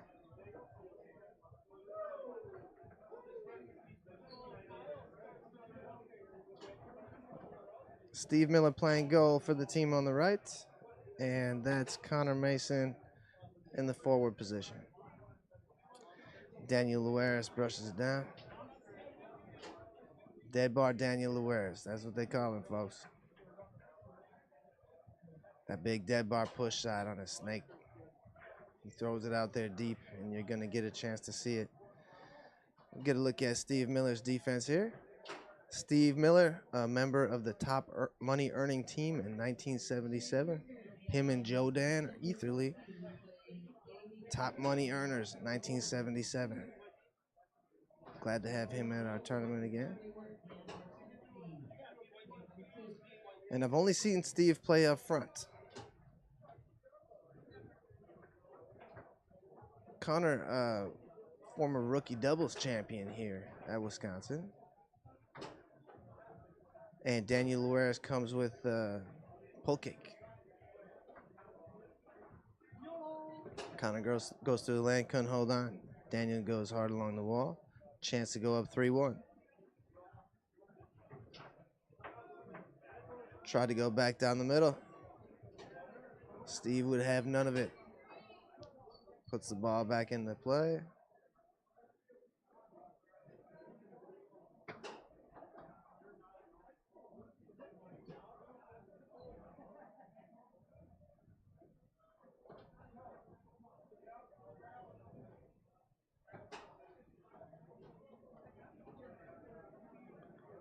This for 17th, 24th, winner side draw. Daniel Lueris goes up 3-1 with that pull side effort. Connor goes through the lane there. Get another look at Connor's snake shot here. Rocking on Bud. Bud's got some good snake defense. A very underrated player back there. Ooh, and Daniel Lueris hops out a little bit to the push side and then goes all the way out. Deadly. All right, Connor goes hard along the wall. Connor from Iowa, I think. 90% Iowa, I think.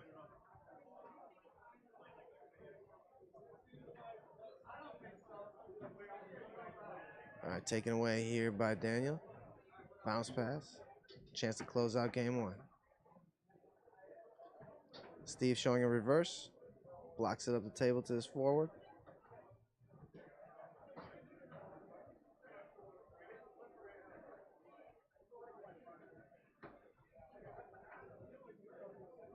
Yeah, not sure who Bud's playing with this weekend, if he's playing with Tony. Usually he plays with Tony up here. Oh, yeah, he must be playing with Tony because Paul Smith and Eric Hilton are playing together. So it must be Bud and Tony. 2-4 here in game one. Bud and Tony runners up last year. State champions the year before.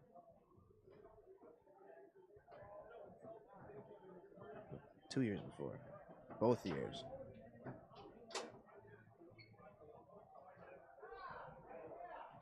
And then Kevin and Carlos won last year.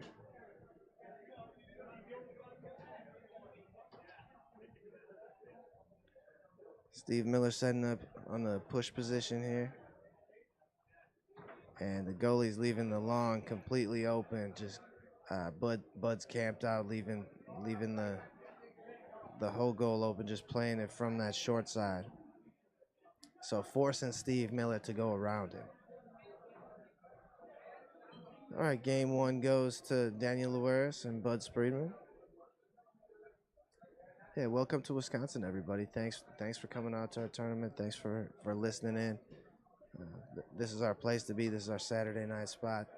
It's a very comfortable tournament to come and be a part of. We got a lot of seating, great food, good waitresses. Go see Isaiah in that corner and have him make you some drinks.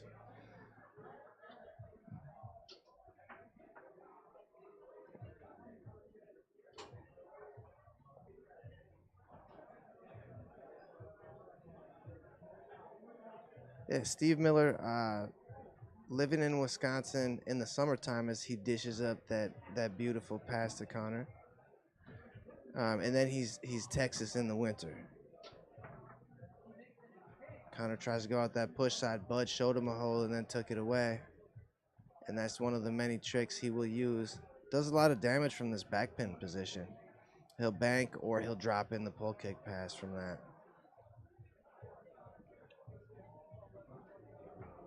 Timeout.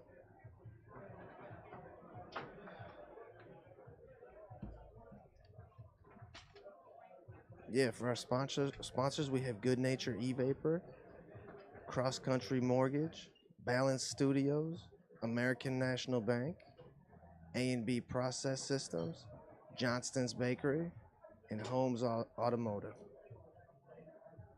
All right, Bud puts this into play after using their first timeout. And a chance to get their team on the scoreboard, but Steve Miller blocks it up off the table.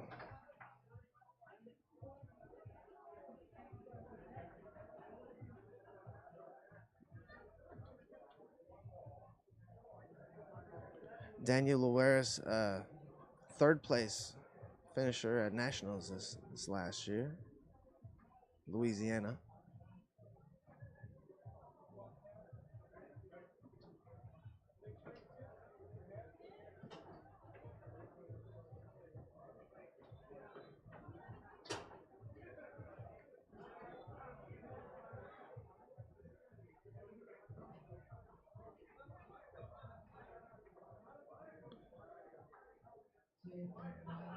All right, get another look at Bud here.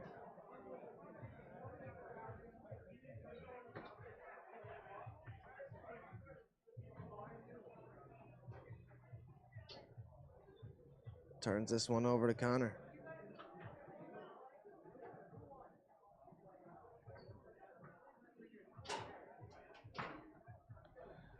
And that was a nice pull side.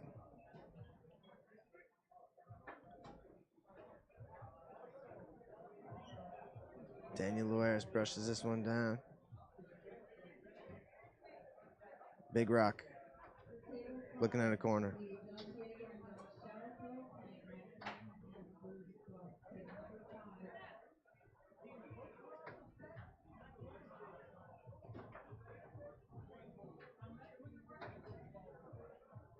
Yeah, Bud's got Banks back here. You always have to think about that. Sent the pull kick pass up that time. Both goalies trying to get their forwards possessions here.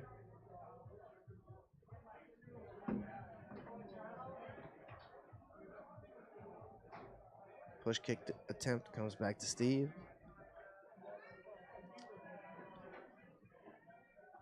And off a man and in. Steve gets credit for that one. Yeah, we'll have more stats for you tomorrow and more points. We don't have a tech person, so I can't do the tech job and this job, so I can't do the points. I wish that was just gone, so it wasn't an empty block. Luaris shows us his push side.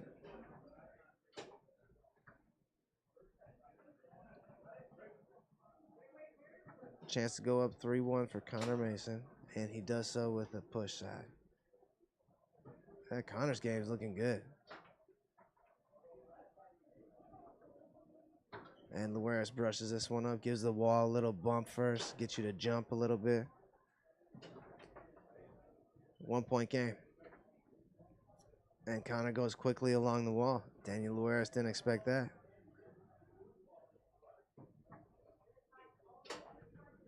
And a deep push shot. Wow, look at Connor Mason.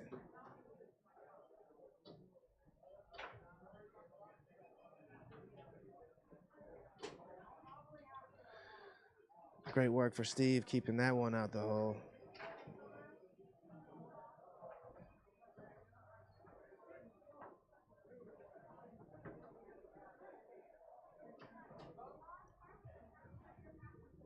Ooh, Connor has that finesse too. I didn't know he had that.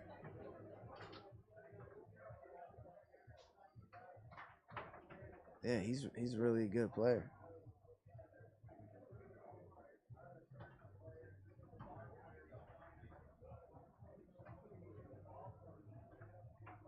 Daniel Luares hard along the wall.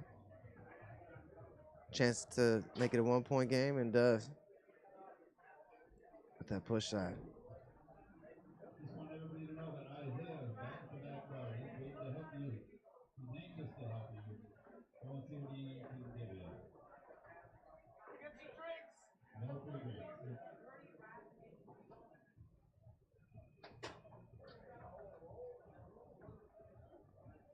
All right, Steve sends a pass up. Connor catches it on his 5 bar. After the block, and then Steve couldn't keep this one out. This is a match point for Daniel and Bud. And Connor's going to take a timeout.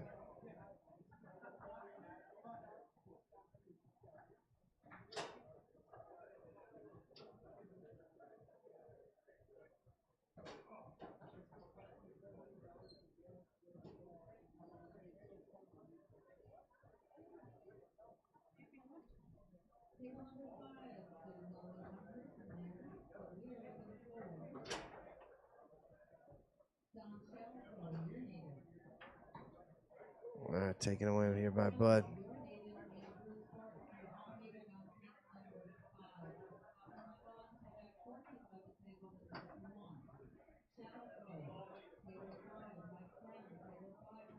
Connor might have lost his window to extend this match here. Nope, he has another chance. Tries to go through the lane. Block back to Steve Miller. A game the team on the right has to have, and they do. Steve Miller bails him out and ties up the match.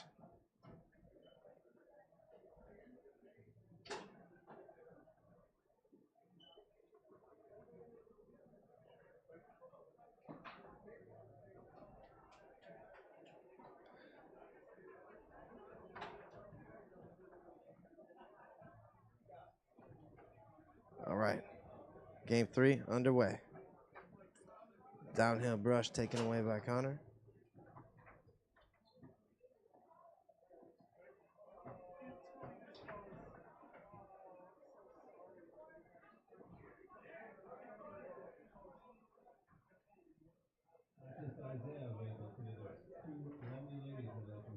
All right, taken away here by Connor. Chance to put his team on the board first.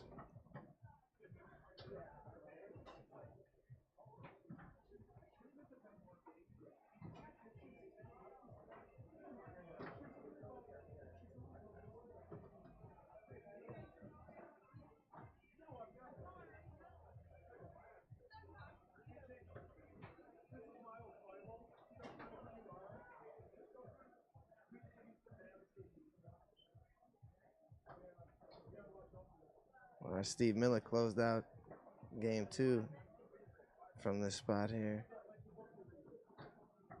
Tries a push kick there, comes back to him.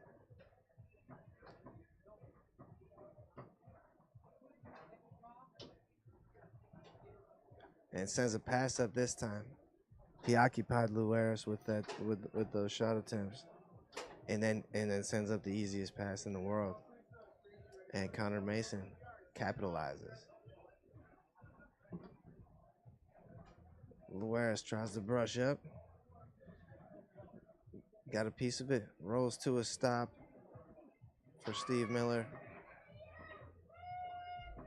who is being productive back here.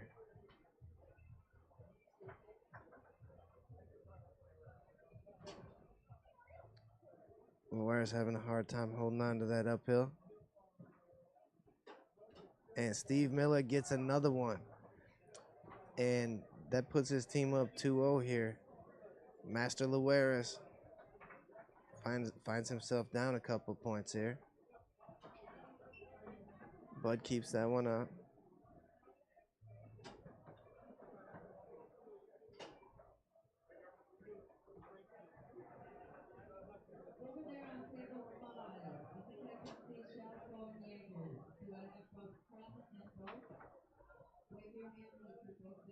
All right, Luaris picks it up here. Chance to cut it to 1. And goes down the middle.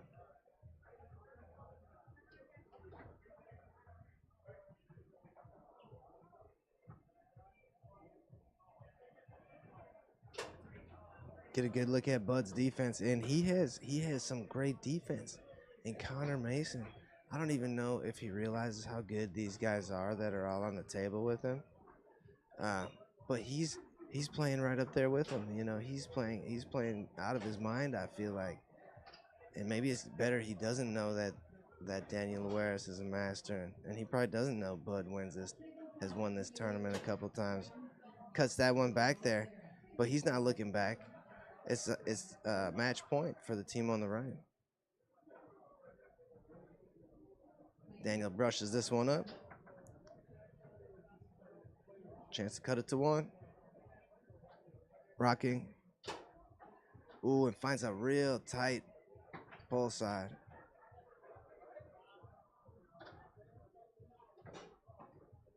And he goes crisply through the lane here.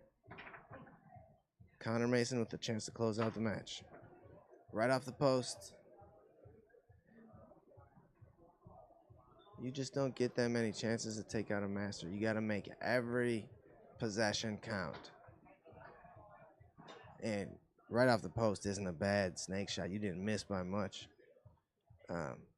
You know what I mean? But you don't get many chances to take down a master. They capitalize on your mistakes, however small they are, and they make you pay for them.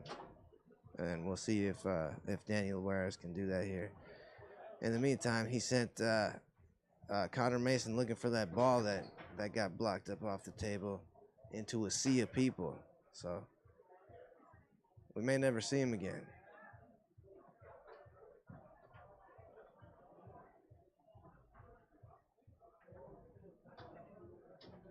Yeah, we're up over 200 players so far this weekend.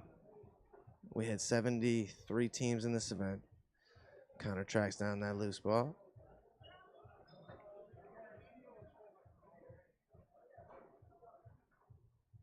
All right, this is Bud.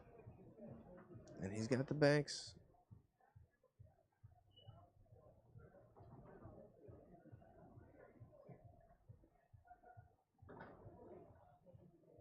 Picked up by Luaris on the 5. Tries to go through the high lane. Connor gets a piece of it. Daniel picks it up. Looking to tie it. Big block by Steve Miller, who's had a couple of big shots. Match point for the team on the right.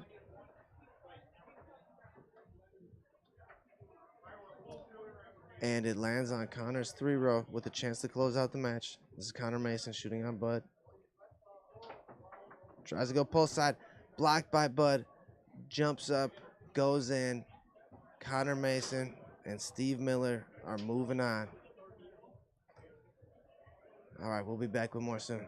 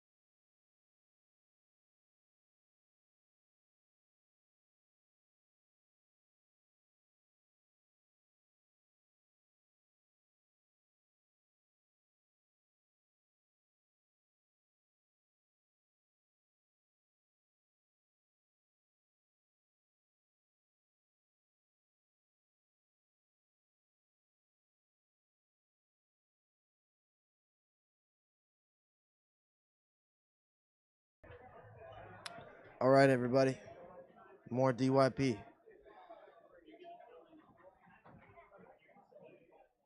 More of the DYP here. We have Tristan and Corey on the right. Tristan is from Minnesota, and Corey's from real close, Freedom, Wisconsin here. And on the left, we have John Johnson, and he's also a local guy, one of our Saturday night guys, both him and Corey, and John Winter from Minnesota. So they each have an even amount of cheeseheads on each team, and also Minnesota players. So this is quite evenly matched up. And this match is on the loser side, 25th, 32nd. So it's great to see Tristan back at the Wisconsin State Championships. He's had so much success here. He's really an incredible player. You're gonna get to see. They're just warming up now. We've got to see him win all of the rookie events and you know, he's come up and climbed through the ranks, and now he's becoming a professional. You're gonna get to see a real solid player that trained with Dave Gummison, and he's a big part of Minnesota foosball. So we're gonna have a good show for you here. All right, 2 out of 3 action from the loser side. John Winter will have the first possession.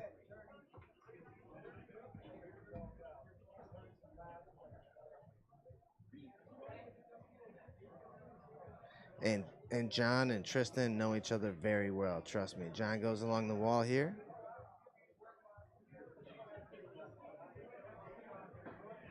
Sitting still and might have cut it in between. Gets his team on the board first.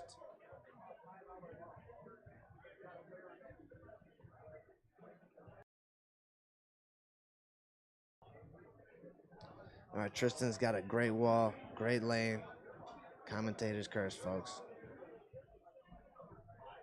No, it's solid. That happens. These are new tables and new balls, so that happens sometimes. Taken away by John, who goes along the wall. And he sat still last time. See how much movement there is. He flubbed that one. Almost scored anyway, though. All right, you're looking at Corey here. Corey and I played Texas State together last year. Pro doubles. Won a few. But it's tough down there, real tough. Trying to get back there this year. Corey Allen also used to run the Halloween tournament with Bill Maloney up here. And you see Bill Maloney out here this weekend. He'll be here tomorrow, and he's here right now. All right, this is Corey. Corey, he sets up center dot, and then he can bank through that. He has you as a forward, put your 3-bar against the wall, and then he can pass to 2 spots, and he can send his bank right through that. So it's European ploy. All right, this is John Winter. Rolls to a stop here. He's went to the wall a couple times. Tristan doesn't want to give him another one.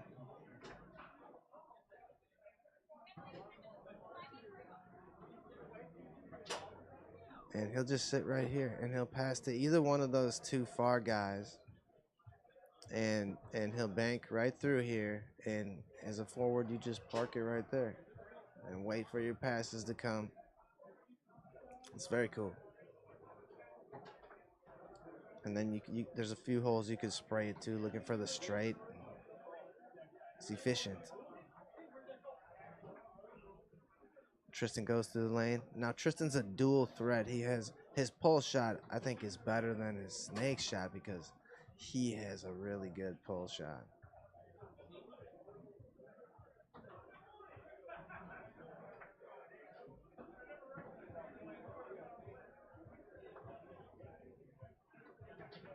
Turned over here. Yeah, John Johnson in the back has pretty good defense now, and he has a couple of really good shots. One of them, he's got a good pull shot, and he's got a good bank. He's got good banks. He's also got a good back pin shot that will surprise you. Tristan goes straight, and 3-1 lead for the team on the right.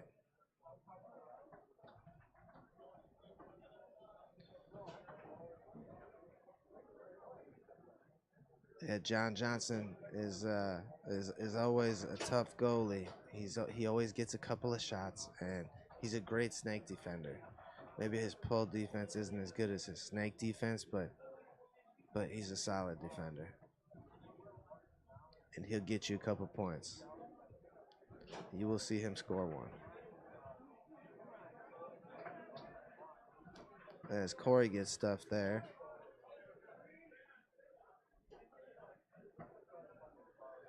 A 1-point game.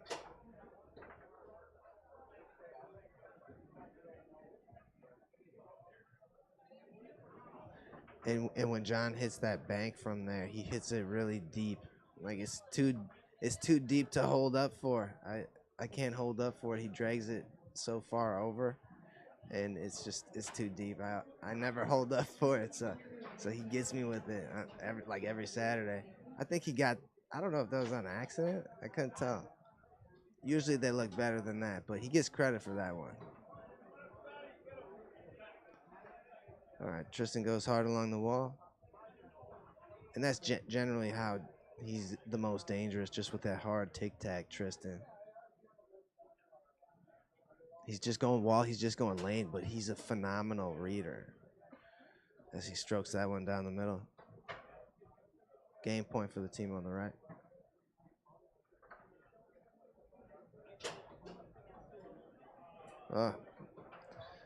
Break for the team on the right, off the back wall and in.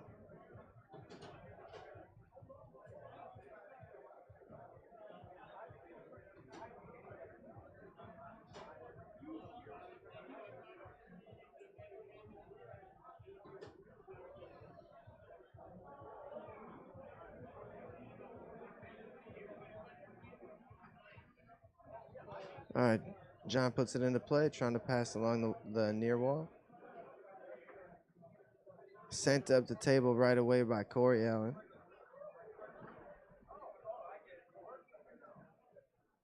And it comes all the way around to John Winter here. And he starts out the scoring with a push side effort.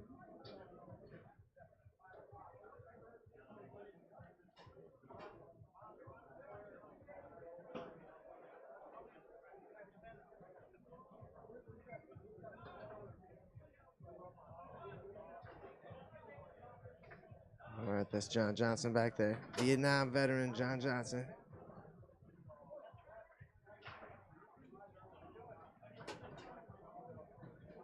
Tristan goes down the middle there. Yeah, we don't have as many dynamic pull shooters for our weekly. It's mostly snake shooters. It's like one pull shooter. Maybe two. But when you get to the high-level pro pull shots, it can be really tough to defend that thing. You can't defend it like a snake shot, just trying to make circles.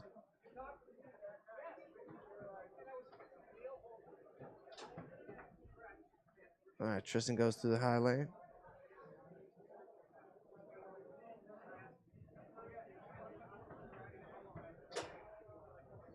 Cut this one back. Pull shot on goal by John Johnson. Comes back to him. He hit that big deep bank, but maybe one of the guys got a piece of it. All right, Corey set up center dot. Taken away here by John Winter. See if he can make him pay.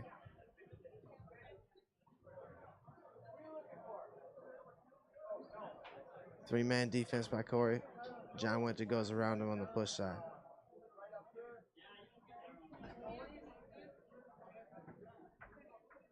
And Tristan goes back down along the wall, that one there. Chance to tie it up. And he does so with the long.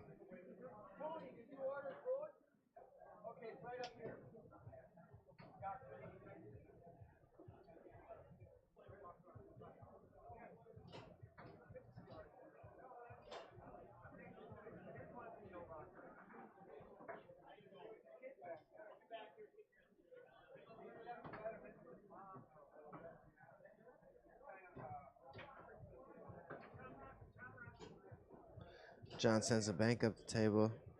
John Winter fortunate to pick it up. Get a look at Corey's defense there. Blocks the push side.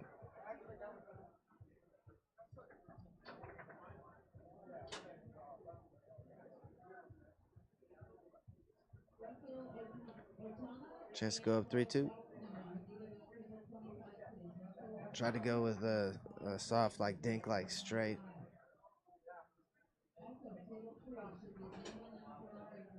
Tristan goes along the wall. Really quick release on that pull shot there. Puts his team up 3-2.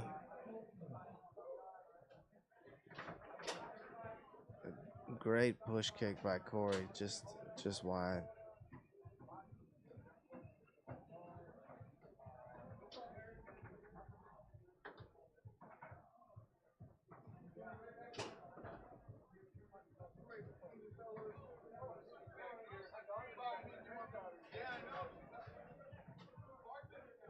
Shot on go. See if John Johnson can keep the team alive here. Comes to John Winter. Bounce passes this one through with a chance to tie it up. And he does with the push side.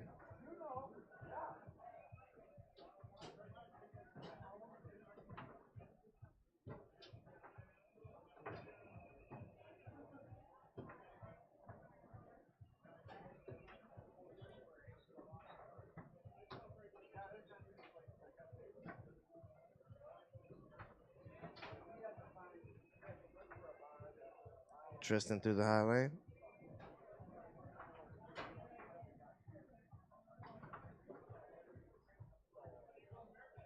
Block, but comes back to him.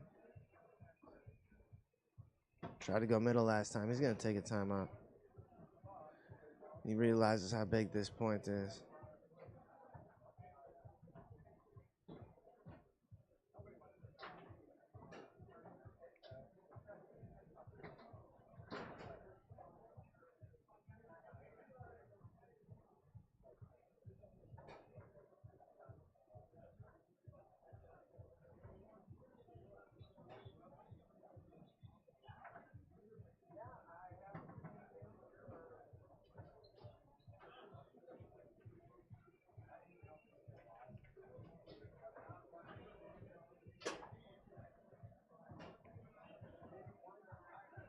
All right, the team on the left has to have this game.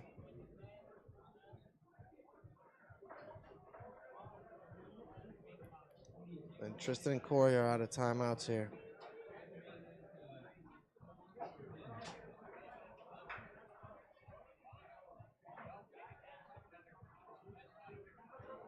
Tristan puts it into play. And goes down the middle on John Johnson.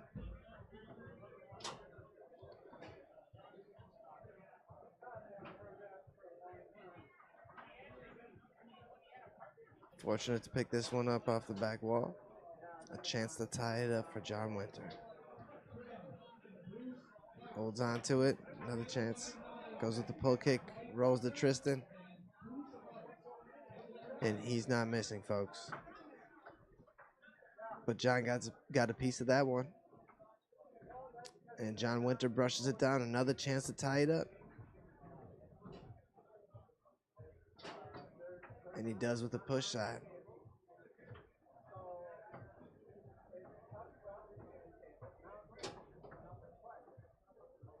And Tristan can't hold on to the high lane.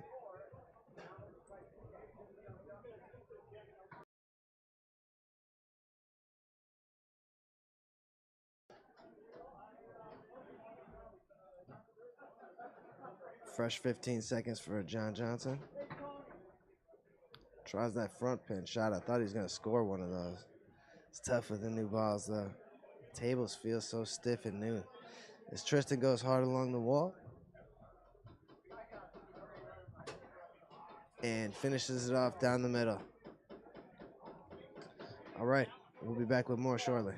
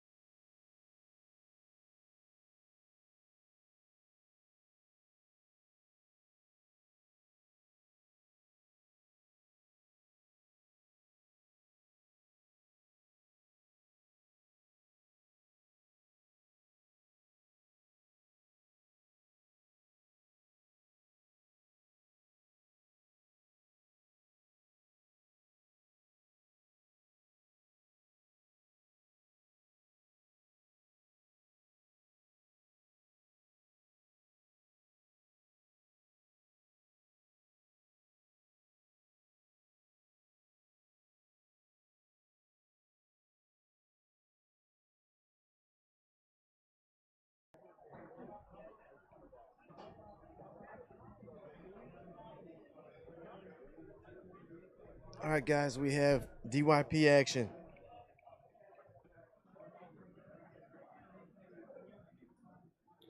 This is the winner side for 9th through 12th. And we have Matt Weber and Sean Schaefer versus Steve Clayton and Jacob Belkos. 74 teams in DYP this year.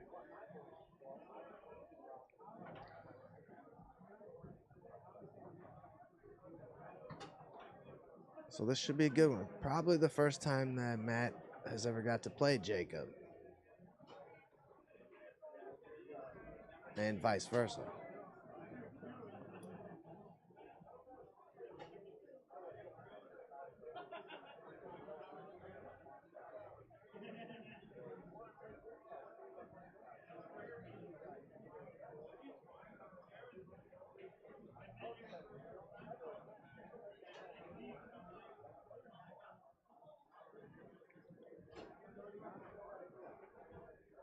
All right, guys, here we go. Jacob starts off with the high lane.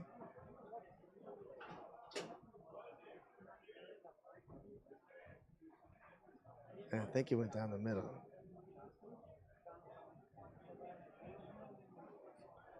Matt rattles this one through. Setting up about the middle and goes push side.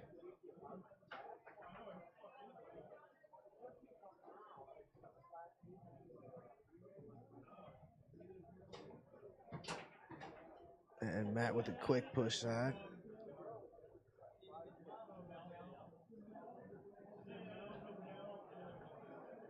And Jacob goes along the wall from the third man.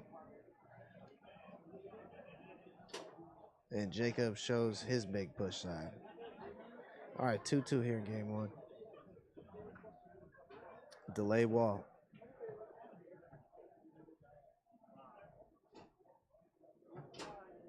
There's Matt rocking off center and then hops out to the push and goes down the middle. Turnover.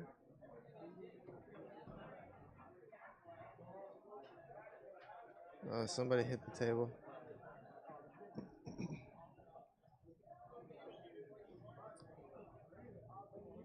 All right, Matt Weber shooting at Steve Clayton. Tries to go pull side, blocked by Steve. Taken right back by Matt Weber. Dr. Matt Weber. He says he's coming back to Wisconsin in 2 years. He's almost finished doctoring there in Phoenix. And then he's gonna come home.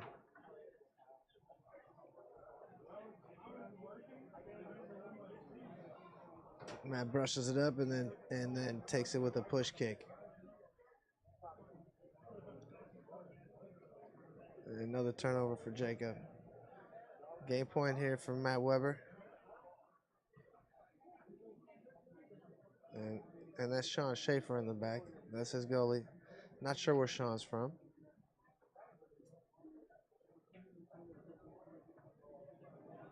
Another delay by Matt Weber. Hopping. Looking at the big push and then hammering it. Game one goes to Matt and Sean.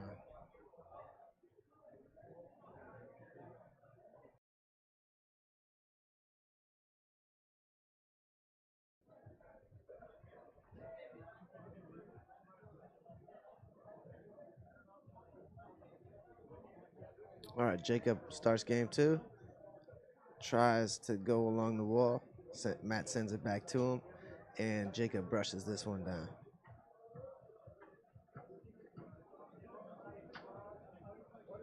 Both Matt and Jacob working from about the same spot with their snake shots right now. Both a threat with that big push side. Jacob slows this one down and brushes it up. Jacob hops real quick. And he goes down the middle with a little angle on it the other way. So that's an impressive shot. Taken away here by Jacob. Tries to go through the high lane, taken right back by Weber.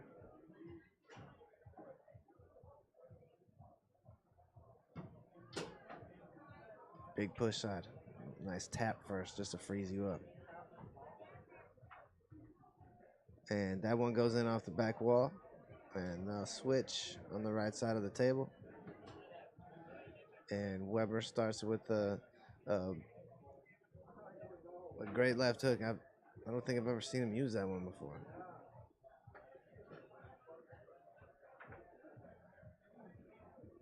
All right, this is Jacob Belkos. And Jacob's a dynamic player. We've seen him start to climb through the foosball ranks. Took third place in open doubles at the Carhartt Classic in South Dakota. Took second in mixed with his little sister. Already a very impressive career start for this young man. All right, they're going to take a timeout on the right side and bring Jacob back up front.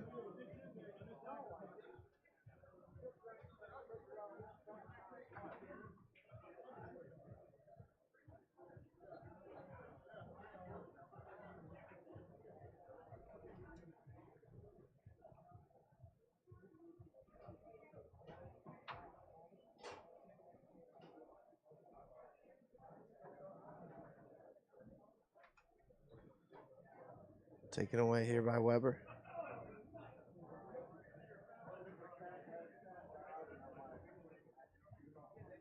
Tries to brush up, comes back to him. Chips this one up.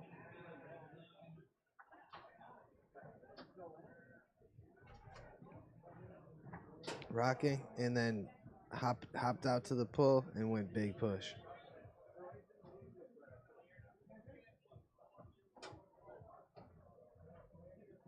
Jacob tries to go through the lane, couldn't hold on.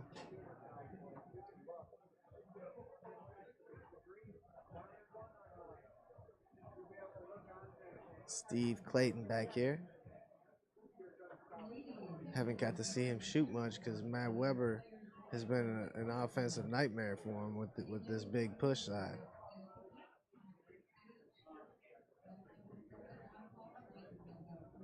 He's looking at it again. And if you're not on it, you're late. All right, taken away here by Matt. Match point for the team on the left. Tries to brush that one down, couldn't hold on.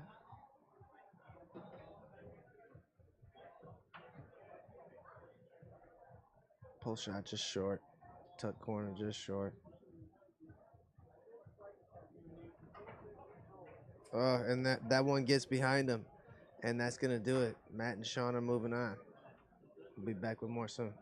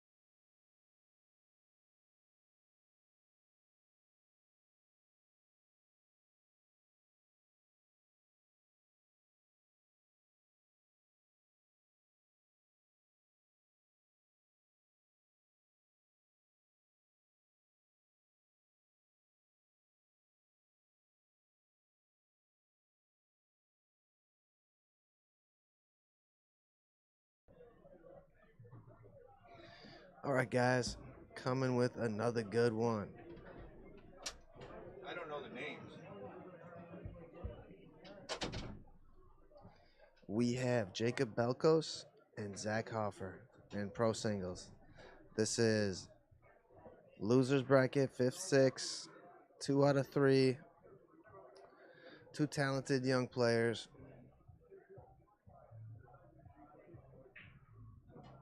I'm not sure how old Zach is. I'm guessing 24.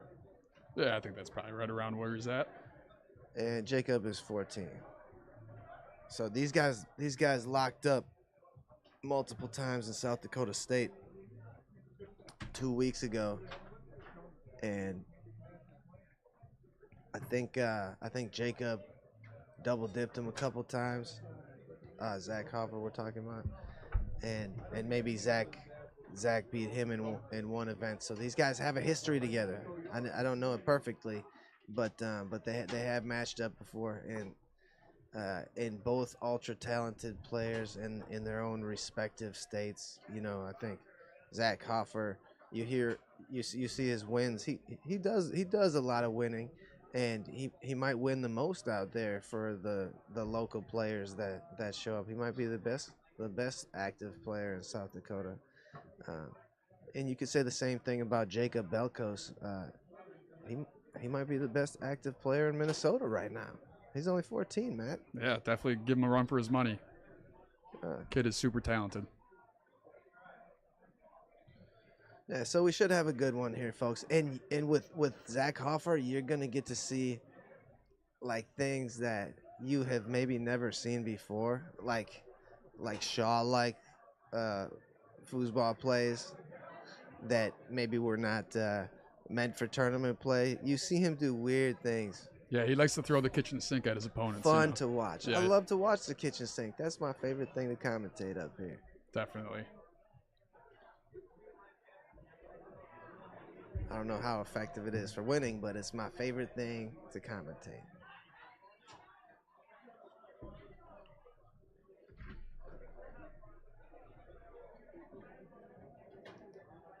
Yeah, we'll take this moment to talk about a couple of our sponsors: Good Nature E-Vapor, Cross Country Mortgage, Balance Studios, American National Bank, A&B Process Systems, Johnston's Bakery, and Holmes Automotive.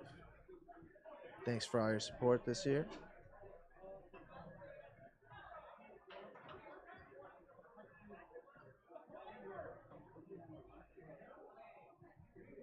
And it looks like we're almost ready, guys.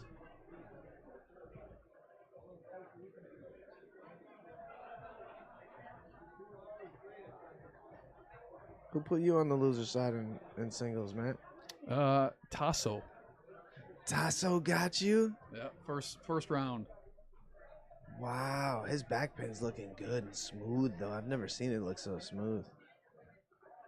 Last year he was turning tables upside down, but this year he's honed his craft.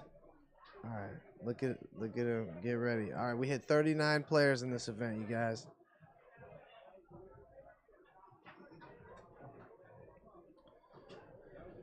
And it looks like Jacob's got the first possession here. He'll put the ball into play. Tries to go through the high lane, taken by Hoffer. We'll see what he'll start off with. The thing with switching your shots starts with a great pull shot, Weber. You see that? Yeah, nice. Very nice. The thing when you switch your shots a lot, how do you know if you're working through your problems? Yeah, you're not really working a series. You're just throwing the sink at them. And how many chances are you gonna hang up the towel after one block? That might be a little premature, right? Right. Jacob rocking here on Zach Hoffer. Using the 3-man defense. And Jacob goes around him on the push side. 1-1 here in game one. But you have to be organized with a plan of attack, a heavy dose of something, so you can have variance of something else. Right. You know.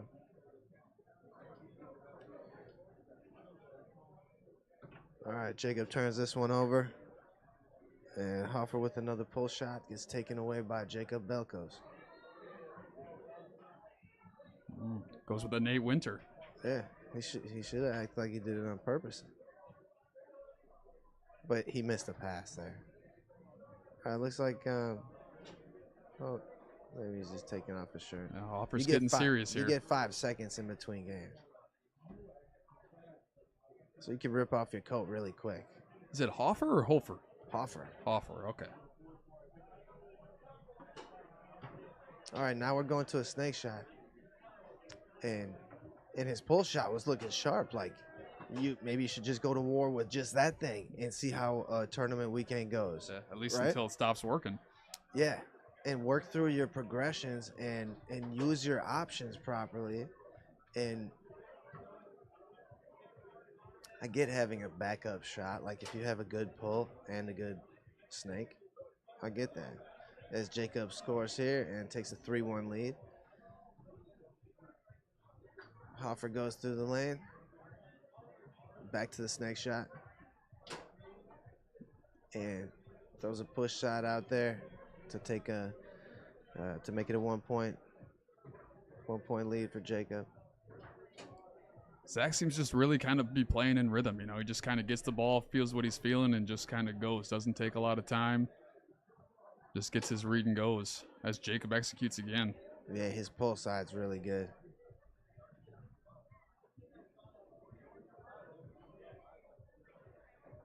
Uphill brush there by Hoffer. Tries to go pull side, but it gets blocked into the goal. Bounced in off about 3 guys. 3-4 here in game 1.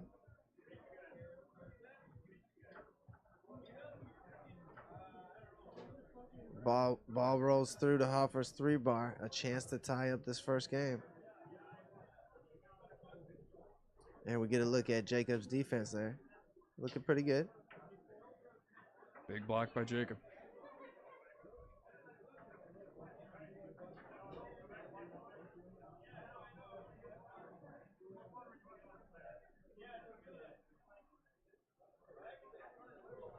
Yeah, Jacob's been winning up events everywhere he goes, you know. Terrorizing people. Yeah, he's an expert now, folks. Yeah, last year he was a beginner and he won beginner singles here.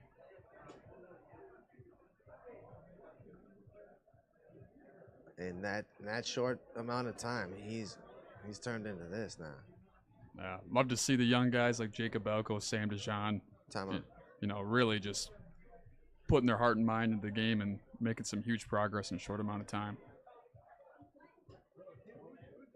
Yeah, the young players today, they're much more technically sound than, you know, than I was when I was a kid. I didn't know anything. There's so much more information out there now. Yeah, YouTube helps big time. Looking to improve, watch some videos out on YouTube. Great resource. Yeah, start with Jim Stevens, then check out all the Wisconsin foosball ones after that.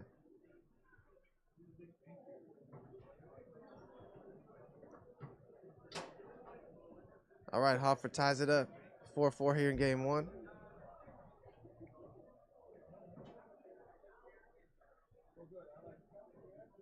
Jacob brushes this one up. See, he's got some soft ones too, and that's important. Keep people off balance. And Jacob takes game 1 with that push shot.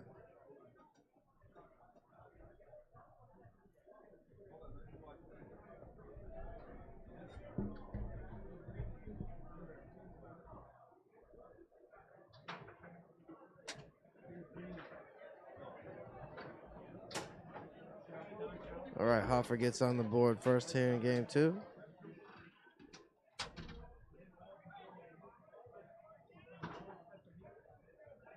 Taken away here by Zach.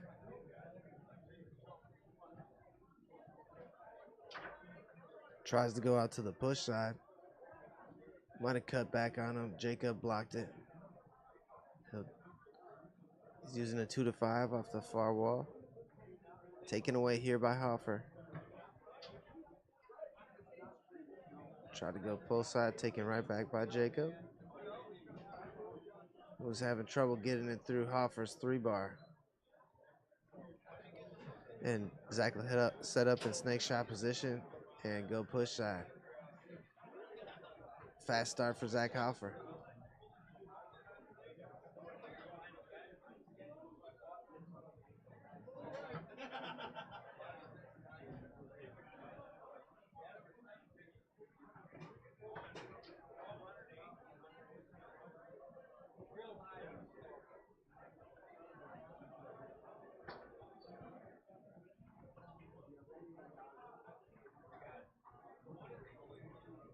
All right, Jacob fired that one off. Pull shot. Zach Hoffer sends it up to his 3. Chance to take a 3-0 lead. Important shot for Zach Hoffer. And he scores it. It's hard to come back from 3-0.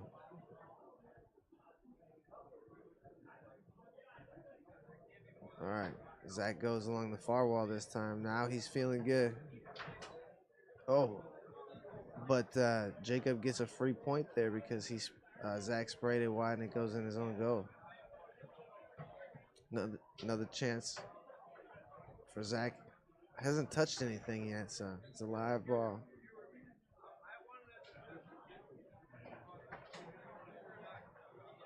Rolls to a stop. Zach Hoffer will put it back into play. Looking to pass along the far wall now. Back to the near. Trying to keep Jacob off balance, I think. And Jacob will put it back into play. Brushes it down to his 5.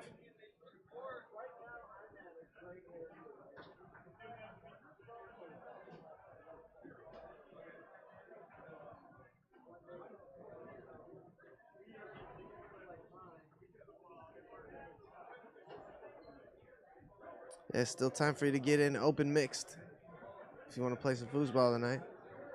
Or amateur singles. That's at 10 p.m. Hopefully we don't play as late as last night.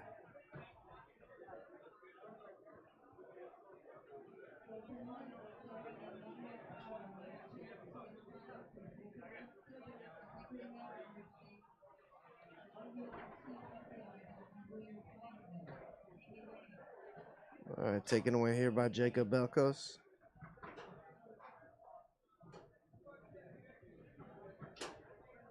And he goes down the middle.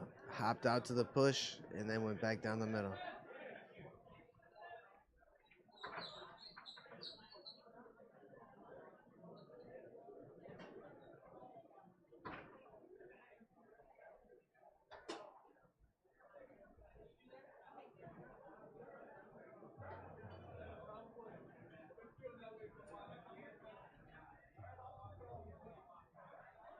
Taken away here by Zach Hoffer. Game point, Zach Hoffer.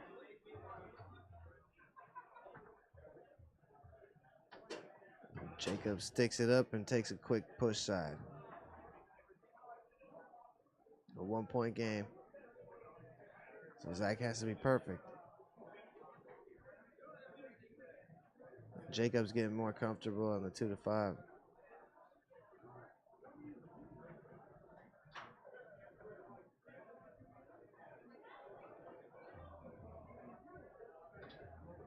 Tries the left hook. Taken away by Jacob.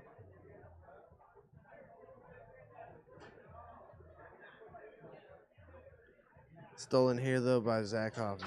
Chance to close out the game, and he does.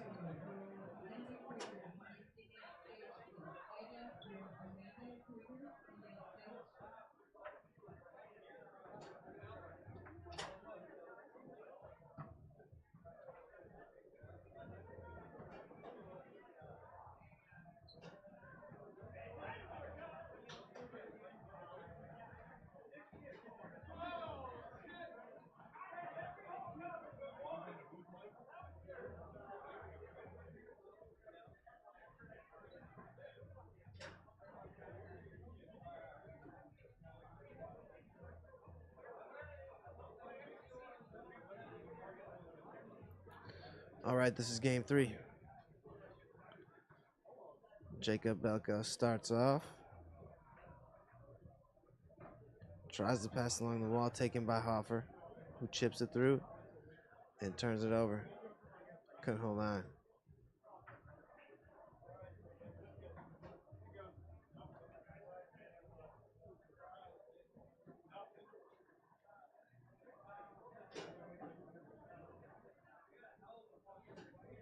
Yeah, for the winner's side, we have Kenneth Dale still alive in pro singles, Greg Rushing, and Tony Owens. Timeout. Timeout, Zach Hoffer.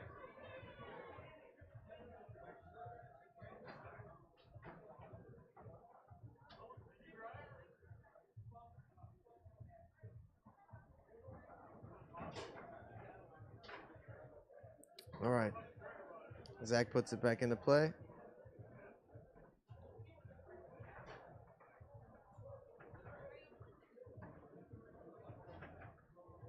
We might need another timeout. And he hits a pull kick.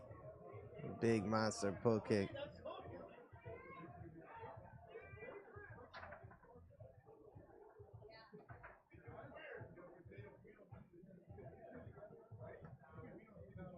Chance to tie it up for Jacob. And he does so with a pull side. Not much room there.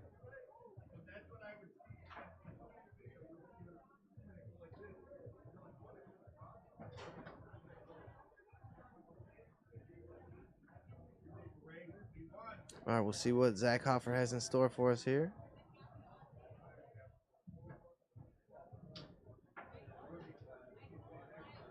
Blocked up off the table.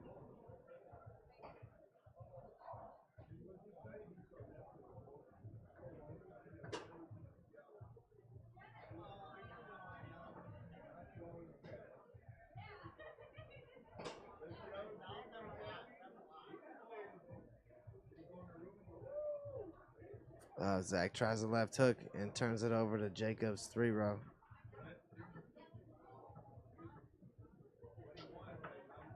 Jacob tries to go out the push side, taken away by Hoffer, who sends a push kick up. Jacob sends it up to his 5-bar.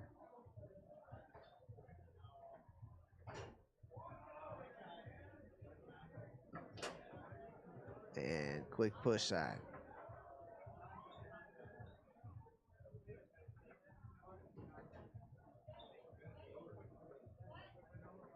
He can't get the left hook. He can't get the left hook to work. Yeah, it's a brand new table, so they're stiff. Pull shot time for Zach Hoffer. And he's got a great long.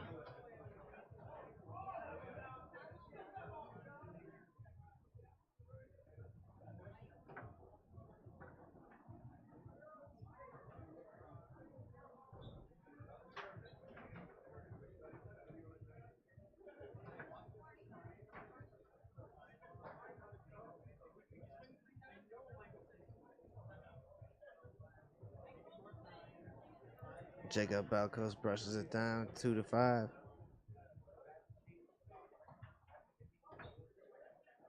Goes through the high lane. Chance to take a 3-2 lead. And does so with a big push side.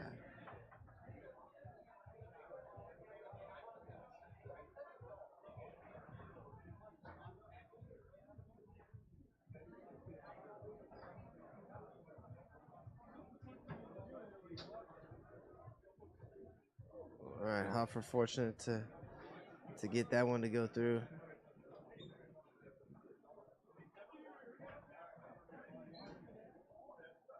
Hoffer playing Jacob tough though.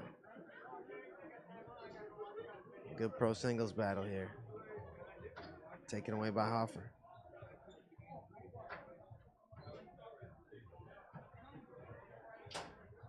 And back to the snake shot.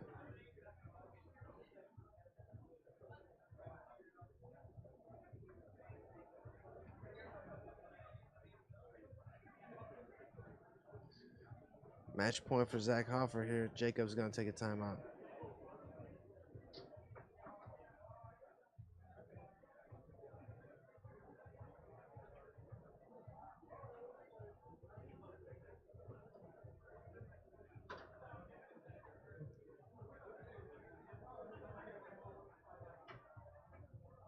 Jacob Belkos puts it back into play.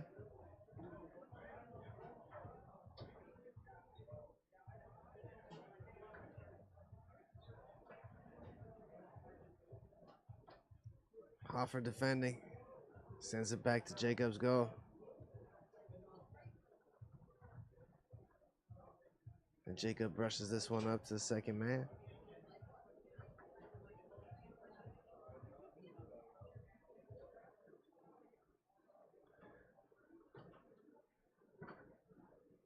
Hoffer looking at the banks. Taken away by Jacob.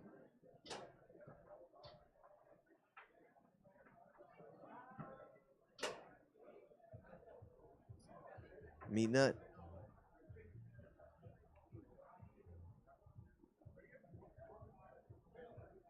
I've had a lot of Meat Nut matches on the pit table. That's what you want, folks. You are welcome.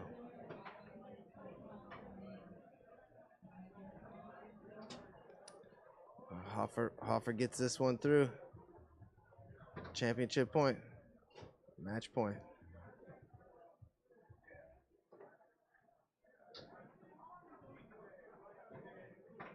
Jacob blocks it back to his 5-row.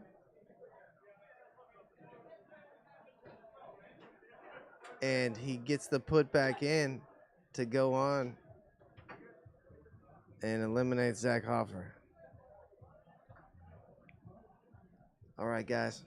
We'll be back with more.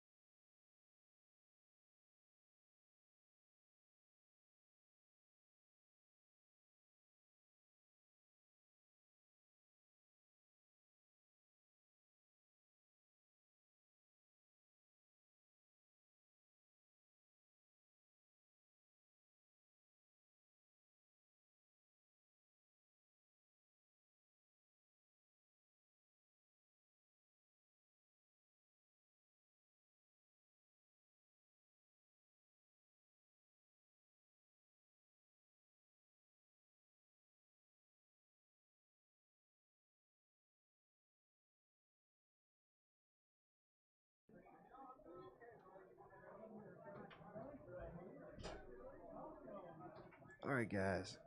We have more DYP action coming your way.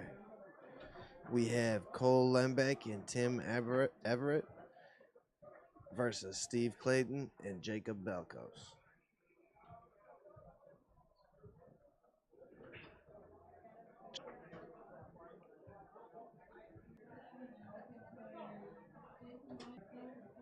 Motors out in South Dakota. So hopefully we get him up here, up in the booth later this weekend so he can talk about some of the things he's got going on.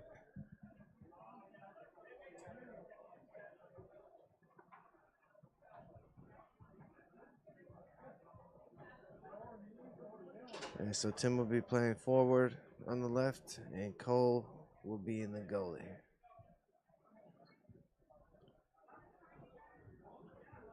Up front on the other team, you will see Jacob Belkos.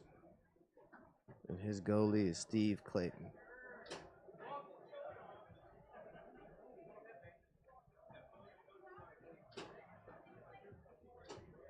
Yeah, Cole's one of our Saturday night guys. If you're looking for something to do on Saturday nights in Appleton, Wisconsin, come check it out.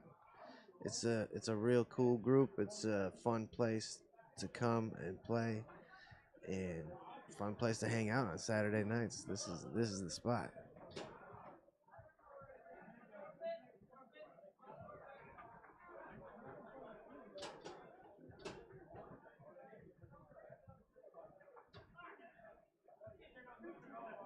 Jacob's trying to find his partner here.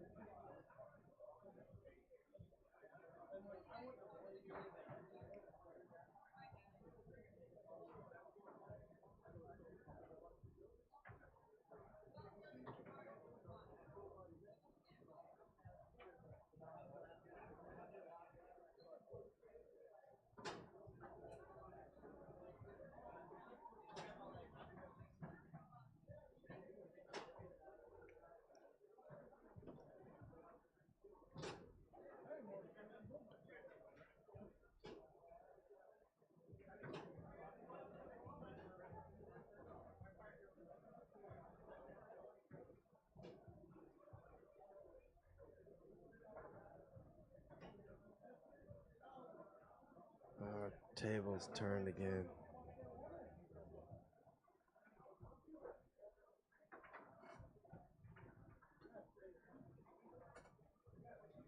I better go fix it. I'll be right back.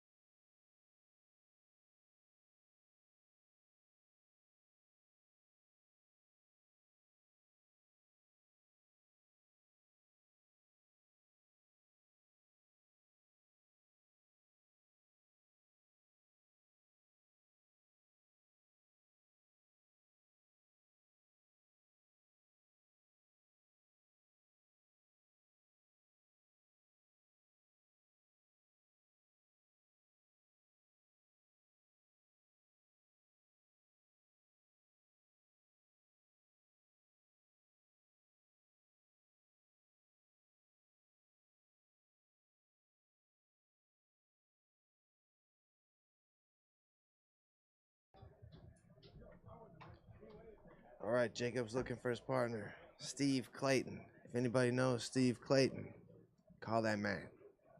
He's late on table 1.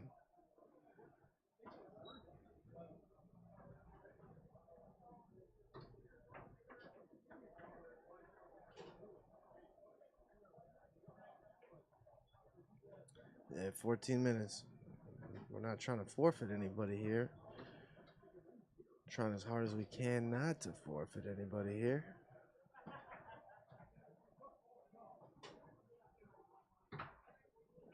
But we got to keep this thing moving.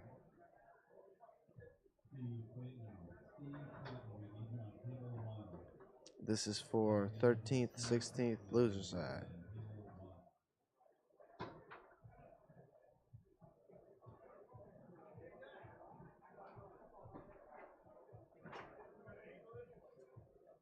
Yeah, 74 teams in this thing.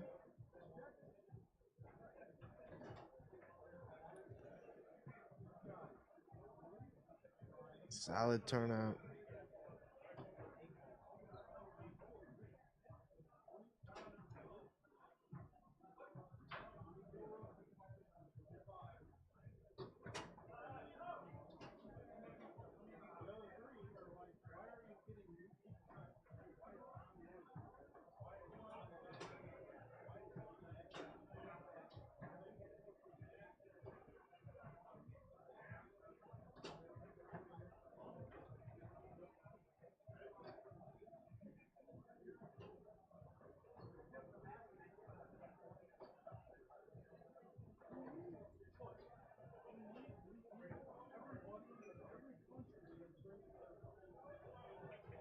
Joe Rhodes, Jeremy Dodlinger, still alive on the winner's side. Matt Weber, Sean Schaefer, Chad Cranky, Tim Kiss, Jeff Bunnell, Tazo, Tony David Bales, Jason Bogart, Fat Rod, as you know, back after a 15-year break. Great to have him back. Him and Rich Cotter still alive on the winner's side.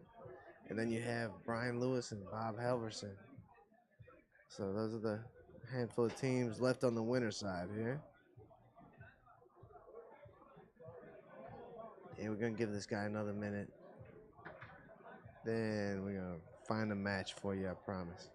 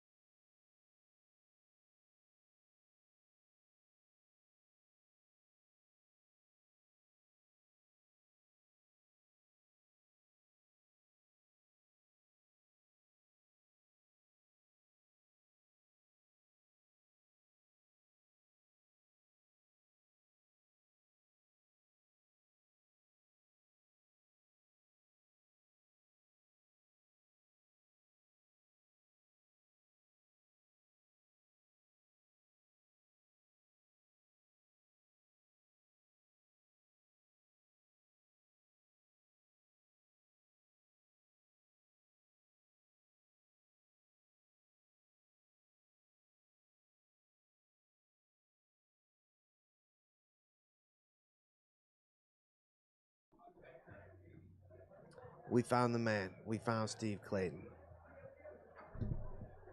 Not sure where he was. All that matters is he's here now.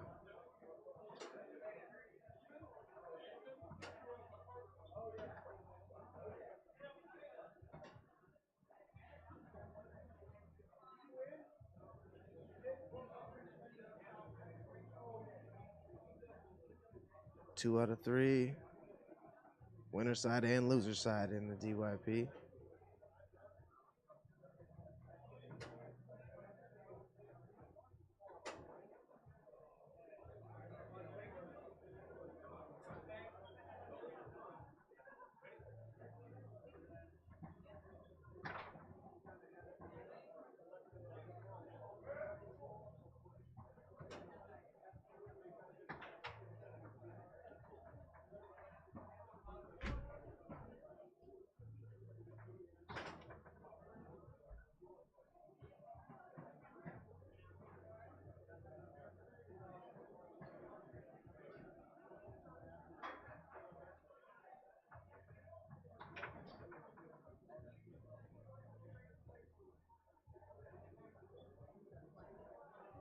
Almost ready, folks.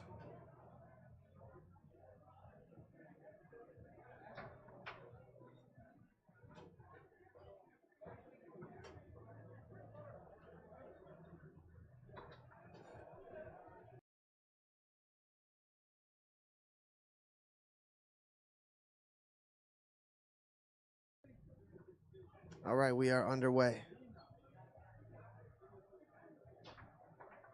Jacob goes hard along the wall. Sets up a little off balance most of the time so he can attack that big open push side. And he hammers that first one quickly. All right, that's Tim Everett up front. Couldn't hold on to the uphill brush. And in the back we have Cole Lembeck. And he's one of our Saturday night players. Out every week. Getting better every week.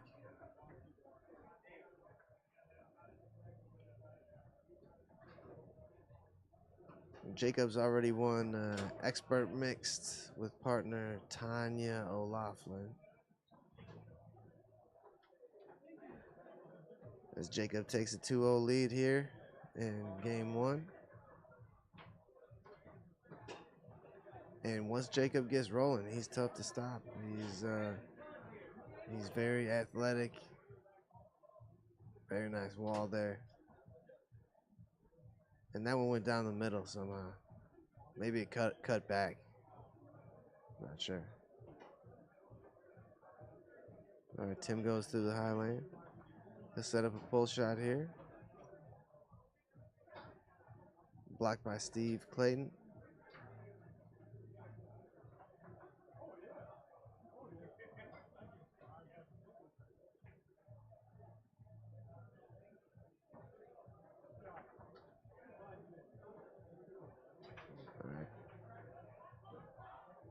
Nice brush down by Tim Everett. And you don't ever want to let anyone do that shot to you.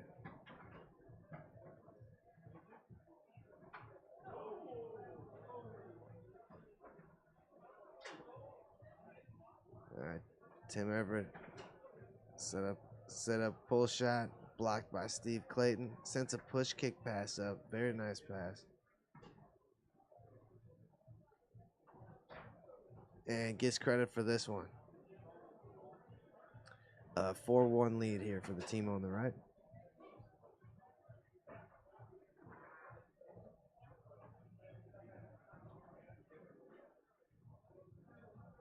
Picked off by Tim.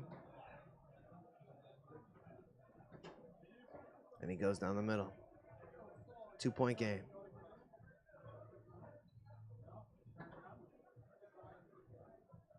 Jacob Balcosa a chance to close out this game, and he's going to set up a pull shot and have some fun, and he's going to score it down the middle. That's the first time I've ever seen him shoot a pull shot in tournament play. He was up a little bit. If you're up, you can take these chances. What was that? I think somebody fell off.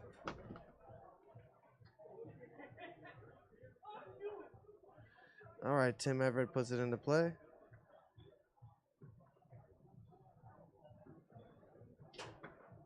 And he goes push side around Steve Clayton.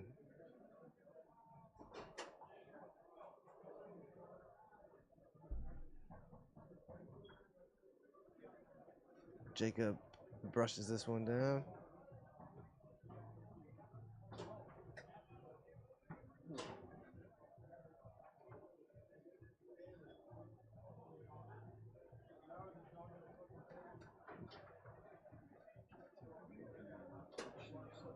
Jacob gets his team on the board first with a pull side front pin.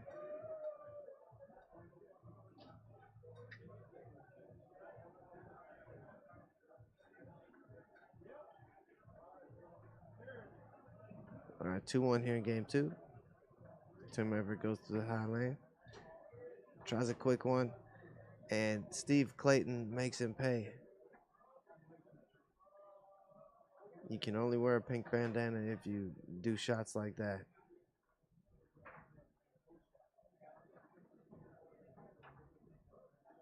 And he gets credit for another one here.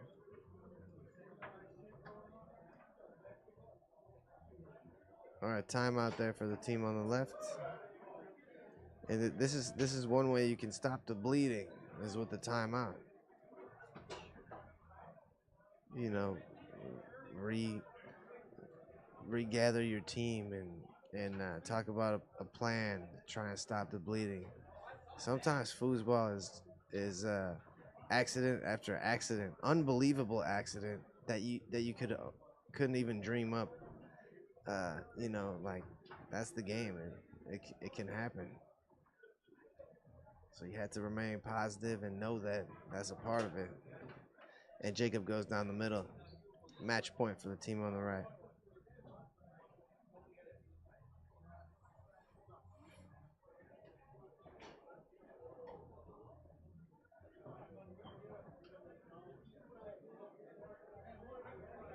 Good shot to the long hole there by Steve Clayton. And he gets it back, but turns it over here. Chance to make it a 1-point game for Tim Everett. And he does with the push shot.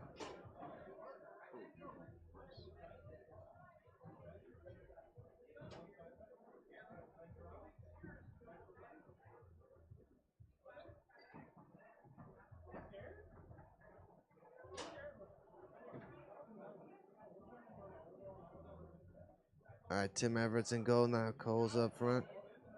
Last-ditch effort for these guys. And Tim will defend against Jacob.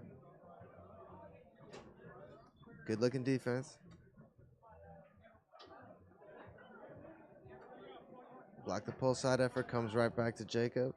And another block by Tim Everett.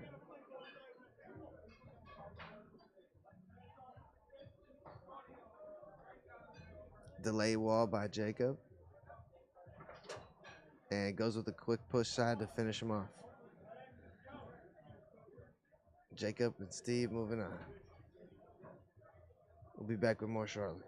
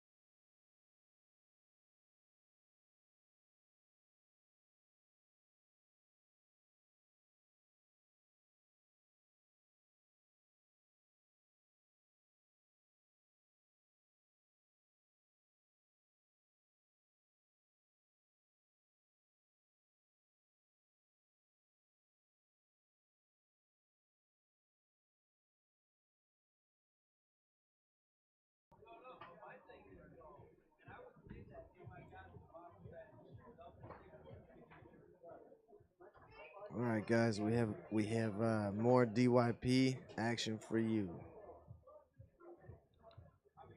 Tony Spreederman and David Bales versus Brian Lewis and Bob Halverson.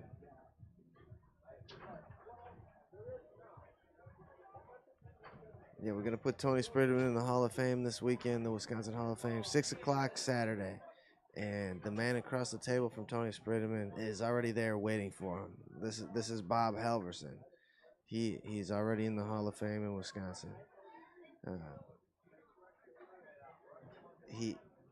Bob has been a pro for years, so he's been a pro forever. He's always been a pro. He always acts like a pro on and off the table too. He's a great representative for Wisconsin, and Tony is the same thing.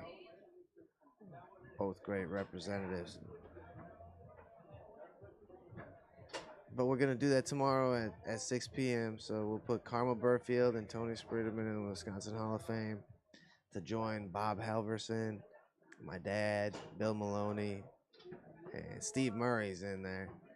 And who else? Randy Van Oss. Randy Van Oss in the Wisconsin Foosball Hall of Fame.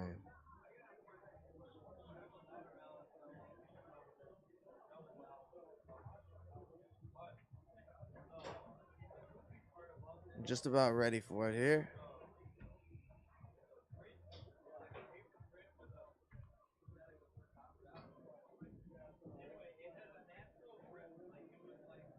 Yeah, Rob Balza and Greg Rushing have secured the king seat in Pro Dubs.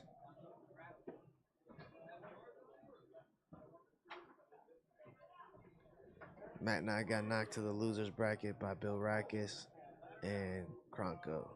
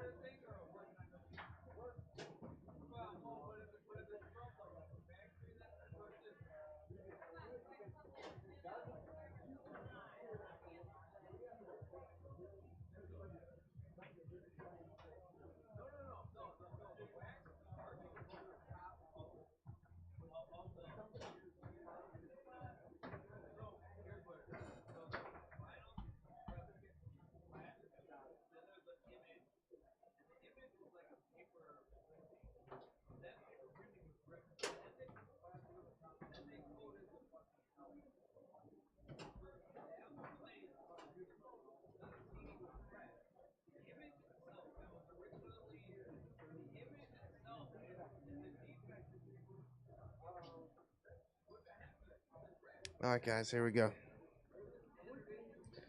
All right, Brian Lewis goes along the wall. He's gripping the fat part of the handle, and he hammers that thing.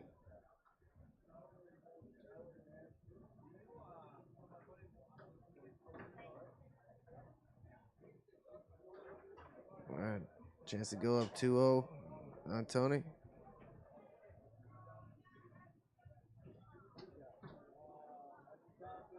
Yeah, that's Brian Lewis and Bob Halverson on the left, Tony Spreederman and David Bales on your right.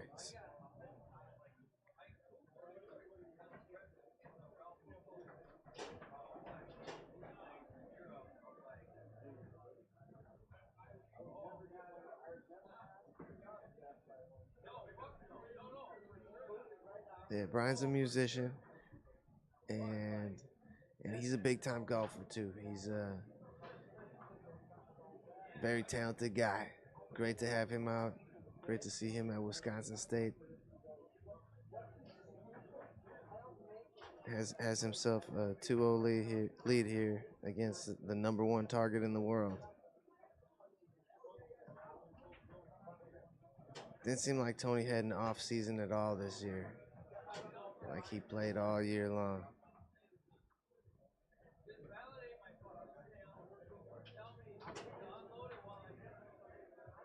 All right, chance to go up 3-0 for Brian Lewis.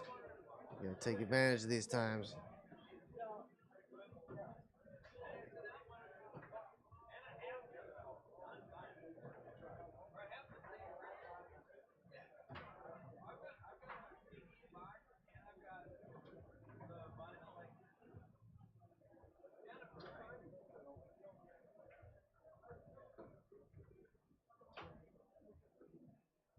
Pull kick pass by David. Bob's gonna check out the banks. Yeah, maybe they don't have a bank defense. That's a great thing to try on a draw. Takes forever to have continuity with bank defense with whoever you're playing with. All right, Brian Lewis goes down the middle. 3-0 for the team on the left. Tony goes along the wall.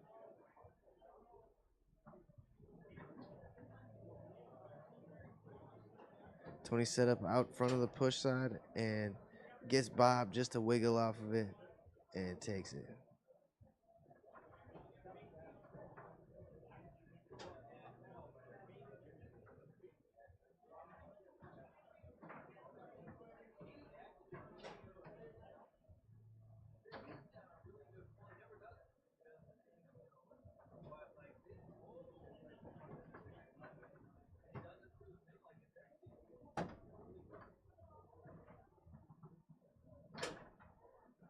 And Tony with the pull side front pan after that hard wall pass.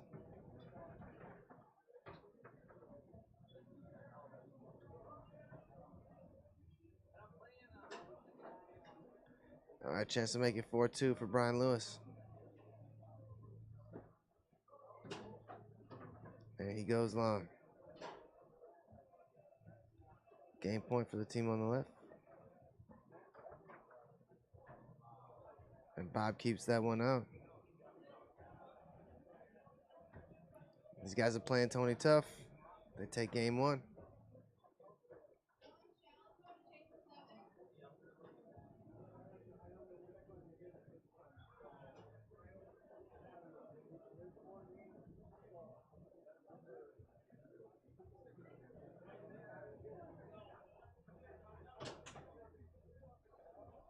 All right, after a loss, Tony's numbers are good. So he'll start out right in front of the push side on Bob Halverson. And takes it, dances around and takes a deep pull side. Brian Lewis gets this one through. Shooting well on David Bales. Gets this one to come back.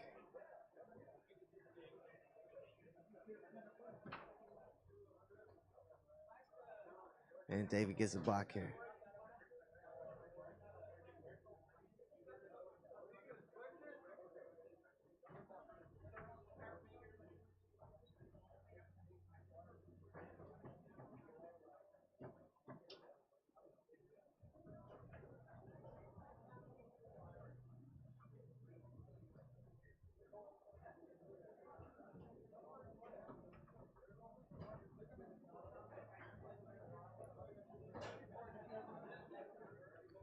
All right, back to the center dot bank series for Bob Halverson.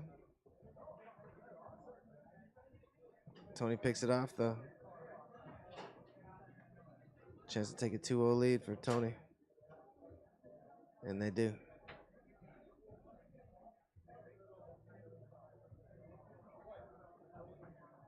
Brian tries to go along the wall, blocked back to Bob Halverson.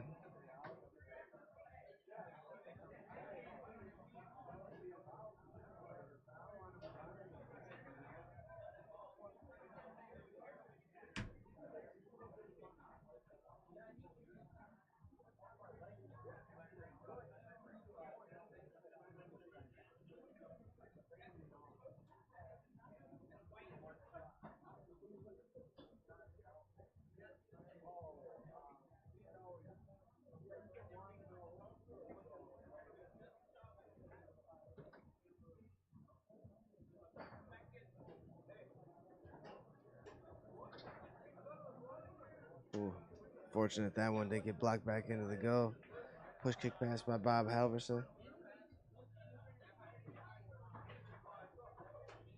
Ooh, and a bank. Tony needed that one today. 3-0 for the team on the right.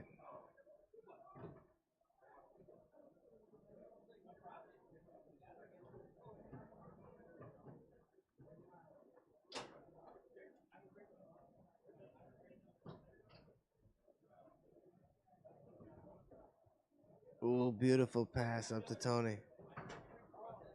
And close-handed push kick. 4-0. And we talked about what Tony does after a loss. He makes you feel it.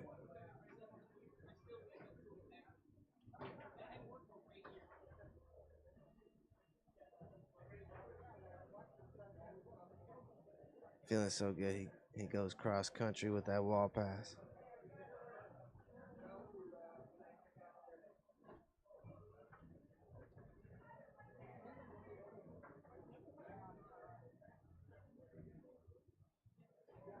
Taken away by Tony. Left hook blocked by Bob.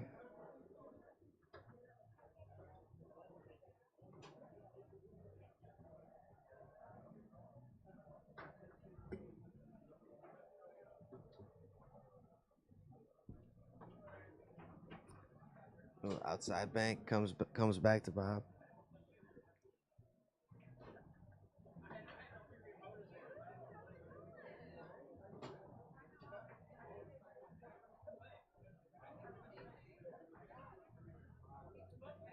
All right, another chance to close it out for Tony. And he does so with a delayed pull kick.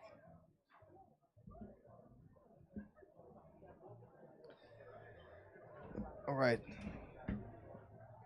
Good time to talk about our sponsors. Good Nature E-Vapor, Cross Country Mortgage, Balance Studios, American National Bank, A&B Process Systems, Johnson's Bakery, and Holmes Automotive Recycling. Thanks for your support. All right, this is Bob Halverson up front, you guys. They made a switch on the left, and game 3 is going to start with Bob Halverson up front. I told you this guy's a pro. He's got a good snake shot, too. But he goes pull shot down the middle here.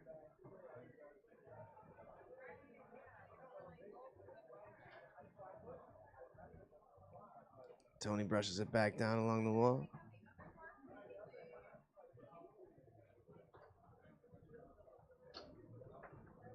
Try to go out to that pull side. Brian blocked it. Tony sends a left hook on goal.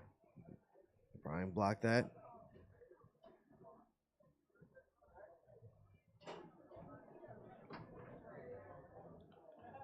And almost ate that tuck corner.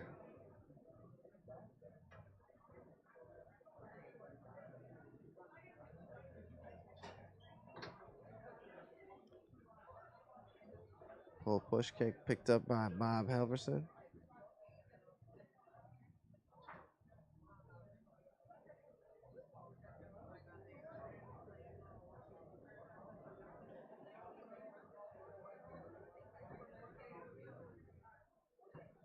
All right.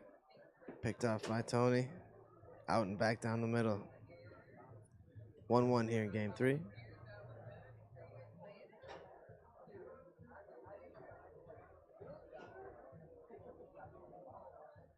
Fortunate to pick this one up.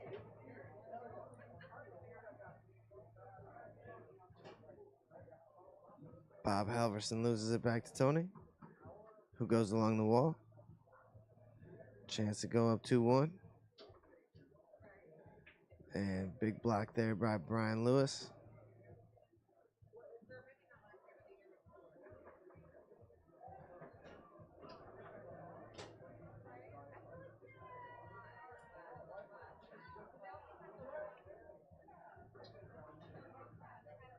Block back into the goal by Tony.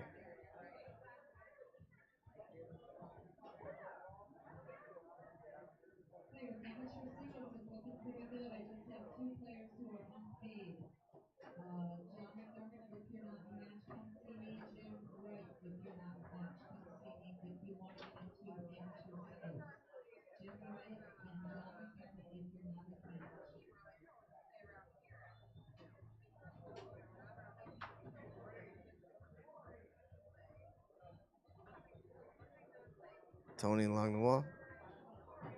Chance to make it 3-1.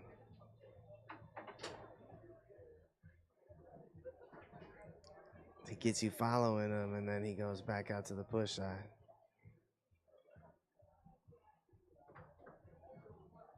Halverson goes through the lane.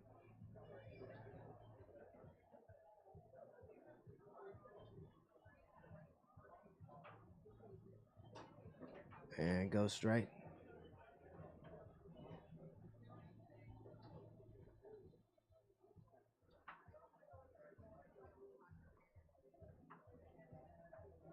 Still a one possession game here in game 3. Blocked up off the table.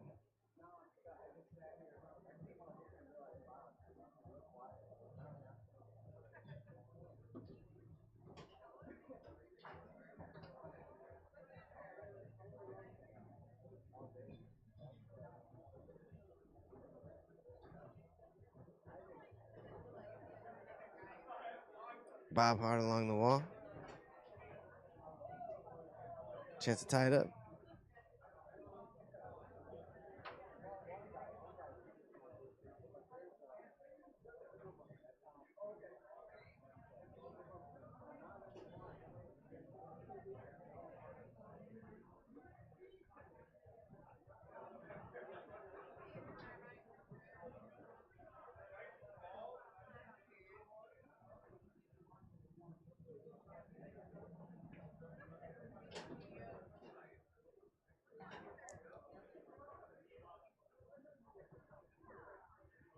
All right, Brian Lewis back here.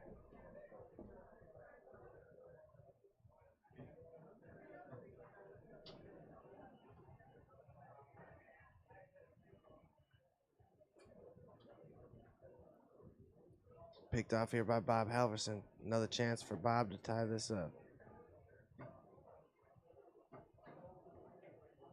And he does with a dink. All right. Tony tries to go along the wall, comes back to him. Stop ball, Tony. It's a deadly series. Fortunate to pick this one up, though.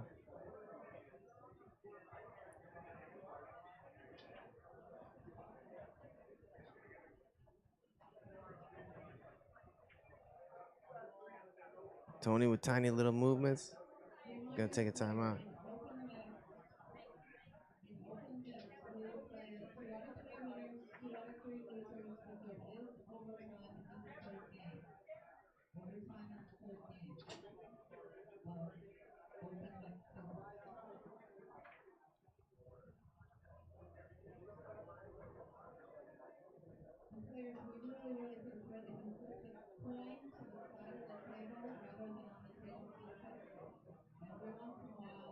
All right, Tony puts the ball into play.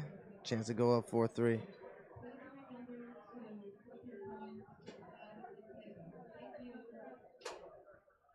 And he does so with a deep pull side.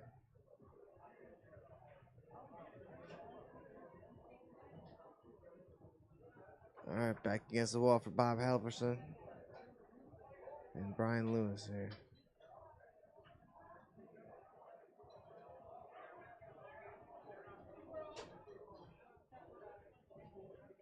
Shot on goal.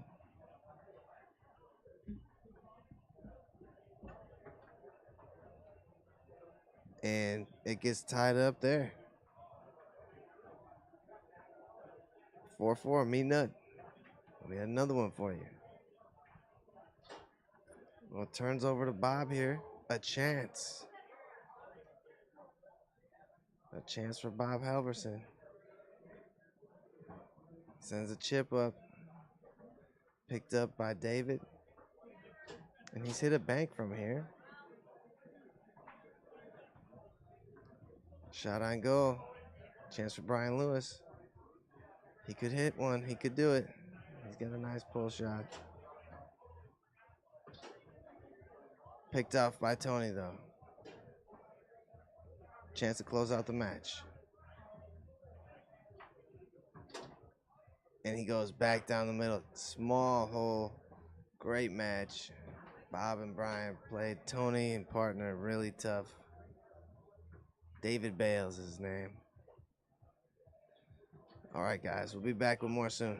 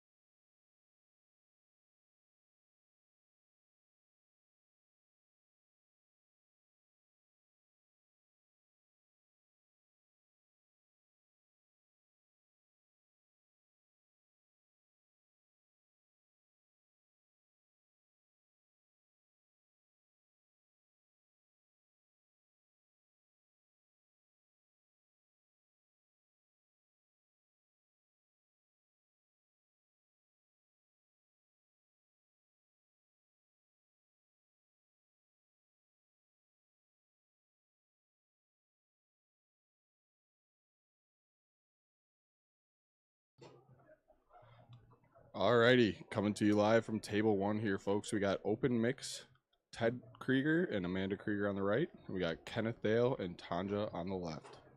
Yep, open mixed Wisconsin 2022.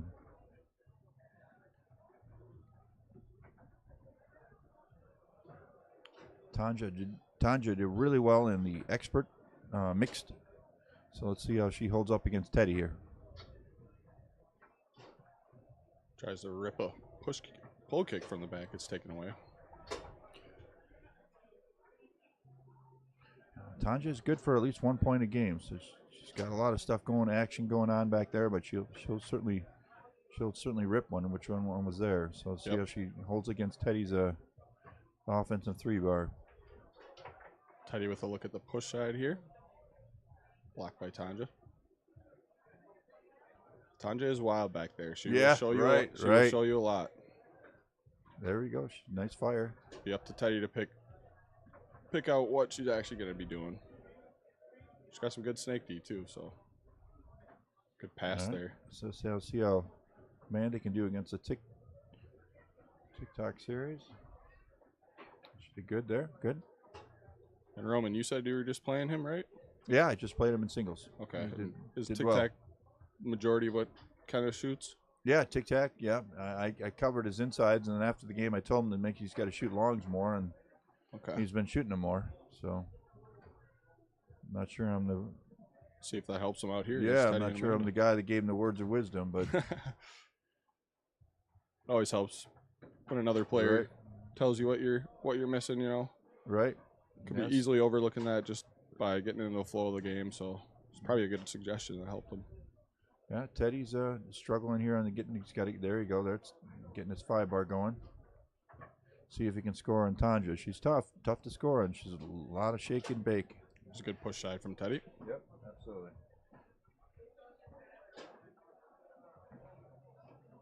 Battle of an open ball there, or the opening ball there. Mm-hmm.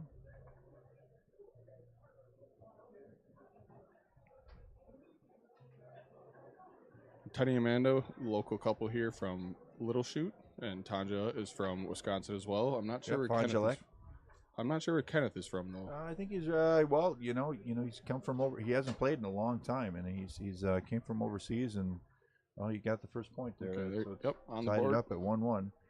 He hasn't played for. He said I thought it was 6 months to a year, but he said almost 2 years he hasn't played. And he's come back, and he's here today, so it's kind of cool. I think he's living in Illinois. Not sure where his current location is. Cool. We're happy to have him. Yeah, it's Teddy. Good ball control and checking out what's there. Kenneth doing a nice job defending him. Yeah, well done. Get that ball. Just got it out of there, so he didn't get it. Good pick up by Tanja in the back as well. Yeah, nice fire out of the back from Tanja. Good block Yeah, that was a good block by Amanda. Amanda's got a good push from the back, so we'll see what she decides to go. Passed it up. We missed that one.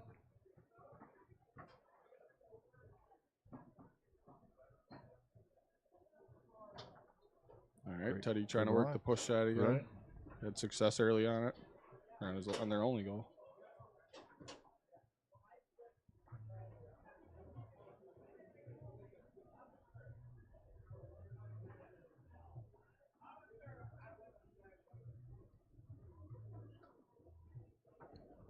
Oh, nice shot by Amanda out of the back. Yep. Trying to middle. Let's see what Teddy goes for here. Just checking, adjusting. Oh, nicely done. So back down the middle. Good shot.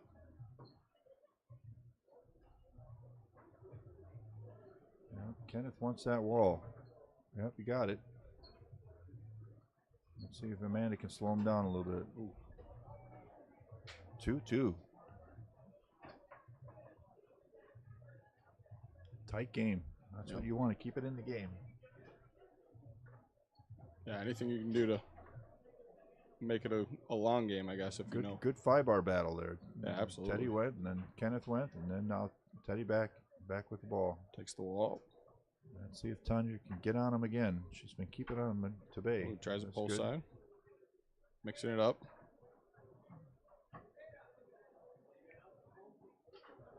Another pull side. Yeah, he Blocked went by to the, Tanja. he's far outside that corner too. He's got to adjust it a little bit. See if he adjusts.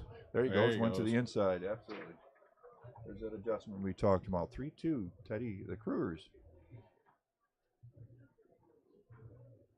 Well defended by Teddy, keeping it off the 5-bar. And we know Teddy's gonna be watching this video. So hi, Teddy. What's up, Ted?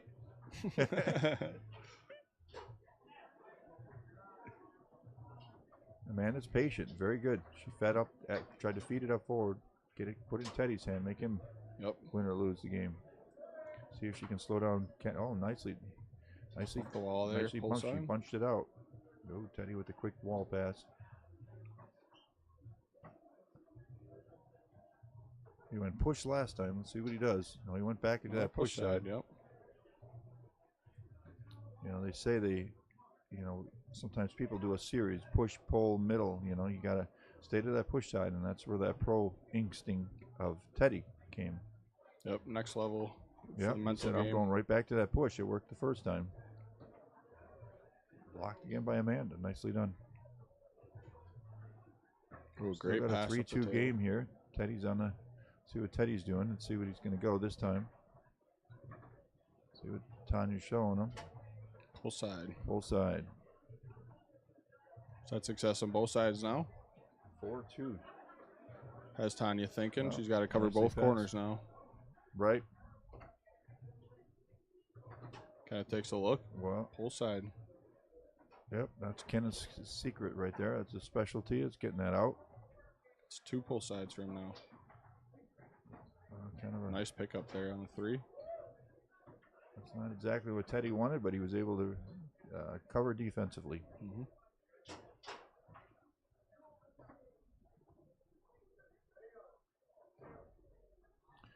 Topher trying to pass, Amanda trying to pass it up. That's right, she cleared it. Just that's part of it. In the mixed game is clearing it and getting to your front guy. Let him control the game. There we go. Exactly, because Teddy can get up going. It's already in attack mode. Doesn't take long. Ooh. Looked at the pull side there, just wide. Right. Tanya pushed it out of there. Yep. She's got good D. Again, she's good for one game, so she's due here. Ooh, nice spray out to the outside. Again, it's a little unique shot to us. There you got it. Yeah, you don't see 4-4. the tic-tac often. Nope. As a primary shot. People use it as a secondary option when things aren't working elsewhere, but don't see it often as a primary shot, especially at this high of a level. Correct. Good defense by the Krugers. Ooh, 2-5 there. There you go. That's a connection you don't see. That's a pass you don't see very often. No, you don't. And it's certainly Matt and Weber have certainly mastered, but it was good to see his wife Amanda and Teddy making that happen. Yep. It's that extra advantage of living in the same house. They get to practice that Right. pass every day. Exactly. Timeout here by the Krugers. It's a big ball here. 4-4. Absolutely. 4-4. Teddy's got it. Does a good timeout by Teddy. Take some time to think about what he's going to do. But really, he doesn't know what he's going to do until he sees the defense. Right now, he's thinking about what is that defense doing. He's trying to see that hole. Starts him with a slower tic-tac. Tries to go middle.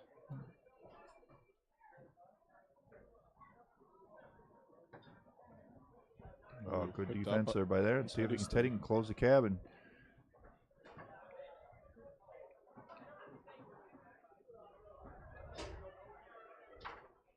There it is. Game 1 goes to the Krugers. Absolutely. Well done. Those pull side? Pull side, yep. Yeah, all the way out in that corner there. He squeezed it in. Had some success late on that pull side. They're setting up on a couple pushes. Right. It's a battle, though. Took his time, though. He took a little more time than he usually does. Teddy's pretty, quick shooter as well, and he took a little more time on that, and that made a difference. Yeah, well, Tanja was effective back there in the first game. She had a couple, she blocked him a couple times and got him thinking about, what hole he actually wants to hit. So. Right, well, we're in game 2 here. 2 out of 3. Here's a quick one. Yep, Teddy likes to go quick. Kenneth tried to go as quick as well, and Amanda was denied it.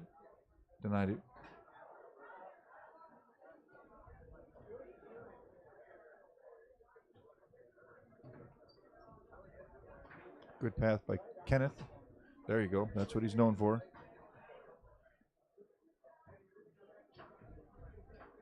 That's a signature shot. And nice high lane by Teddy. Again, if they're sitting on that wall, go to that high lane. Right, you can't cover both at the same time. Ooh, there's a good push side. They're walking it a little bit. That's Teddy-esque right there. That was well done. Put a little hitch on it to the outside and far side, and came in on the inside. Kenneth uses lane here. Kenneth can make it happen here. It's a tough move. He's got to get in it. Just for that pull side again. He likes that pull side.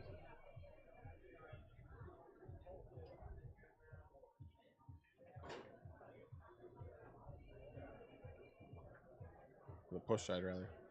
Was that another 2 to 5? Did I miss that? That was nice. It looked like it, yep. Off the wall from Ted. Good control by Ted. Oh, he went to that outside, and Tanja said no, denied. Yep. Timeout by Tanja. She felt good about that block. She's like, I got him. She's dancing. She definitely feels good about that block. 1-1. We're in game number 2. It's a 2 out of 3 match. Timeout by Tanja and Kenneth. So Teddy's been denied 2 times on that quick shot by Tanya. It seems like she's on that one. The far pull side outside. Yep. So we'll see what Teddy brings her next time.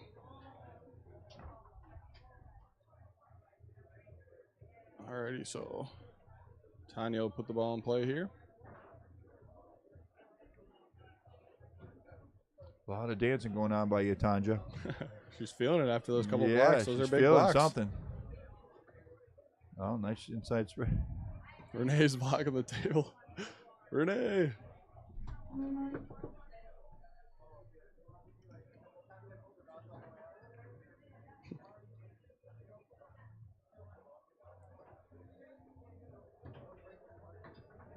Another fire out of the back by Tanja, recovered by Teddy. Nicely done. See what direction Teddy's going. He went pole. That was your push that time after walking it a little bit to the pole. Yep, and baited her to that side and went the other way. 2-1, Teddy and Amanda. Good defense there on the 5 bar. Yeah, it stole it. Tries to use the lane. Good defense back. That's part of the game. Good 5 bar fight. Yep.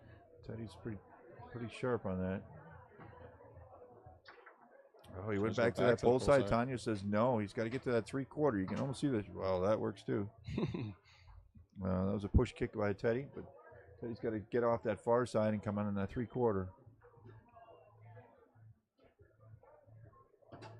Oh, nicely done. That's a signature shot by Kenneth. 3-2.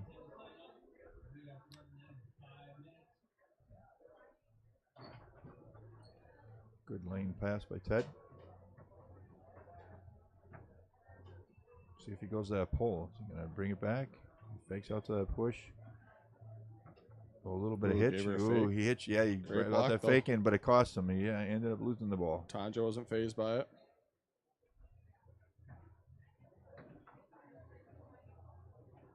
No, it was there. She had it.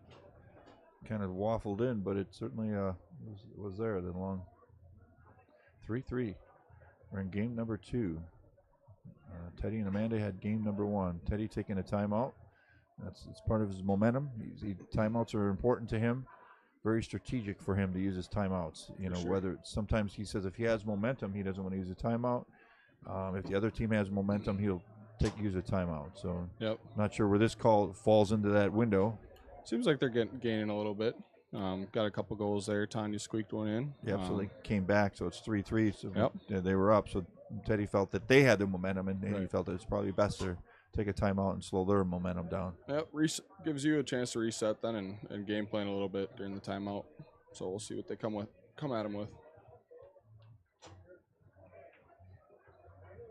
Another battle here, game 2.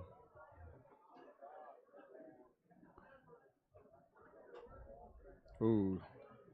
I don't think Teddy tried that. No, I absolutely didn't try that, but it went in, and that's part of the game. So it's 4-3. Kenneth has got to bring that back. He's going to hit that long. Oh, yep, there it is. Was that long or inside? I think 4-4. that was. I think that was a long. All right, 4-4. Missed it on the replay. Yep. We got a timeout here. Who took the timeout? I think Tanja took the timeout. So that's her last. Yep, they're out of timeouts. That's a good timeout, though. Get them to think about it. Another big ball here. Another 4-4 ball. But Tanja and Kenneth are against the wall here. This is Teddy's. This is where Teddy shines. He can get that pass, and he's gonna have to shoot and see if he can close that coffin in. Yep, he's been studying what Tanya's been giving him all game, so we'll see what he takes here. Teddy likes a far side series of a pass. He's looking, checking. He's doing a lot of checking there. Yeah, nice below path right in the lane. That was pretty slow for Ted. Looking again. He's looking. Went to that far side again. Wall. Yeah, pull side again. He's not thinking of that 3/4. Tanya's all over that far long side. He's going to have to hit it. He's going to have to bring it inside. Oh, Tanya hits a pull kick to end game 2. Yeah, she's always good for a few. Yeah, like you said, she's good for one a game. Yep, that's a huge time to hit it. Yep, Kenneth and Tanja win that one 5-4. So that's 2 5-4, 5-4 games to start. They are battling. And that's what we want in foosball. We want a good battle. You don't want to be whooped. You don't want to get whooped. And so it's 1-1, game number 3. And this is where you get your A games coming out on both those players, Kenneth and Ted. Yep, the adjustments start happening. Well, they've been happening, but even more so in this game.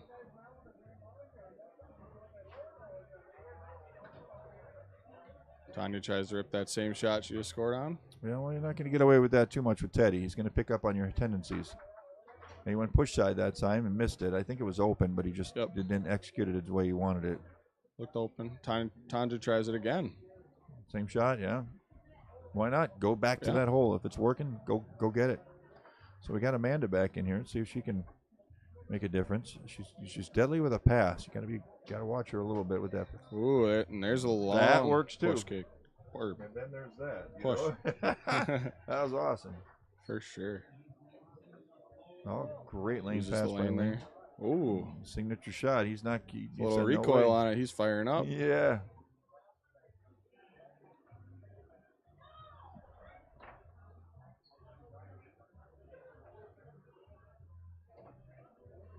Teddy, not the ideal pass he wanted.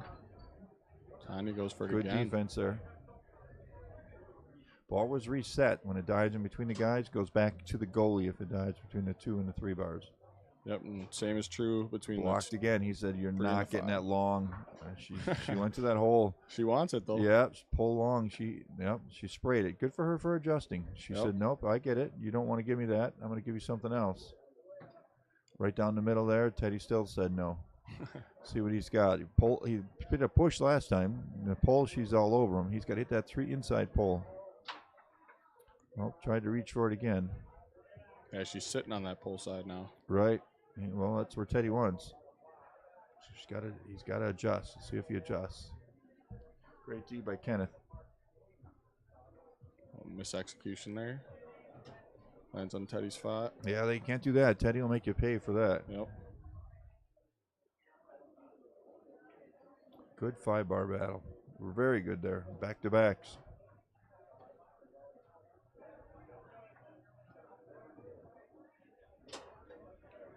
Very good control by Teddy, but he couldn't hold on to that pass. Tanya, she went back to that long again. He's going to make her eat that. Yeah. He's going to make her eat that too soon. Here we go. Let's see what he's going. Let's stay off that pole side. He's got to rip to that push. He tried push inside. I think it was inside. Was it? He tried push, but then she tried a short. It was good. So again, people adjusting and see what we do. Yep. She's tried to spray it short again because she's been going to that lane too much. Let's see what Teddy can do to get past Kenneth. They've been a good fight. All right, see what he looks for. Ooh, For that quick push side. Tried to do quick push. Still a 1-1. We're in game 3. Ball's kicked off the table. Goes back to the goalie when it's kicked out of that area.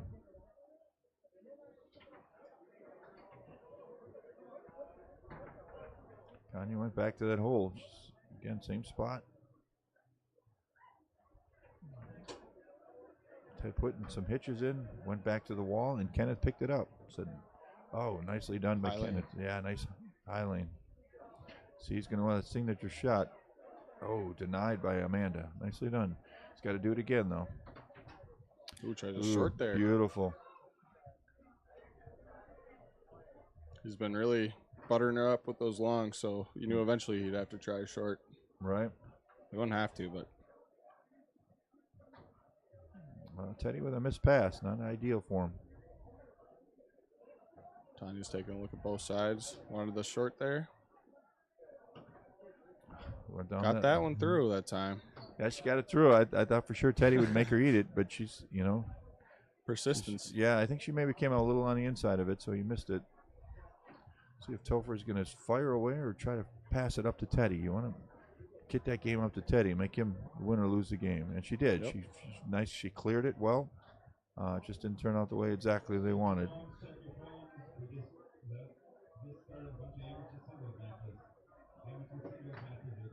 There you go. Teddy was all over that pole kick again. Yeah, he's still on it now. He's not letting that happen. Got a timeout here? Yeah, it must be a timeout. Teddy's giving some words of wisdom to Amanda. Yep, little defensive adjustment. Right. Because, again, that tic-tac series is a little different that Kenneth shoots, and he's probably saying, cover a little more of this, a little more of that.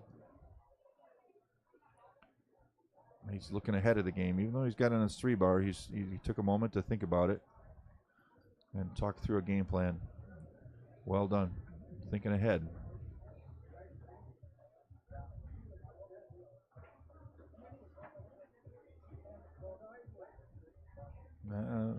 Lost it there on his 3. Yep, lost it.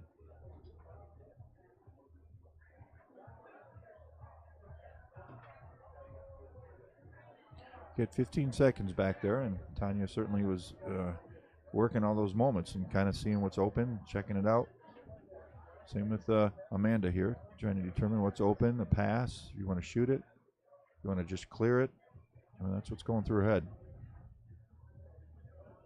Kenneth's got some good D's, so she's got to think that through. Is she going to fire or is she going to try to clear it? Good pass attempt there up the wall. Teddy uses the wall here. It's been a good battle with him here.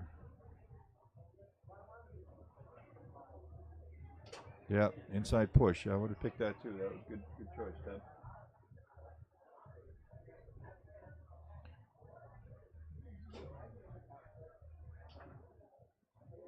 Kenneth starts the game real quick and just starts working again. This is what you got to do. You got to brush it off. Say, all right, we'll work at it. You try to push kick down the middle, and I think Amanda denied that. Yep, got to have a short memory in this sport. Can't let the last play affect the next one. Right. It's 1-1. We got 2-2 in this game. We're game 3. Again, she went back to that hole, that pole kick. There you go again. Come on, Teddy, make her eat that. You gonna go to that? Give it some whack. See what he goes with. That pole's she's been keeping on that pole. He got the push last time. He went inside that time. You could tell he went straight, which was good. Certainly a note to self that Tanya likes that pole kick. Teddy back at it. Gets his pole side there. That's what he wanted. And she's been defending that really well. Really well. And that time Teddy actually hooked it. You got to go back to that hole once in a while. You can't let it think that you're going push. So he went back to it and said, I can get it. So 3-2 Krugers.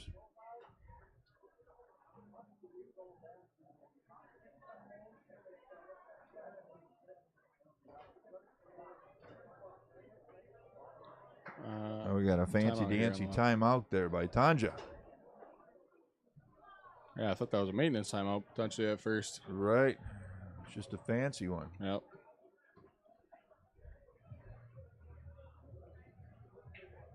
Love the dancing on the side. Yeah, well, we all got our tendencies Oh, and yeah. art to have fun to this game.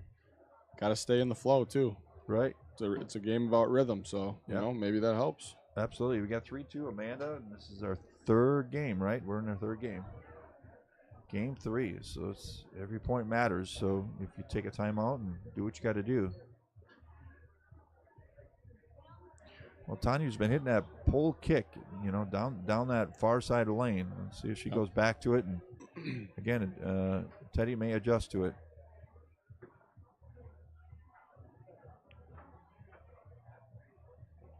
Ball bounces back to Amanda's 2-bar. She sets it up to take a look.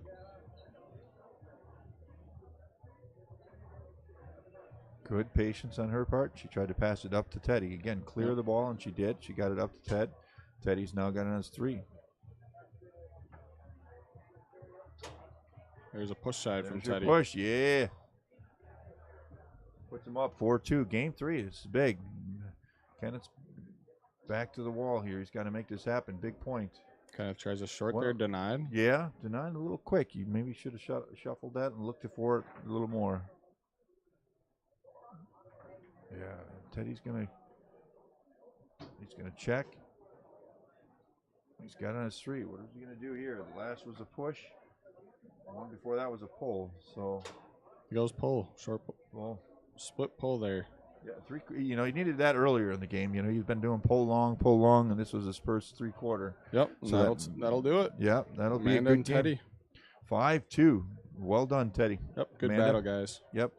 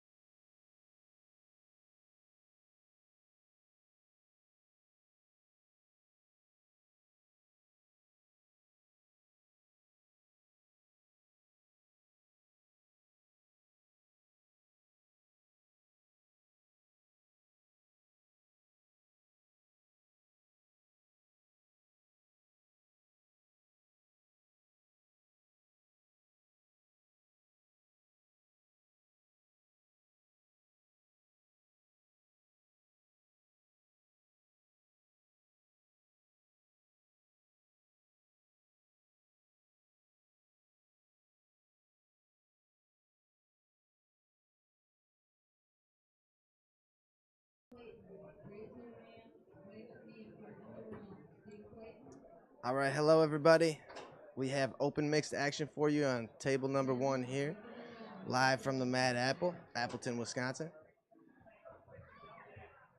And we have Tony Spreedeman and Ellen Moon on your right, and Don Shalafo and Seda Kruger on your left. Winner's side, 9th through 12th.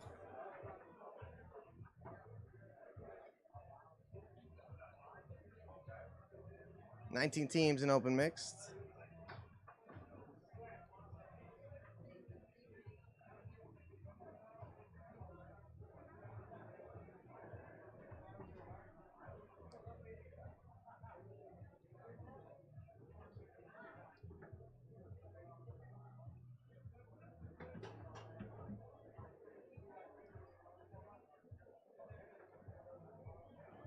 Yeah, my kid gets to play with the legend, Don Shalafo. 84 and 82 doubles champ. That's awesome.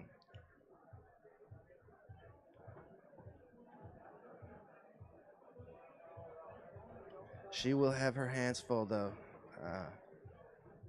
Trying to protect the goal from Tony. But it'll be a good lesson for her. Tony and Ellen have played a bunch of times now. They're a well-oiled machine.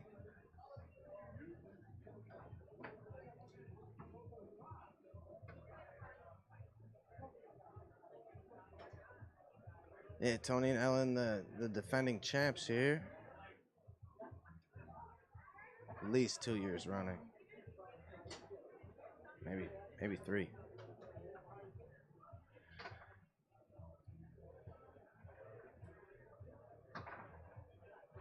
All right, 2 out of 3, win by 2 in the third.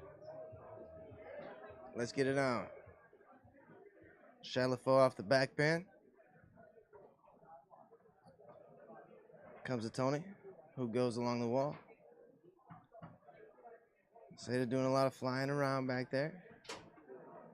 She's got to be able to protect these corners because he will isolate them and go back to it and just keep going back to the same thing. Turned over here, and Tony starts out rolling.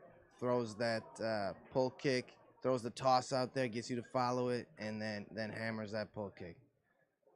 Superhuman strength it is, that pull kick. All right, look at Shalafo's snake shot, and he's got a good one, folks. Ellen gets to see him a lot down in Chicago, but Don's got a really big push side. He's got a good snake shot. Gets a block back into the goal here, and Tony's gonna put this one into play. Tries to go hard along the wall. Shalafo got a piece of it, but Tony got it right back. Went right back to the wall. So he's got to calm down a little bit and try and protect something. And Tony went pull side here. She got to take some pressure off of Don Shalafo. Shalafo goes through the lane.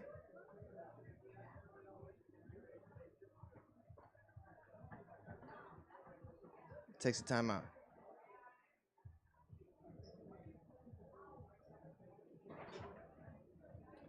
Don will be a great coach.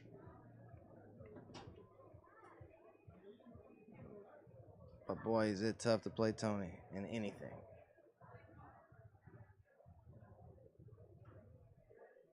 All right, here's Don shooting on Ellen. Yeah, last year at our state championships, he hit a blistering push shot on me that was so deep. I felt like it was the deepest push shot I saw the whole weekend, and it was out of Don Shalafo here. So, and he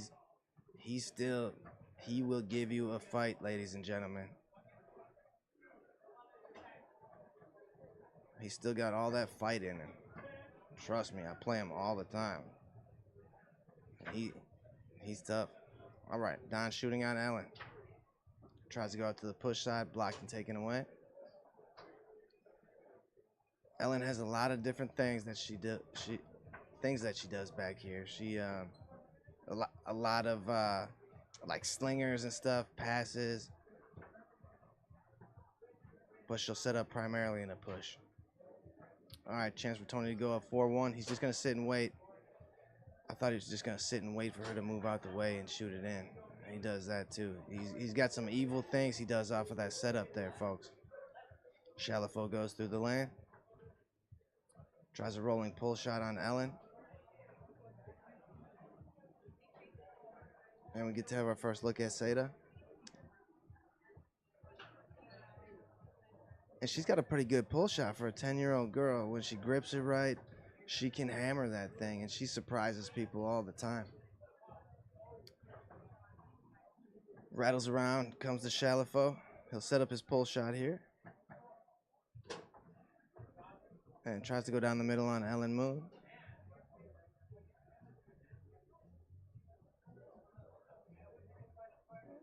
Turned over here to Tony.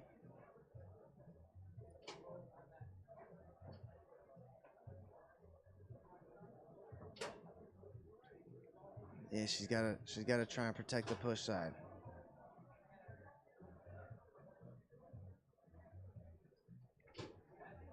Yeah, take your time. You get 90 seconds in between these games. Most of the best advice I ever heard on how to beat Tony is just to slow him down every step of the way. Take your 90 seconds in between games. Take your timeouts. Slow him down every way you can. And you got a chance. All right. Game 2 here. Don brushes that one through. Seda keeps forgetting to pull her points. Or to clear her points. Tries to go down the middle there. Comes back to Don's 5-row.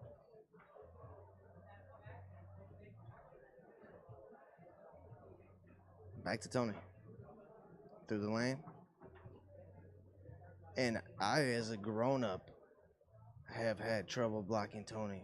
And most of us have. But there have been times where I haven't been able to touch him, and I thought my defense was pretty good. But I still haven't been able to touch him. He's just on another level than most people, you guys. All right, back down along the wall goes Chalifo. Chance to even it up here.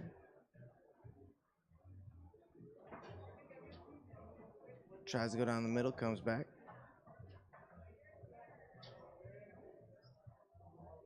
And back to Don again. Ellen's got 2 blocks in a row here.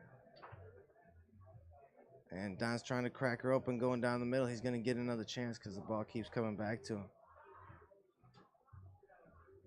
I suppose that's a difference between a snake and a pull shot. Maybe your pull shots won't come back in that fashion. So maybe you get the ball more often if you're a snake shooter. Ellen tries to bank that one up. Get another look at Seda. Hopefully she can show us a good pull shot here. You got to be perfect to beat Tony's zone, though.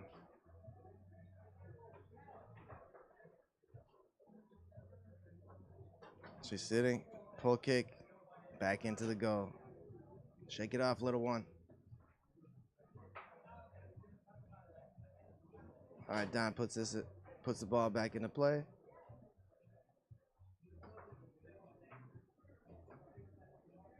Rolls to a stop.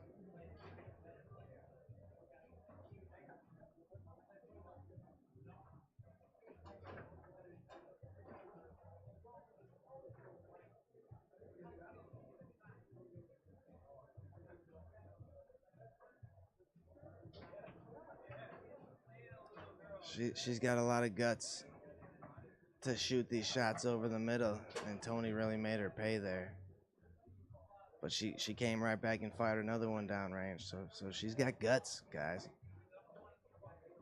Not everybody has the guts to hit those shots. Tony goes along the wall. Chance to make it a 3-0 game. He's gonna just hit it straight, I know. Just go right after it. She can't protect the push side. It's one of the hardest things to do in this game is take things away.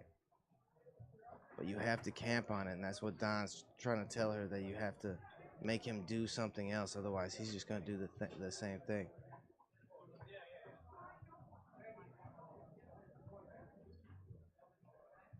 Don's gonna let her play up front.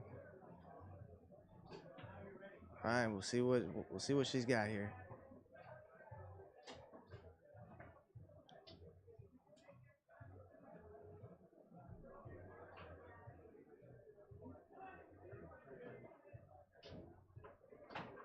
All right, Seda up front. Goes through the high lane. Come on, little one. And she hammers a pull shot. Are you kidding me? She went through the high lane on Tony Sprideman and went down the middle on Ellen Moon. That's my kid, you guys. Hard along the wall.